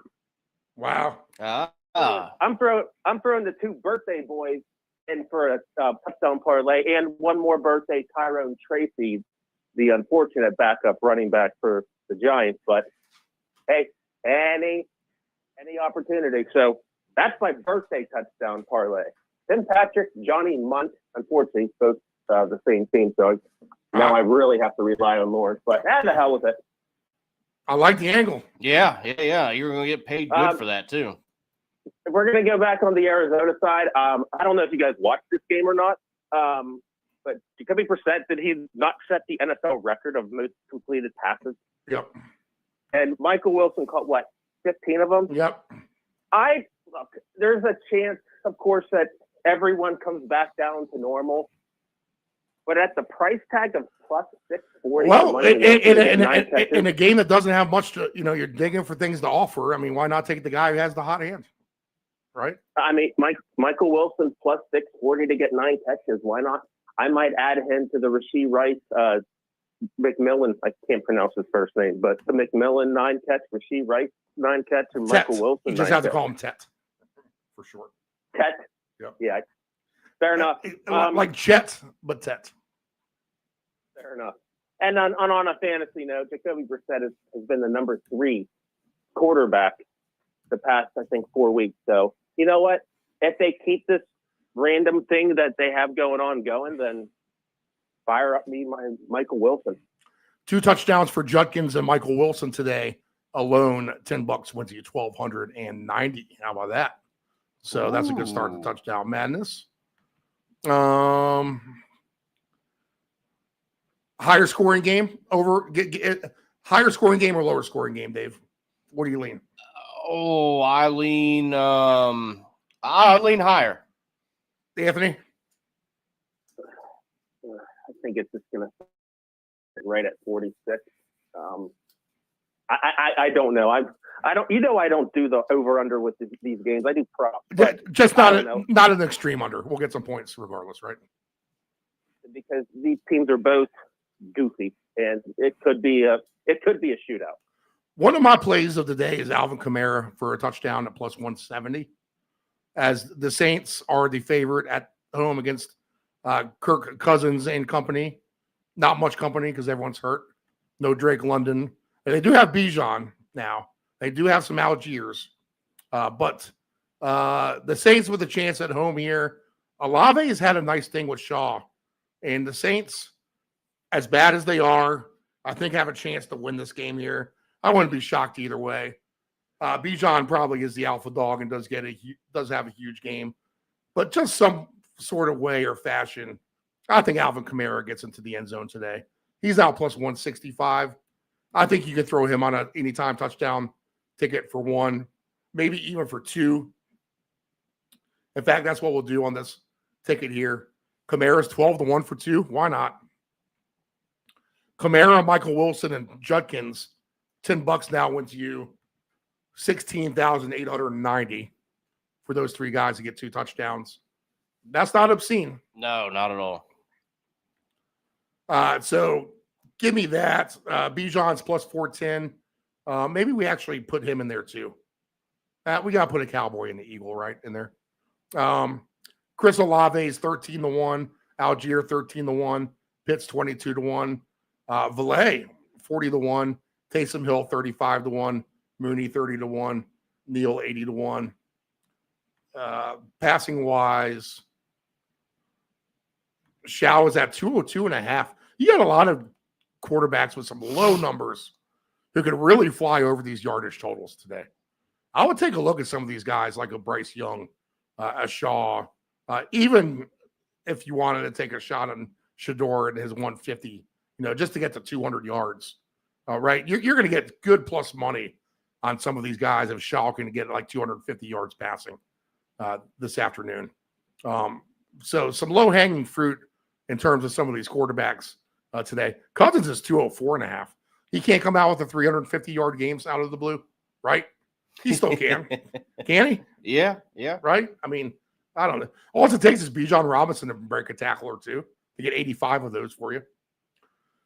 So maybe, if you're taking an obscure ticket of things that, are unlikely to happen, those are the kind of things I think you look at for a chance to actually get a winner. Because there's always the things you don't think of. Oh, yeah, I should have just thought Kirk Cousins could score against the stupid Saints all day. Or this kid, Tyler Shao, who might be a little bit better than advertised at the end of the day. Well, he definitely has a connection with Olave. He has a connection with Olave. Sign me up for that. I wouldn't be surprised if Olave gets over 100 yards again today. I don't know what the heck we have with Kirk Cousins. Maybe it's just lack of reps, but who the hell knows? But they're missing Drake London. It's going to be filtered through Bijan, maybe Kyle Pitts. I'm making a random touchdown score for the 4 o'clock games, and Kadaro Hodges is involved in that at 6-1. So that's going to be one of my goofball picks today. Kamara's been banged up. I would not be surprised if he gets in the end zone, but Olave and Kamara is the only ones that I truly think will do anything. Oh, by the way, Josh Jacobs officially inactive. All right. There you go. There's your news update. Let's see here. All right, off the stink bomb. I don't know what else to say about these games, guys. Really? What do you want me to say? Dave, anything else here? Give me the over 40.5, I guess. There's definitely the weaponry to do it. So let's keep this 4 o'clock window simple because, man, these really look like some clunkers.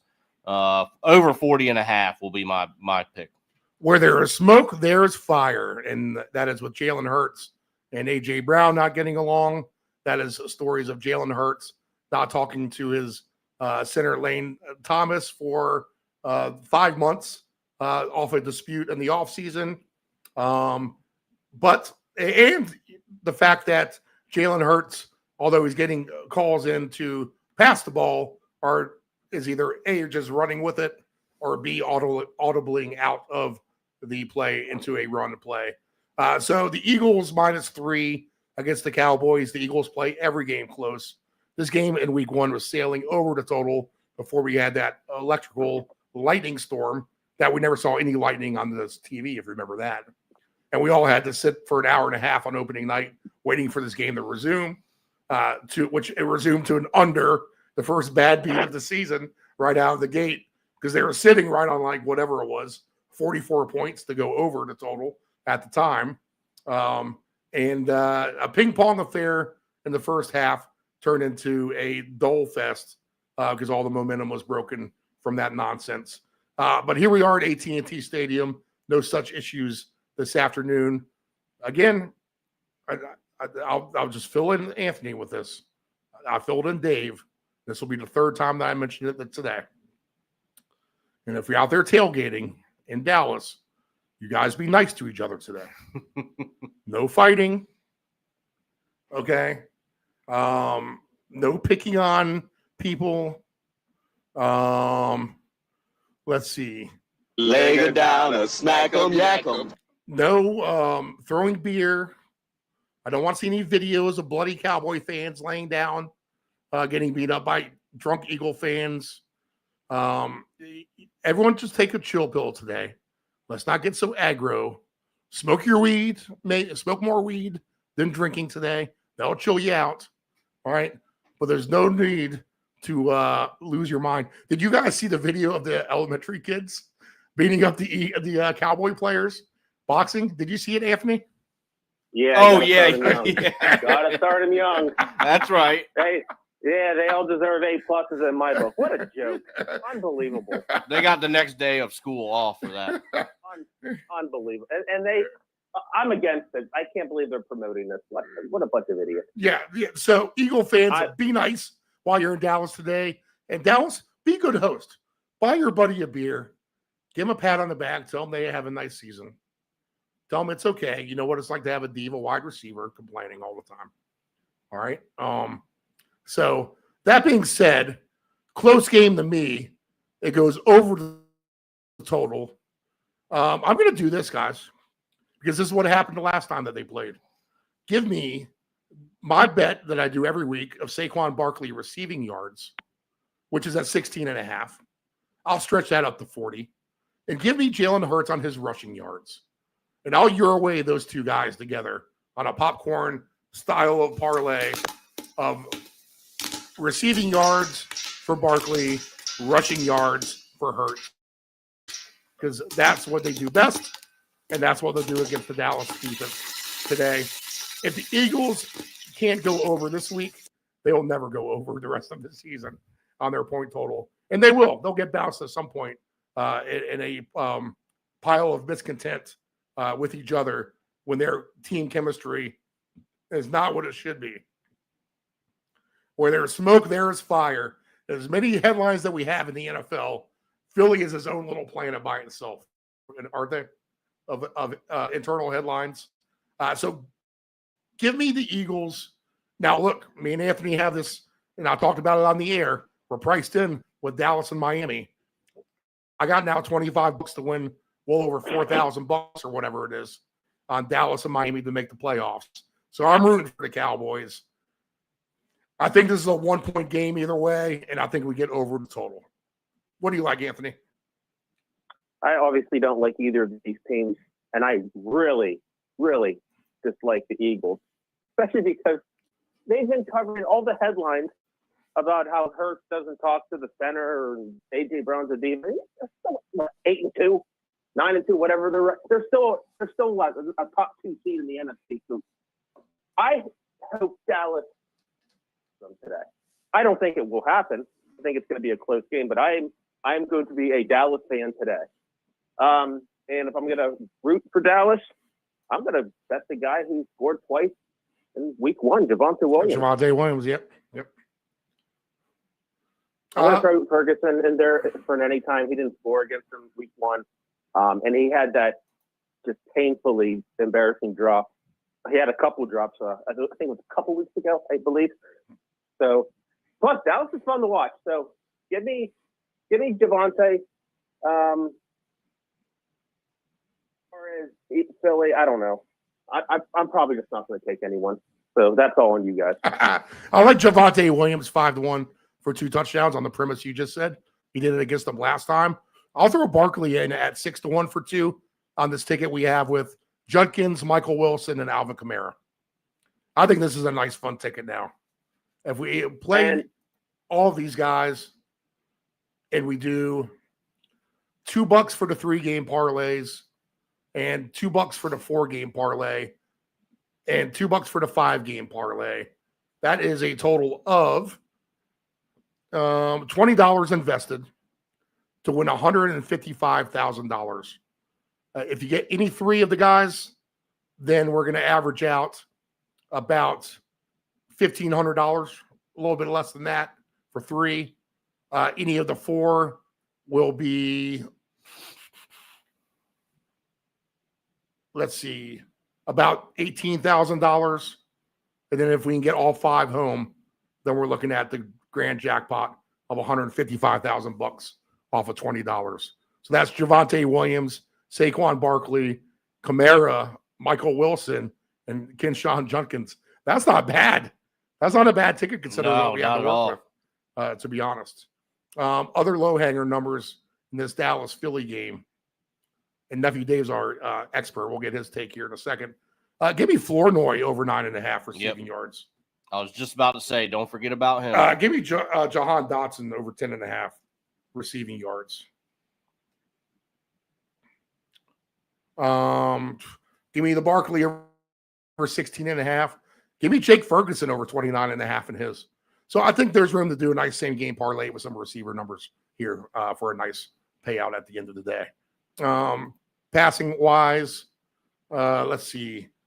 What's Hurts for 2 touchdowns passing? Minus 122. I was hoping for plus money.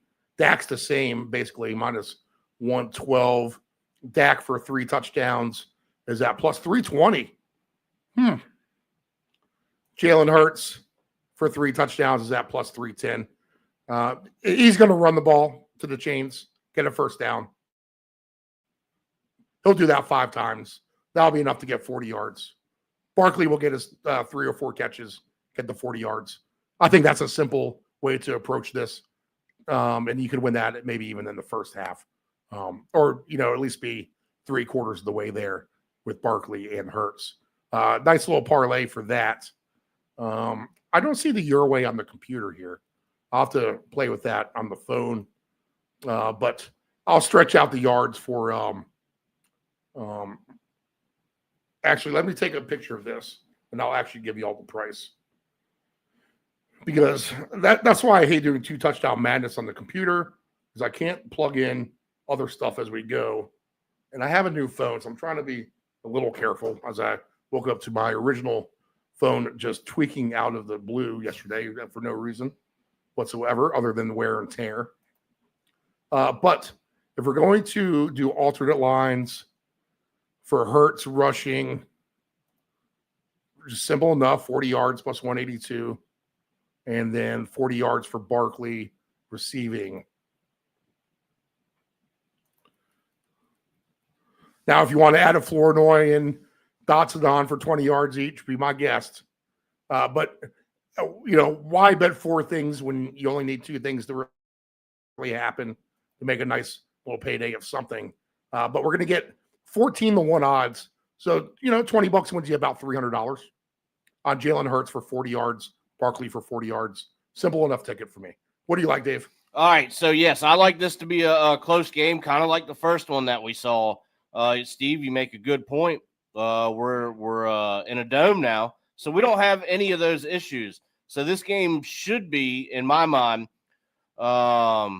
just like it was before that weather delay that seems so long ago. I like this to probably be a game that comes down to who has the ball last. Probably looking to kick a field goal in a walk-off style to win this game. 47.5 could be not enough here. I think we're able to get over that. You have everything you want in front of you as far as these cast of characters: Williams, Barkley, Hurts, all the guys that you guys already talked about. Steve, I'm glad you touched on Flournoy. He scored last week. Yep.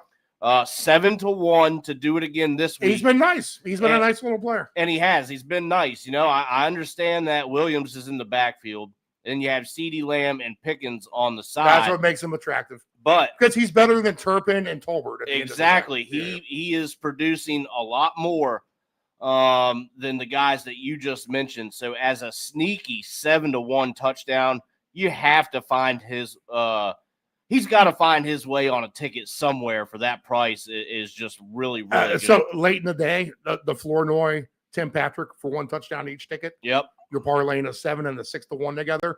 That's a nice payout. Oh, absolutely. That's going to be like $10 for like 400 or something.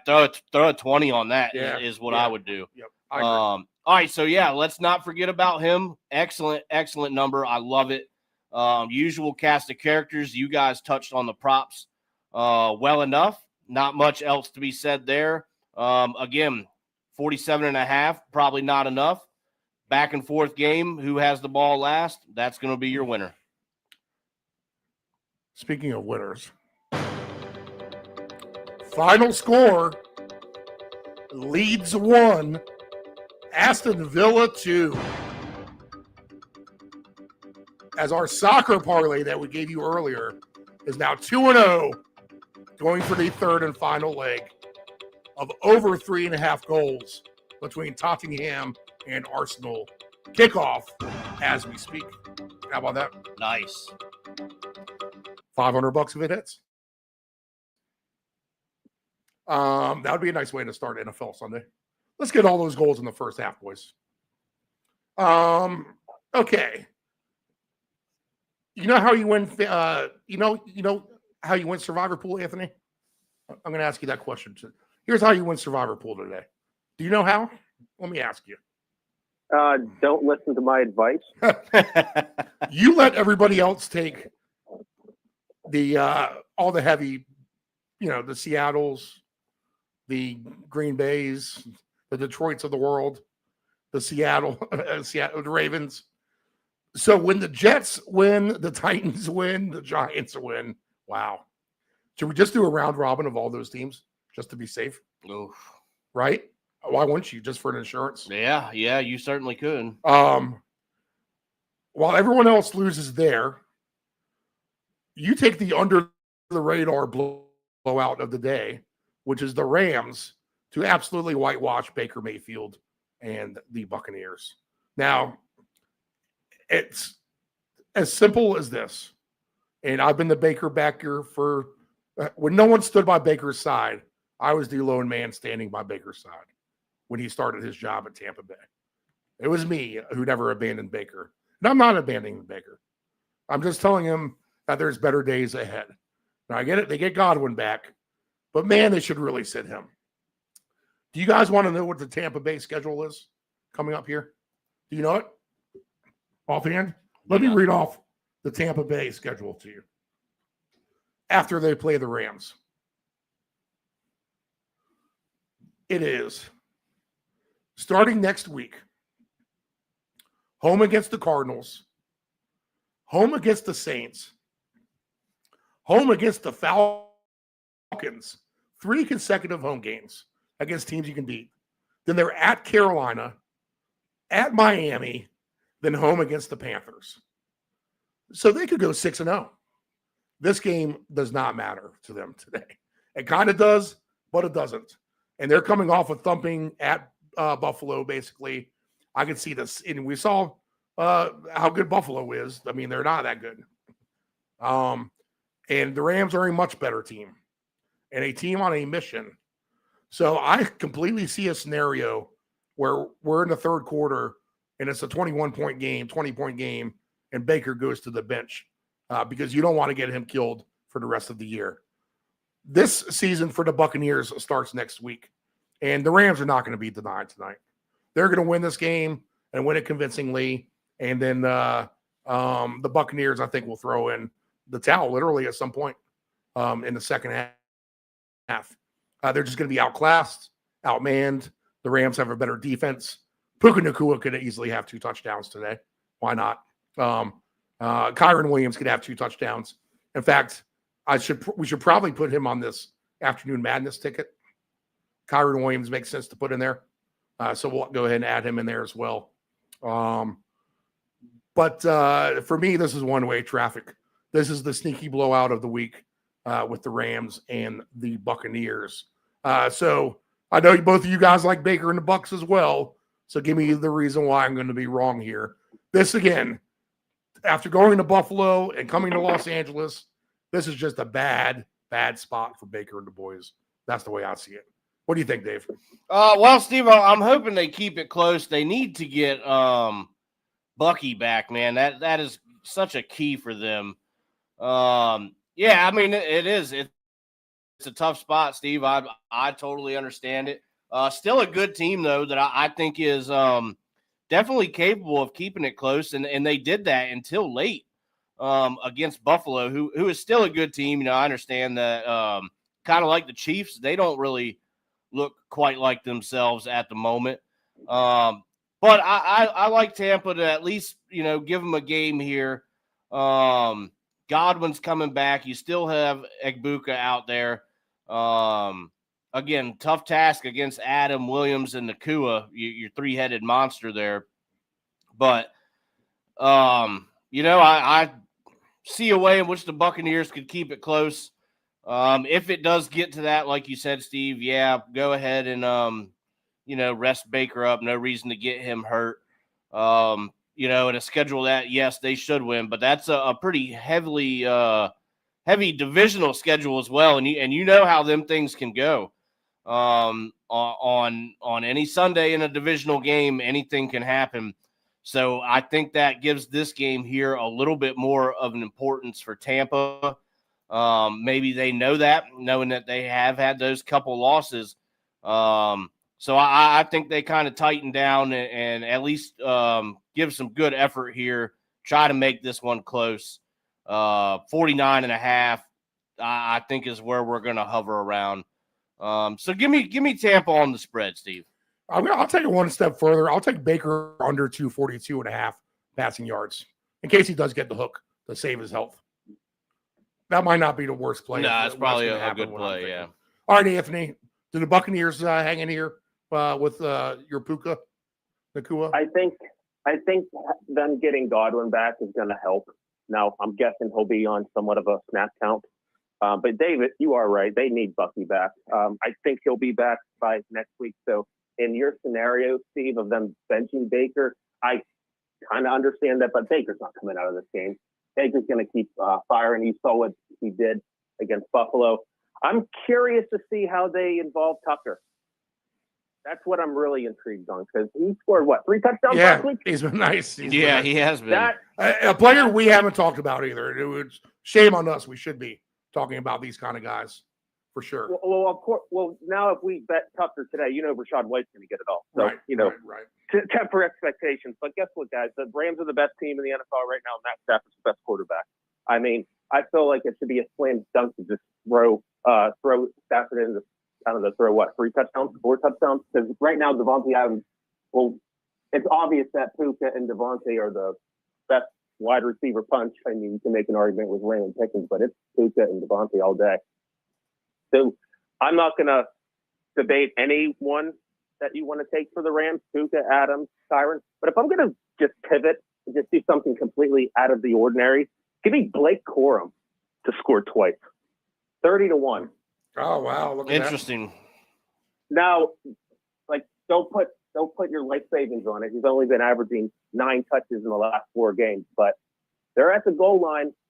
I'm not saying if Kyron gets dinged up or anything, but just a random pitch. On top of the fact that if the Rams do blow out the Buccaneers, scoring would be a little bit more. All right, I'm coming up with this crazy parlay as we speak. I cannot wait to run this by you here in a second. To be honest, all right, yeah, I do. I love the Puka angle too tonight for sure. Let's see here. Okay, 7 players to get a touchdown. Tell me when I'm wrong. Javonte Williams. Someone just scream wrong if they don't agree. Javonte Williams, Saquon Barkley, Kyron Williams, Christian McCaffrey, Quinshon Judkins, Jahmyr Gibbs, Derrick Henry, and let's throw one more guy on there, Jonathan Taylor. Anyone screaming wrong here? Is it funny that Derrick Henry's the one that I'm worried about? Like, it should make 0 sense. He scored. Henry and Barkley are the ones I'm worried about. I can't explain why.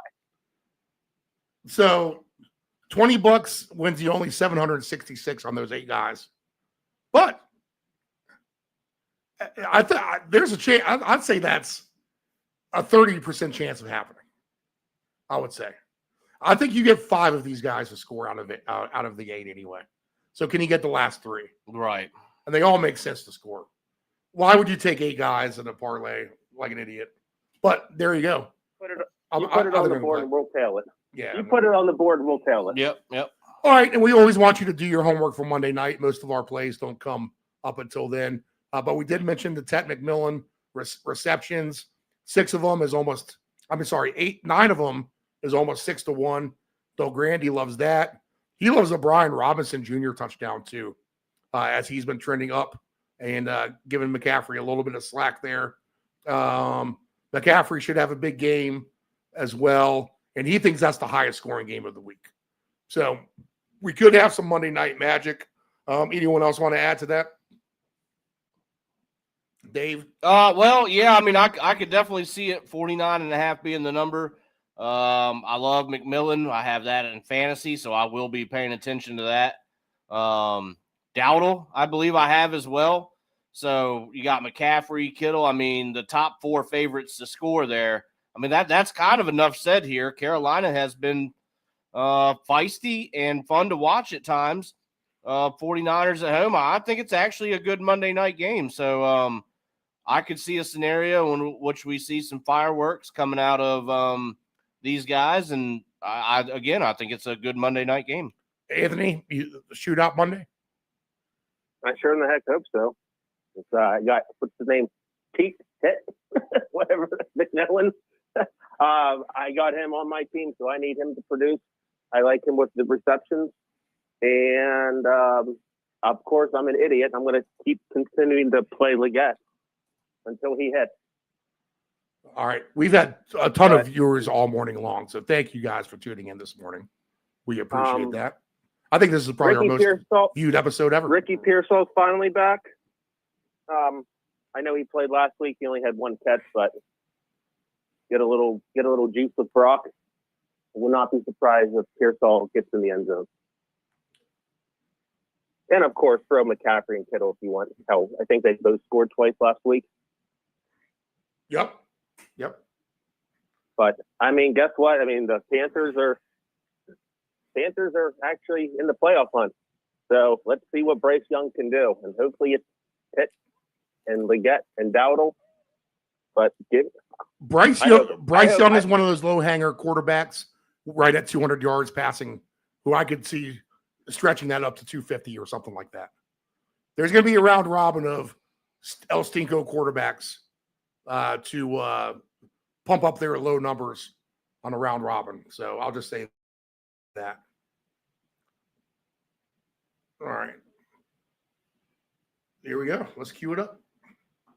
The best 2 touchdown sounder in all the sports, which I think I cut it on and then turned it off. Here we go. Do we have a score in this soccer game yet? Which is 15 minutes old. 13 minutes in, 0-0 Arsenal Tottenham. Johnny. Nil. 20 papers, that's $2 plus tip. Gee, Johnny, I don't have a dime. Sorry. Didn't ask for a dime. $2. Hey, give me 2 times and a Ric Flair. It's a jungle out there. You got to look out for number 1, but don't step at number 2. Utah, give me 2. And Jimmy 2 times, who got that nickname because he said everything twice, like... I'm going to go get the papers, All right, 2 touchdown scores for today. What do you got, Dave, on your primary ticket? All right, primary ticket. We're going to fire it off with Demario Douglas. We're going to follow it up with Jackson Smith and Jigba. And we're going to throw Derrick Henry on there. We're going to give him a try versus the Jets. Come on, Derrick. Do it against the Jets. And then we'll round that off, little 4-man parlay of DeAndre Swift against the Steelers. I'm going, Anthony, what do you got? I'm going to start this thing off with T. Higgins. I don't know what you guys talked about with that Bengals Patriots game, but that over is at 50. No Jamar Chase. Joe Flacco for probably the last time this year. Let's see if he can go out with a bang. I don't care who's covering T. Higgins. I'm throwing him in there. I'm going to tag him with Jahmyr Gibbs. He's their offense, and they're playing the Giants at home. If the Chiefs are going to win this game, it's going to go through Rashee Rice. Fire me up for 2. If the Browns are going to do anything, it's going to be through Judkins. And then, of course, finish off with Javonte Williams. If you want to throw, that's my primary one. I have another one that I'm not putting as much on. But, Dave, you said it, JSN. See if the Seahawks can be up 30-0 by the end of the first quarter like they do all the other times. Add me in with Amon-Ra St. Brown and Romeo Doubs, especially with Matthew Golden being out as well, and no primary Josh Jacobs. And my last one, and it sounds like I'm contradicting myself, but let's see if Derrick Henry can kill the Jets today. We all have Henry. Anthony, your other best bets for the early window of games that you missed with us. So everything but the Chiefs and the Colts. Me and Dave went over. You have any other best plays out of that, prop-wise, that aren't touchdown scores? Not really. I kind of have to figure this one out. Okay. My 2 touchdown scores. Let's see. Let me get my again, we had 1 million viewers all morning. So thank you. I think one of the better angles today is a shot across the bow of Jamar Chase and the Patriots saying, hey, remember Diggs when he used to be a superstar? You're over there, Chase, on the sideline, you spitter. Here's Stephon Diggs catching 2 touchdowns. So I like Diggs for 2 touchdowns today. I have him parlayed with both St. Brown and Jameson Williams. One of those guys gets 2. I'm not sure which one, so I'll parlay them both with Diggs. I'll take on that same 2 touchdown motif. I'll take 2 guys who should be getting 2 touchdowns all the time, but they haven't been anywhere close. And that's Lamar Jackson and Justin Jefferson. That's a nice big payout. $12 pays $3,500 there. I'm going to take for Green Bay today. I'm going to go ahead and take my man Luke Musgrave for 2 on a. You know what? He loved Tucker Kraft. Maybe he needs to get back to the tight end a little bit here. And Musgrave at 60-1 is going to be worth like a $10 bet to me to win $600. So we'll take a shot there. I do like Gibbs. I do like Jackson Smith. That angle there. We're on Henry as well. We'll be on Judkins as well. Let's see here. A shot really for Barkley, I think, for 2 as well. You know, CD Lamb, why not for 2 as well? We can throw him on that list. Puka Nacua sounds logical to me for 2, and we'll take McCaffrey for 2 as well. All right. Your best plays, Dave. All right. We're going to go with the three-man climb the ladder here. We're going to start it with Isaac Tesla, 25-plus receiving yards. Then we're going to climb a little higher. A.J. Barner for 40-plus receiving yards. And then we're going to hit the top of the ladder, hopefully cashing it out. Isaiah Likely, 50-plus receiving yards. I like all those guys in a round robin as well with Demario Douglas on his alternate number over. I think those are four guys just for the yardage sake, and now you have to worry about scoring who we're priced into. I'll look at that little your way tab and try to finagle some fun numbers with that. Let's see here. I'll take a shot on the receptions. I'm sorry, on the receiving yards for Likely and Breece Hall, probably together. Both of those guys have low numbers on the your way that you can probably increase. Let's see here. I'll take a shot with the under for McCarthy passing, the under for Baker passing, and the under for Geno Smith passing today. I'll incorporate Olave somewhere on a ticket. I like the Flonase angle. Maybe some yards for him and a touchdown. I like the Tim Patrick angle for the touchdown. I like the Anthony's birthday parlay of Munt, Tracy, and Patrick. And don't forget Johnny Munt. Yeah, Munt. Yep. Tracy and Patrick. The Gibbs receive yards always in play. Let's see here. What else do I have written down? Let me go back to yesterday. Team-wise, let's see any other props. Well,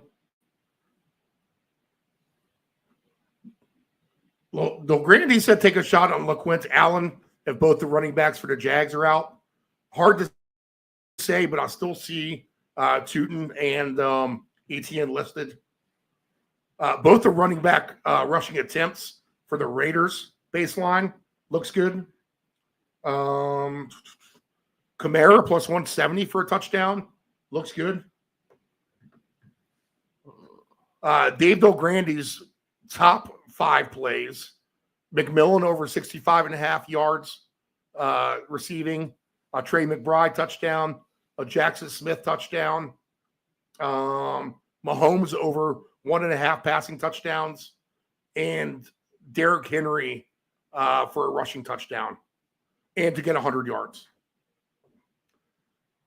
I will take the Patriots to score into the 30s and to cover that big 7.5 point spread.